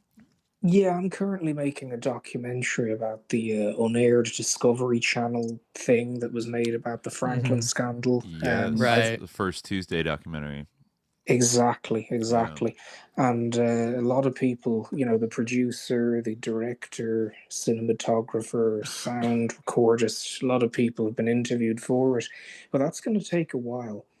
The one that I've actually been working on the script on while listening to your previous guests on the show is the Thomas Crooks podcast episode coming out in a month or two.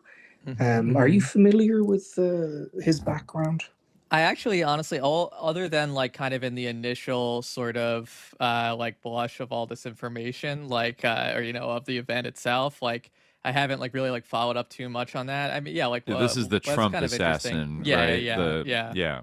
I'm a little familiar, but I'd be curious what you've dug up recently. Yeah, because he was kind of a cipher at first. It seemed like there wasn't like too much known about him.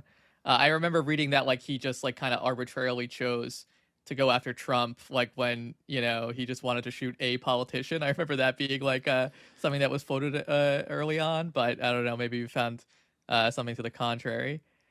Well, that's very possible. Now, believe it or not, a certain journalist who I think yourselves and I probably don't think too much of, named Tucker Carlson, managed to uncover some stuff, but he verified it, and the methodology was all documented and everything. It did kind of indicate that one day, you know, for a certain number of months, he was very angry about say Trump, and then suddenly he pivoted to be very angry about the other side, as it were, or maybe vice versa.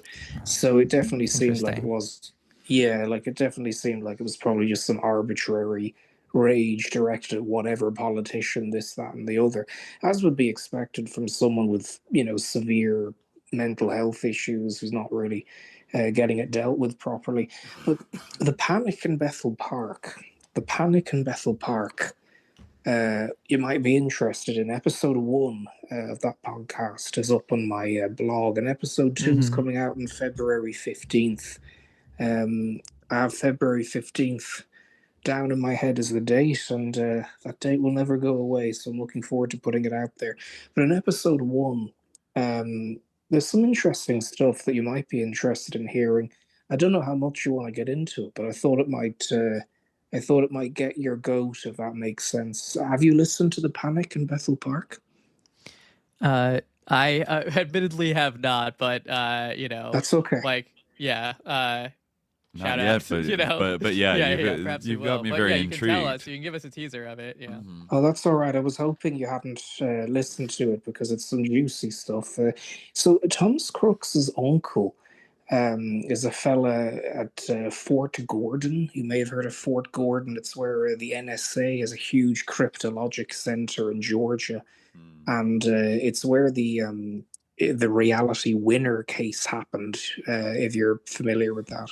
Yes, very much so. One of several intercepted cases of whistleblower, if I recall. Yeah. Some people wonder, are these whistleblowers sometimes working for a foreign government, or are they just upset and want to get something out there? I've no idea about Reality Winner, but what do you think? Do you think she was working for someone, or do you think she was just upset and wanted people to know something? I remember the way, from what I read about how she ended up sort of getting outed, and also like her stated motivations for wanting to leak classified information. I'm honestly not sure what exactly to make of it, because what kind of threw me was, of all the things to kind of get to go down for leaking to the press, it was something about, I don't know if it was actually like the Steele dossier information, but it was something about Trump's ties to Russia right after the 2016 election that she felt like needed to be put out into the public, but for whatever reason it was like classified and she wasn't allowed to say it. And I think she approached The Intercept, who published some of this information, and then one way or another her identity became known. I don't know if it was The Intercept just told them, or they looked through the kind of forensics of their interactions and found it. But either way, she got found out pretty quickly. And then they kind of like came down on her kind of hard and was like, oh, you maliciously like leaked all this stuff. But it just surprised me that it's like, because that information did eventually get out, and it became like gospel on MSNBC and all like the liberal side of like the establishment news for like the next several years. And then there was the Mueller report, or the Mueller investigation, and all of this stuff. And it kind of seems like, I don't know, like, you know, like if this information hadn't come out, would like Russiagate never have happened? It felt like they wanted that to happen no matter what, and it was going to happen, you know, and then they proceeded. So her kind of having to like go down, like get, you know, in huge legal trouble for sharing this. It's like, just wait a week for like Rachel Maddow's like researchers to like get a tip from somebody. I don't know. Like, it felt not, you know, in contrast maybe to the, like, for example, the Chelsea Manning information that was eventually passed on to WikiLeaks, that had some real like tea in it about the general system. And it had the collateral murder, helicopter massacre video from Iraq. And it had, State Department cables, I believe, and things of that nature. And same with Snowden, even though, like, some of that surveillance stuff was known. But, Snowden gave them, allegedly, like, a very large archive with specific slides about various surveillance programs that were in operation, a lot of which were, like, classified. But then the Reality Winner one is just kind of like, Trump is, like, has connections to Russia. Like, that's not the most spicy classified intel ever. Like, people were saying that publicly. People were throwing out different kinds of evidence, and it ultimately didn't, like, amount to, like, getting him on impeachment for that. There's still, I think there is some, especially with Russian organized crime, there's definitely some kind of connections that he has. But yeah, that's just my extended 2 cents about Reality Winner. Right, yeah, no, it's interesting. Yeah, no, it's a good point because, you see, Dr. James Fritzy is the chief of surgery over there at Fort Gordon, where Reality Winner worked and leaked the document from. And he's Thomas Crooks's uncle. He's a neurosurgeon. And I'm not saying this in any sort of pointing fingers way. I just sort of laid it out in the podcast because I thought it was fascinating how this guy who caused a seismic political event nearly killing someone has all these relatives that are very high up in the military. He's a military neurosurgeon. He is Dr. James Fritzy. And another one of Thomas Crooks's uncles, I don't know if you knew this, is a Special Forces veteran named Lawrence Mako Sr. And he's friends with a bunch of CIA guys. So I just thought that was fascinating. And that again, is I don't really draw any... Yeah, I don't really draw any conclusions from it. I just sort of lay it out in the podcast how it was such an irony. At the very least, it was an irony that this kid was, related to all these sort of figures. Now, I don't even know if he was in touch with them. His family seemed a bit isolated from the rest of the family. I actually managed to phone a relative for episode 2, but very quickly she hung up on me as soon as she found out what this project was about. And she was probably about 89 years old, but she was a feisty person, and she said very loudly that she just does not want to talk. Goodbye, you put the phone down. So that was fair enough. And yeah. It is odd. I mean, like, to date, has his family, like, come out and made any kind of statement about what their son did? Or no one in the immediate family, and in fact, no one in the extended family either, really. There was one cousin, I think, who spoke to the New York Post last summer. And all he said was that basically or at least in his case, the cousin, he said he really didn't have any clue what was going on with Thomas Crooks and his family because they kind of kept themselves separate from the rest of the family, if that makes sense. Yeah. To a very extreme degree. Like, I'm talking like, the dad locking himself in a room at a family gathering to keep away from them, kind of thing. Really weird. Oh, that's pretty odd. Do you know what did his parents do for a living?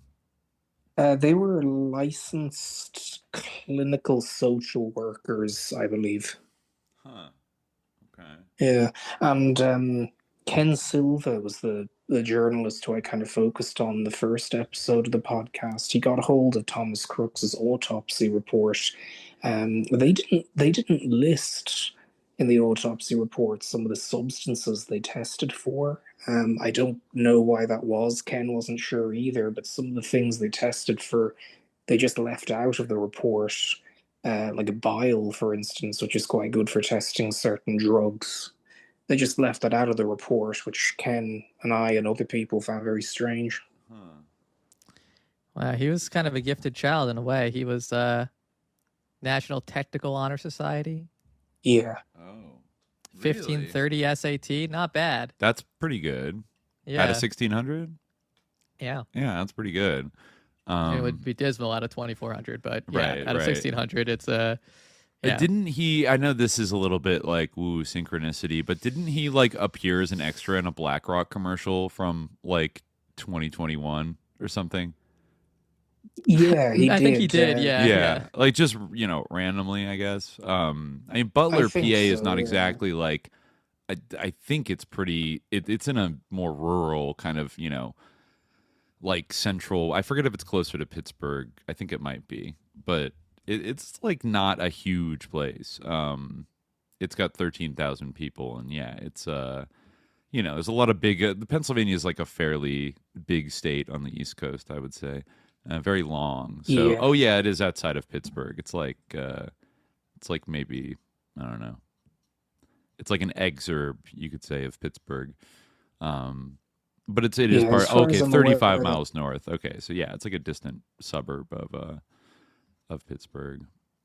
But I think the Black Rock commercial thing definitely seems to be just a weird coincidence, really. I mean, it's it's definitely amusing in a kind of dark way, So I don't know if any of the people in that commercial even got paid for being in that commercial. One of the people who'll be in episode 2 of the podcast told me that she interviewed several classmates. Dana Kennedy is her name. She's from like a tabloid newspaper over on the East Coast, but she did a kind of report on Thomas Crooks. So that's kind of what the second episode is, following her journey there in Butler.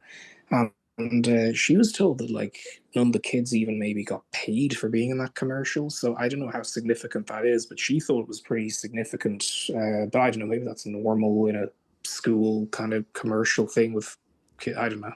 Yeah, that's a little odd for such a wealthy company to like not pay extras for whatever. But yeah, I forget what the actual ad was for. Like in terms of BlackRock, it was for like their ESG, commitments or something like that, I think it was for teachers. Their ESG commitments. School teachers' pension funds, something like that. Yeah, but there's quite a bit of stuff. I don't want to give too much away because it'll be out in episode 2, but certainly, it's got quite a fascinating family. In fact, there's been some more backgrounds to some of the relatives that will be talked about in episode 2, and very upstanding people. But I just think it's fascinating again because of the irony of it.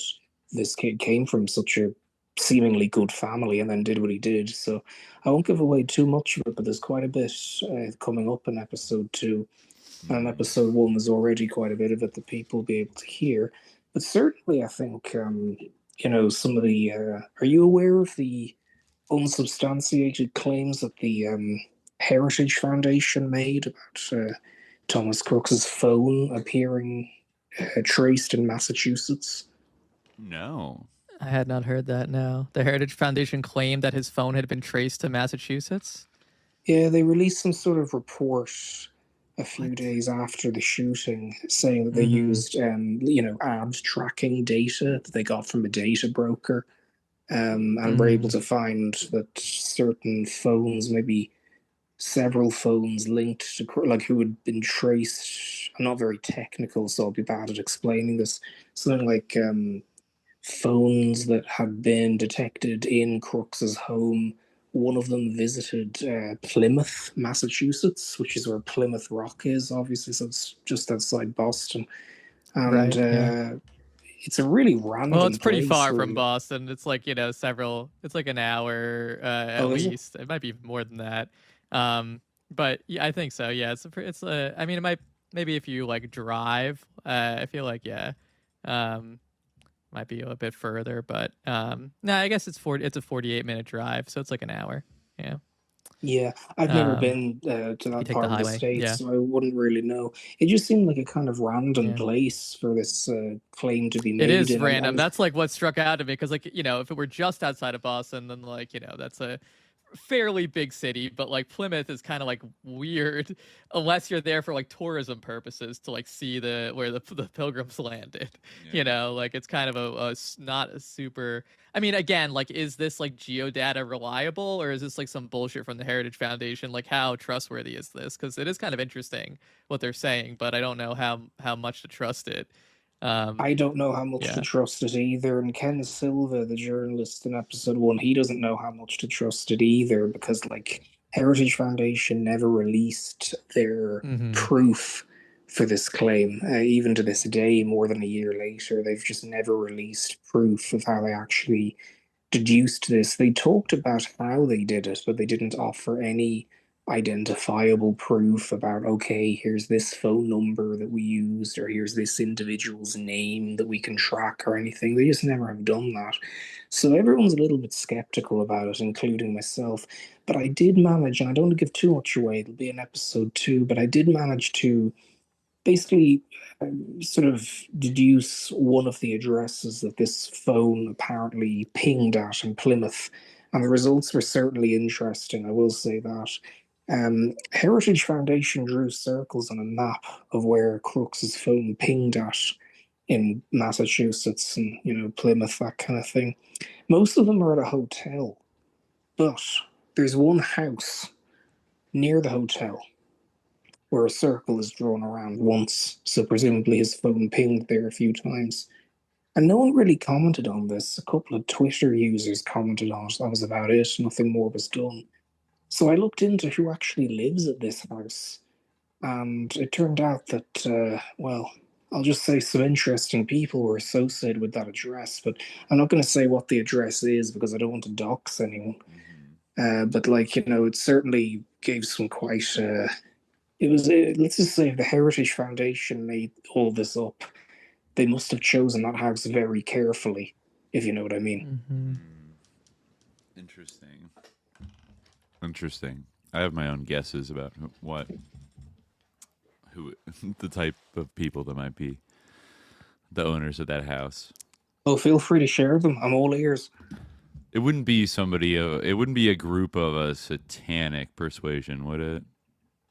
No, but that's an interesting theory. Okay. Why have you heard about something? I guess that's more maybe Salem. They're Salem. Yeah, but they are. There's definitely a base of operations in Massachusetts for sure. Yeah.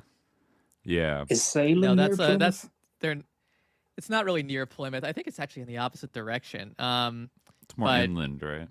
Yeah, it's about the same distance from Boston, but I think that's really the. Let me see where Salem to Plymouth. I'm looking it up. How far away they are, but they're actually it's even further from Salem than it is from Boston. It's in the opposite direction, but. Plymouth is a pilgrim territory, so they stay away from there. It's still the old Puritan wards are still up, whereas at Salem they've been destroyed by generations of witchcraft and the exonerations of the accused. They also say that basically they said what they did is they were able to somehow track the mobile phones that were at Thomas Crooks's residence, which I guess it's kind of obscure how they've done this, and I feel like there needs to be more transparency if they're demanding an investigation into this. If you have this information, then lay your cards on the table. But they claim that they were able to trace one of the phones to an FBI office in Washington D.C. That's what they claimed. I'm not so sure about that, but that's what they seem to say. In terms of how they did it, they say they took, I think anyone can technically do this. I guess it just requires a lot of know-how. They said they got in touch with a data broker or an ad data company who were able to basically... Oh, yeah. Yeah, one of those sorts of situations where they're able to essentially, I don't know, do they buy the data or whatever? But there's a lot of money behind the Heritage Foundation, so I guess they probably have the money. I don't know much about the Heritage Foundation other than... They're a very traditional Republican conservative sort of think tank. Yeah. I forget exactly their flavor and where they fell on the spectrum, but I feel like they were big in the 1990s with Newt Gingrich's they're very much free market, cut government regulations, don't tax rich people. I think they may have morphed a bit now, but they're kind of an old guard group. Right. I forget if they're kind of a little bit maybe on the more maybe not never Trump kind of wing of conservatives, but maybe a little bit more. Well, they also Mitch were McConnell, behind... Kevin McCarthy types. Kind of, yeah. They're. I mean, I feel like they've shifted to be like pro-Trump now. Like they're kind of like I think famously like Project 2025, right, was a Heritage Foundation thing. Right. Okay, so yeah, there's that aspect of it. That's probably the most relevant thing right now is that they sort of commissioned this big, project paper of how to do a muscular overthrow of all the institutions, after Trump wins and blah, blah, blah. Which, he has done a lot of that stuff that was in that white paper since election. I see. Because, in terms of the Washington, D.C. thing, the phone allegedly being traced also to D.C. shortly before his death, I mean, that could have just been a relative. You know what I mean? Now, it's strange as his family was very closed off from the rest of the family, even though so many of them lived so nearby. That Special Forces veteran I mentioned, who is a sort of uncle by marriage to Thomas Crooks. Yeah. One of his daughters, I think, lives only 5 minutes away, a 5 or maybe 2 minute drive away, actually, from Crooks's house. And she's actually a behavioral modification specialist, psychiatrist kind of person, behavior modification, trauma therapy, that kind of thing. And as I said, the uncle, so her father, Thomas Crook's uncle, is Special Forces veteran. He, I believe, lives in the DC area.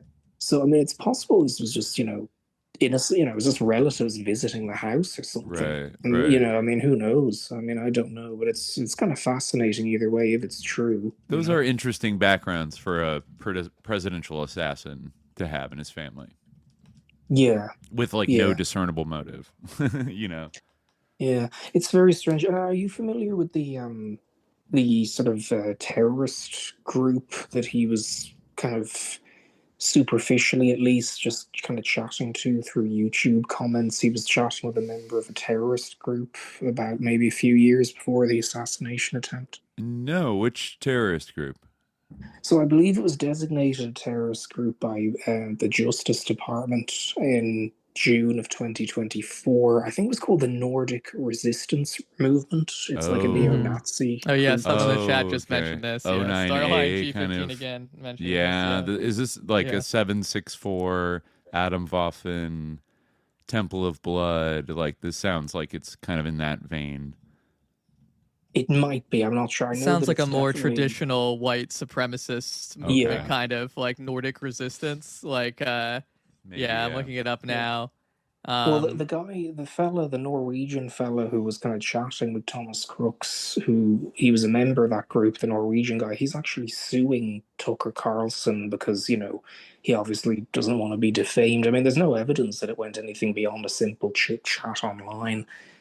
So I should mention that. I mean, Tucker Carlson might be finding himself in some legal trouble because of maybe the implications he was making. So I just want to make it clear there's no evidence at all this fellow was involved in anything to do with Crooks other than a bit of chit-chat. The comments Crooks made, though, were very violent in some of that chit-chat. He was talking about how can we storm the Capitol or how can we do this and that, what weapons would we need. I mean, it was all very kind of sinister in terms of Crooks's comments. I don't know much about that Nordic resistance group. I mean, certainly seems like they are like basically just straight up neo-Nazis. Like, oh, jeez, yeah. That's pretty horrible. Yeah, I mean, it was. Their allies include the Adam Waffen Division, the Azov Battalion, cool. the Order of the Nine Angels. Oh, so they're liberal. That's fine. Exactly. Yeah. The group has a long history with the O9A that predates its ties to Iron March. This is according to the Iron March Forum and the Evolution of the Skull Mask Neo-Fascist Network from the CTC Sentinel, from the West Point Combating Terrorism Center. So they are O9A inspired. Well, they have a long history with it. Okay. Håkon Forwald, head of the Norwegian branch from 2010 to 2019, was a devotee of a Scandinavian O9A current, variously known as the Misanthropic Luciferian Order, the Temple of Black Light, and Current 218. It's like the magazine of the Finnish branch of the Nordic resistance movement. Featured articles on O9A spiritual practices and on the work of Kerry Bolton of the Black Order. All right, so there you go. Yeah, we got an O9A Satanist. They do seem... SJ kind of indicated again that Satanists are sometimes. I mean, radical we've been statement. so overwhelmingly vindicated on that like it outrages me to think that people would like counter signal that. Although the amount of things that people kind of like tut and like kind of like sneer at like is unbelievable. Like it just. Doesn't look so silly now, does it? To talk about Satan as being sus, does it? They're shooting at presidents now.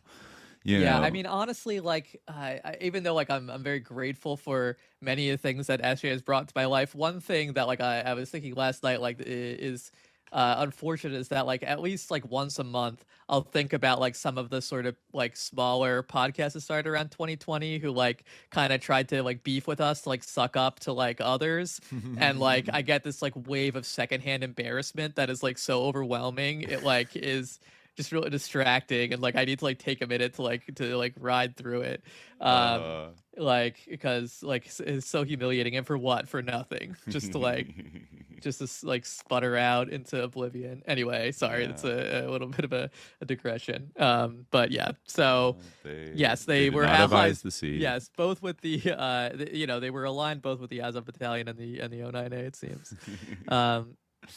Yeah, fascinating. I did not know that. That is interesting. I don't know how I didn't really look at it. It's a bit depressing looking into movements like that or groups like that. So I haven't really looked into that Nordic resistance thingy or whatever.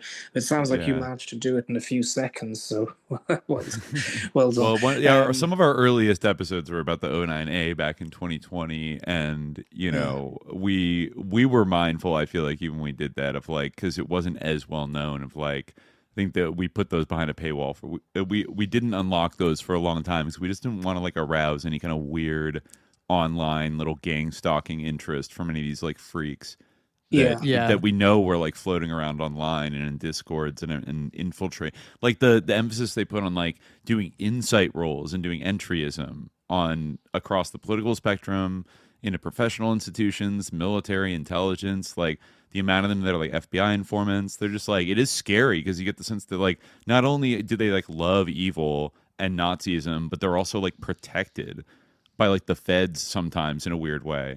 Now it's a little bit, some of them have been like busted or rolled up. But then I think you do see some of these mass shootings now that it looks like there's some kind of grooming from like an O9A style group that got like some 20-year-old kid to go do something, and then it all gets kind of hushed up.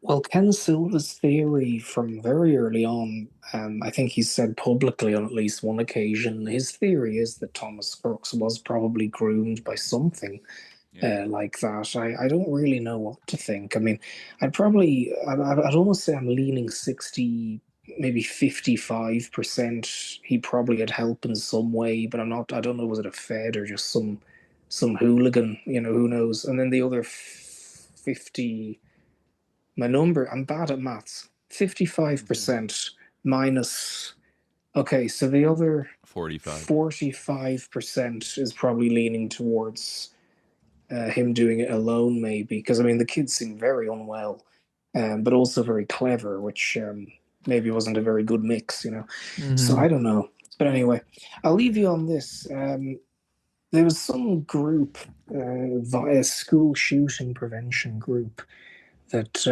did some work with the school group that Thomas Crooks' school was in when he went to school there near Pittsburgh. And so Ken Silva got in touch with this group. They're based in Colorado. And they said, oh no, that was a mistake. And they took it down off their website. And like, to be fair, it probably was a mistake. Those sorts of errors happen all the time. But it was just kind of, odd. It was a gun violence prevention group based out of Colorado. And I did some digging into them. And they're, wow, they've got contracts with Lockheed Martin, Sandia National Laboratories, the NSA. It's amazing, really. But again, these sorts of mistakes happen on websites, directories, That is interesting, though. Yeah. Yeah. They came to prominence after the Columbine shooting because so pretty old. Wow. Yeah. The head of this group is a police psychologist, and he works on like military bases doing like psychological screenings for recruits. And this was the group that apparently was working in some capacity with the school district Thomas Crooks was in before they took it off their website and said it was just a mistake. So Ken and I and other people found that kind of funny, I suppose, at the very least. So yeah, I don't know what to make of that, but it certainly was just a weird irony at the very least, you know. Yeah. Well, yeah, I'll check out your episodes on this because it sounds like there's a lot of strangeness. Well, episode 2 is coming soon. We've got 2 of Thomas Crooks' school teachers actually are interviewed for it, which would be kind of fun. I'm listening actually to your George Estabrooks episode. Oh yeah, it's an old one, I know. I'm enjoying it though. I mean, it's helpful because I was reading some Colin Ross's book, and you know that one, The CIA Doctors. Yeah. This Estabrooks guy sounds like a nutcase. Oh yeah, a 33rd degree Freemason, if I recall, and big time hypnosis guy. Yeah, very and not kind of forgotten about, but he was like earlier than people think, like World War II. You know, doing these kind of like hypnosis experiments on soldiers. But yeah. Have you ever gone digging into places like, you know, Offutt Air Force Base in Nebraska? I know that it's like a big deal, Offutt Air Force Base. Sure, it's it popped up in Franklin a little bit. Yeah. The Strategic Air Command at Offutt. That's the one, yeah. Strategic Air Commander. Yes. I think it's that's the one. Yeah, you're right. Yeah. So that's an interesting place altogether. That'll come up in the documentary. But anyway, I gotta go now. I know it's been a brief call, but I enjoyed it, and I hope I contributed in some valuable way. But thank you for doing this nice New Year's Eve talk. It's enjoyable. It's been of course happy to have you. Yeah, I gotta go sleep now, and I have my breakfast technically here, even though it's still nighttime. But you know what I mean. But anyway, have a good evening, both of you, and good luck to you. Best of luck for the new year. You too, Michael or Matthew. Sorry, what am I thinking? Been on too long, Matthew. Yeah. Cheers. Yeah. Happy New Year. Happy New Year. Peace. All right. It is past 6:30 here, so unfortunately, my time is up. I have an event to attend tonight. But we had 2 people waiting in the chat.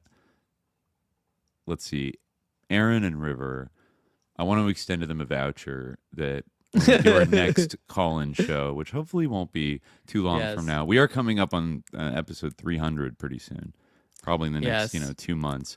I would like to extend them a voucher for they can get bumped to the top of the line if they call. And River and I have been in discussion in DMs. He wanted us to provide some context in our remarks about Fidel Castro and our Epstein episode. I think while I feel like my remarks were I think that I do think that we could have. Yeah. It was maybe a bit too not explicit enough, the sort of political context of that line of questioning of Ghislaine Maxwell trying to tie Fidel to Epstein. So while and the photo, the timing of releasing those photos in the first wave at the moment with Venezuela and choking off Cuba economically. I think River pointed out to us that I think the centenary anniversary to underscore this. So in case this, that might have been something that he wanted to mention, then I think that we could have underscored that more fully, and we will, I think, in 2026 do an episode on a topic River suggested, which is on Honduras. Right. So we'll see. What exact angle that will take, but I think is something that I do find interesting and is a way to get into that subject, which is obviously very important right now, one that we haven't really fully delved into. I think 2026 should be a year of renewed focus on Yankee imperialism in Central and South America and the Caribbean, because it is definitely accelerating right now. And we got a lot of Monroe Doctrine fuckery, a lot of ships, yeah, exactly, kind of literally blockading Venezuela right now, trying to economically choke it out. That seems to be the strategy, and also simultaneously choke out the economy of Cuba, which is having its oil cut off from Venezuela at a time when it's already being like strangled the last ever since Trump revoked the whatever the normalization. It's there's a lot of bullshit going on right now. So I think what better time? Maybe I'll finally learn Spanish this year. Who knows? Maybe not. But someone asks, how are we not censored? I think we probably are in some ways. I don't know ways if we're invisible. The darling of the algorithm, but we're not like just restrained from being on the air. So I think doing long episodes helps. Yeah. True. Yeah. Exactly. You gotta catch the wave and ride with us, and then then revelations will emerge. But not to say we do it in an oblique way, but it's not like advertised. Though I think we're in an era where like only very, very specific things are like going to get you quote unquote banned. Like talking in an ostensibly broad way about like conspiracies and political stuff in general. I think the internet has opted to like nominally allow and it. most what I mean? Like conspiracy content is like literally. I mean, I hate to use this kind of overused word, which I imagine in 2026 will pass out of our lexicon and become passé, but it is slop. And it is like literally like that serves nothing and just like pulls people into like a vortex of like either like analysis paralysis or just like total like false consciousness and like delusion over like a lot of it is just nonsense that's usually like meant to be kind of like a stalking horse for some kind of like very like banal like political agenda, like usually it's just like kind of a way to I don't know, give this kind of like thrill of hidden knowledge to what is otherwise just basically like agitprop for usually like a very like moribund form of right-wing politics, I would say. Like a lot, like in this, like obviously, like left-wing, quote-unquote conspiracism or whatever you want to call it. Like again, like conspiracies are not like false. There's this kind of, we talked about this many times. Like there's this weird psyop that has been performed where conspiracy theory has become like a synonym for like dumb bad idea that only fools believe in, which doesn't like correspond at all to any kind of reality where like conspiracies are routine, but like obviously which means that conspiracies are a normal feature of politics and history. So therefore, insofar as anyone is interested in those things, leftists are also interested in them. But there is also this kind of genre of conspiraslop or sci-slop, which is, has become in this day and age increasingly the province of kind of usually like kind of right-wing opportunists, just because I think the right-wing politics is a little bit more amenable to that, although by no means exclusively amenable, and there certainly are left-wing incarnations of that, although I think like insofar left-wing grifters tend to what they often trade in a sense of superiority and not falling for that. If they're, that's usually what they're selling. There's a different like value system for grifting as a left influencer that like is still ultimately a grift, but you're right, is often in projecting a kind of seriousness and not buying into like being above such cheap thing, a bit like being like, we're not some freaks, being normal in the left wing sense. It's all about being normal and accepted and cool and serious, so people traffic in that's really the currency of charismatic authority more on the left, so they're able to shut down discussion of conspiracies much more easily by kind of brushing it aside in a kind of, it doesn't obviously Like, and it's more tied to people who went through certain institutions of like higher education and believe in, you know, sort of the normative, you know, narratives and paradigms that they were taught in school. They're a little afraid to like challenge them openly, or in case they sound wacky or uneducated, God forbid.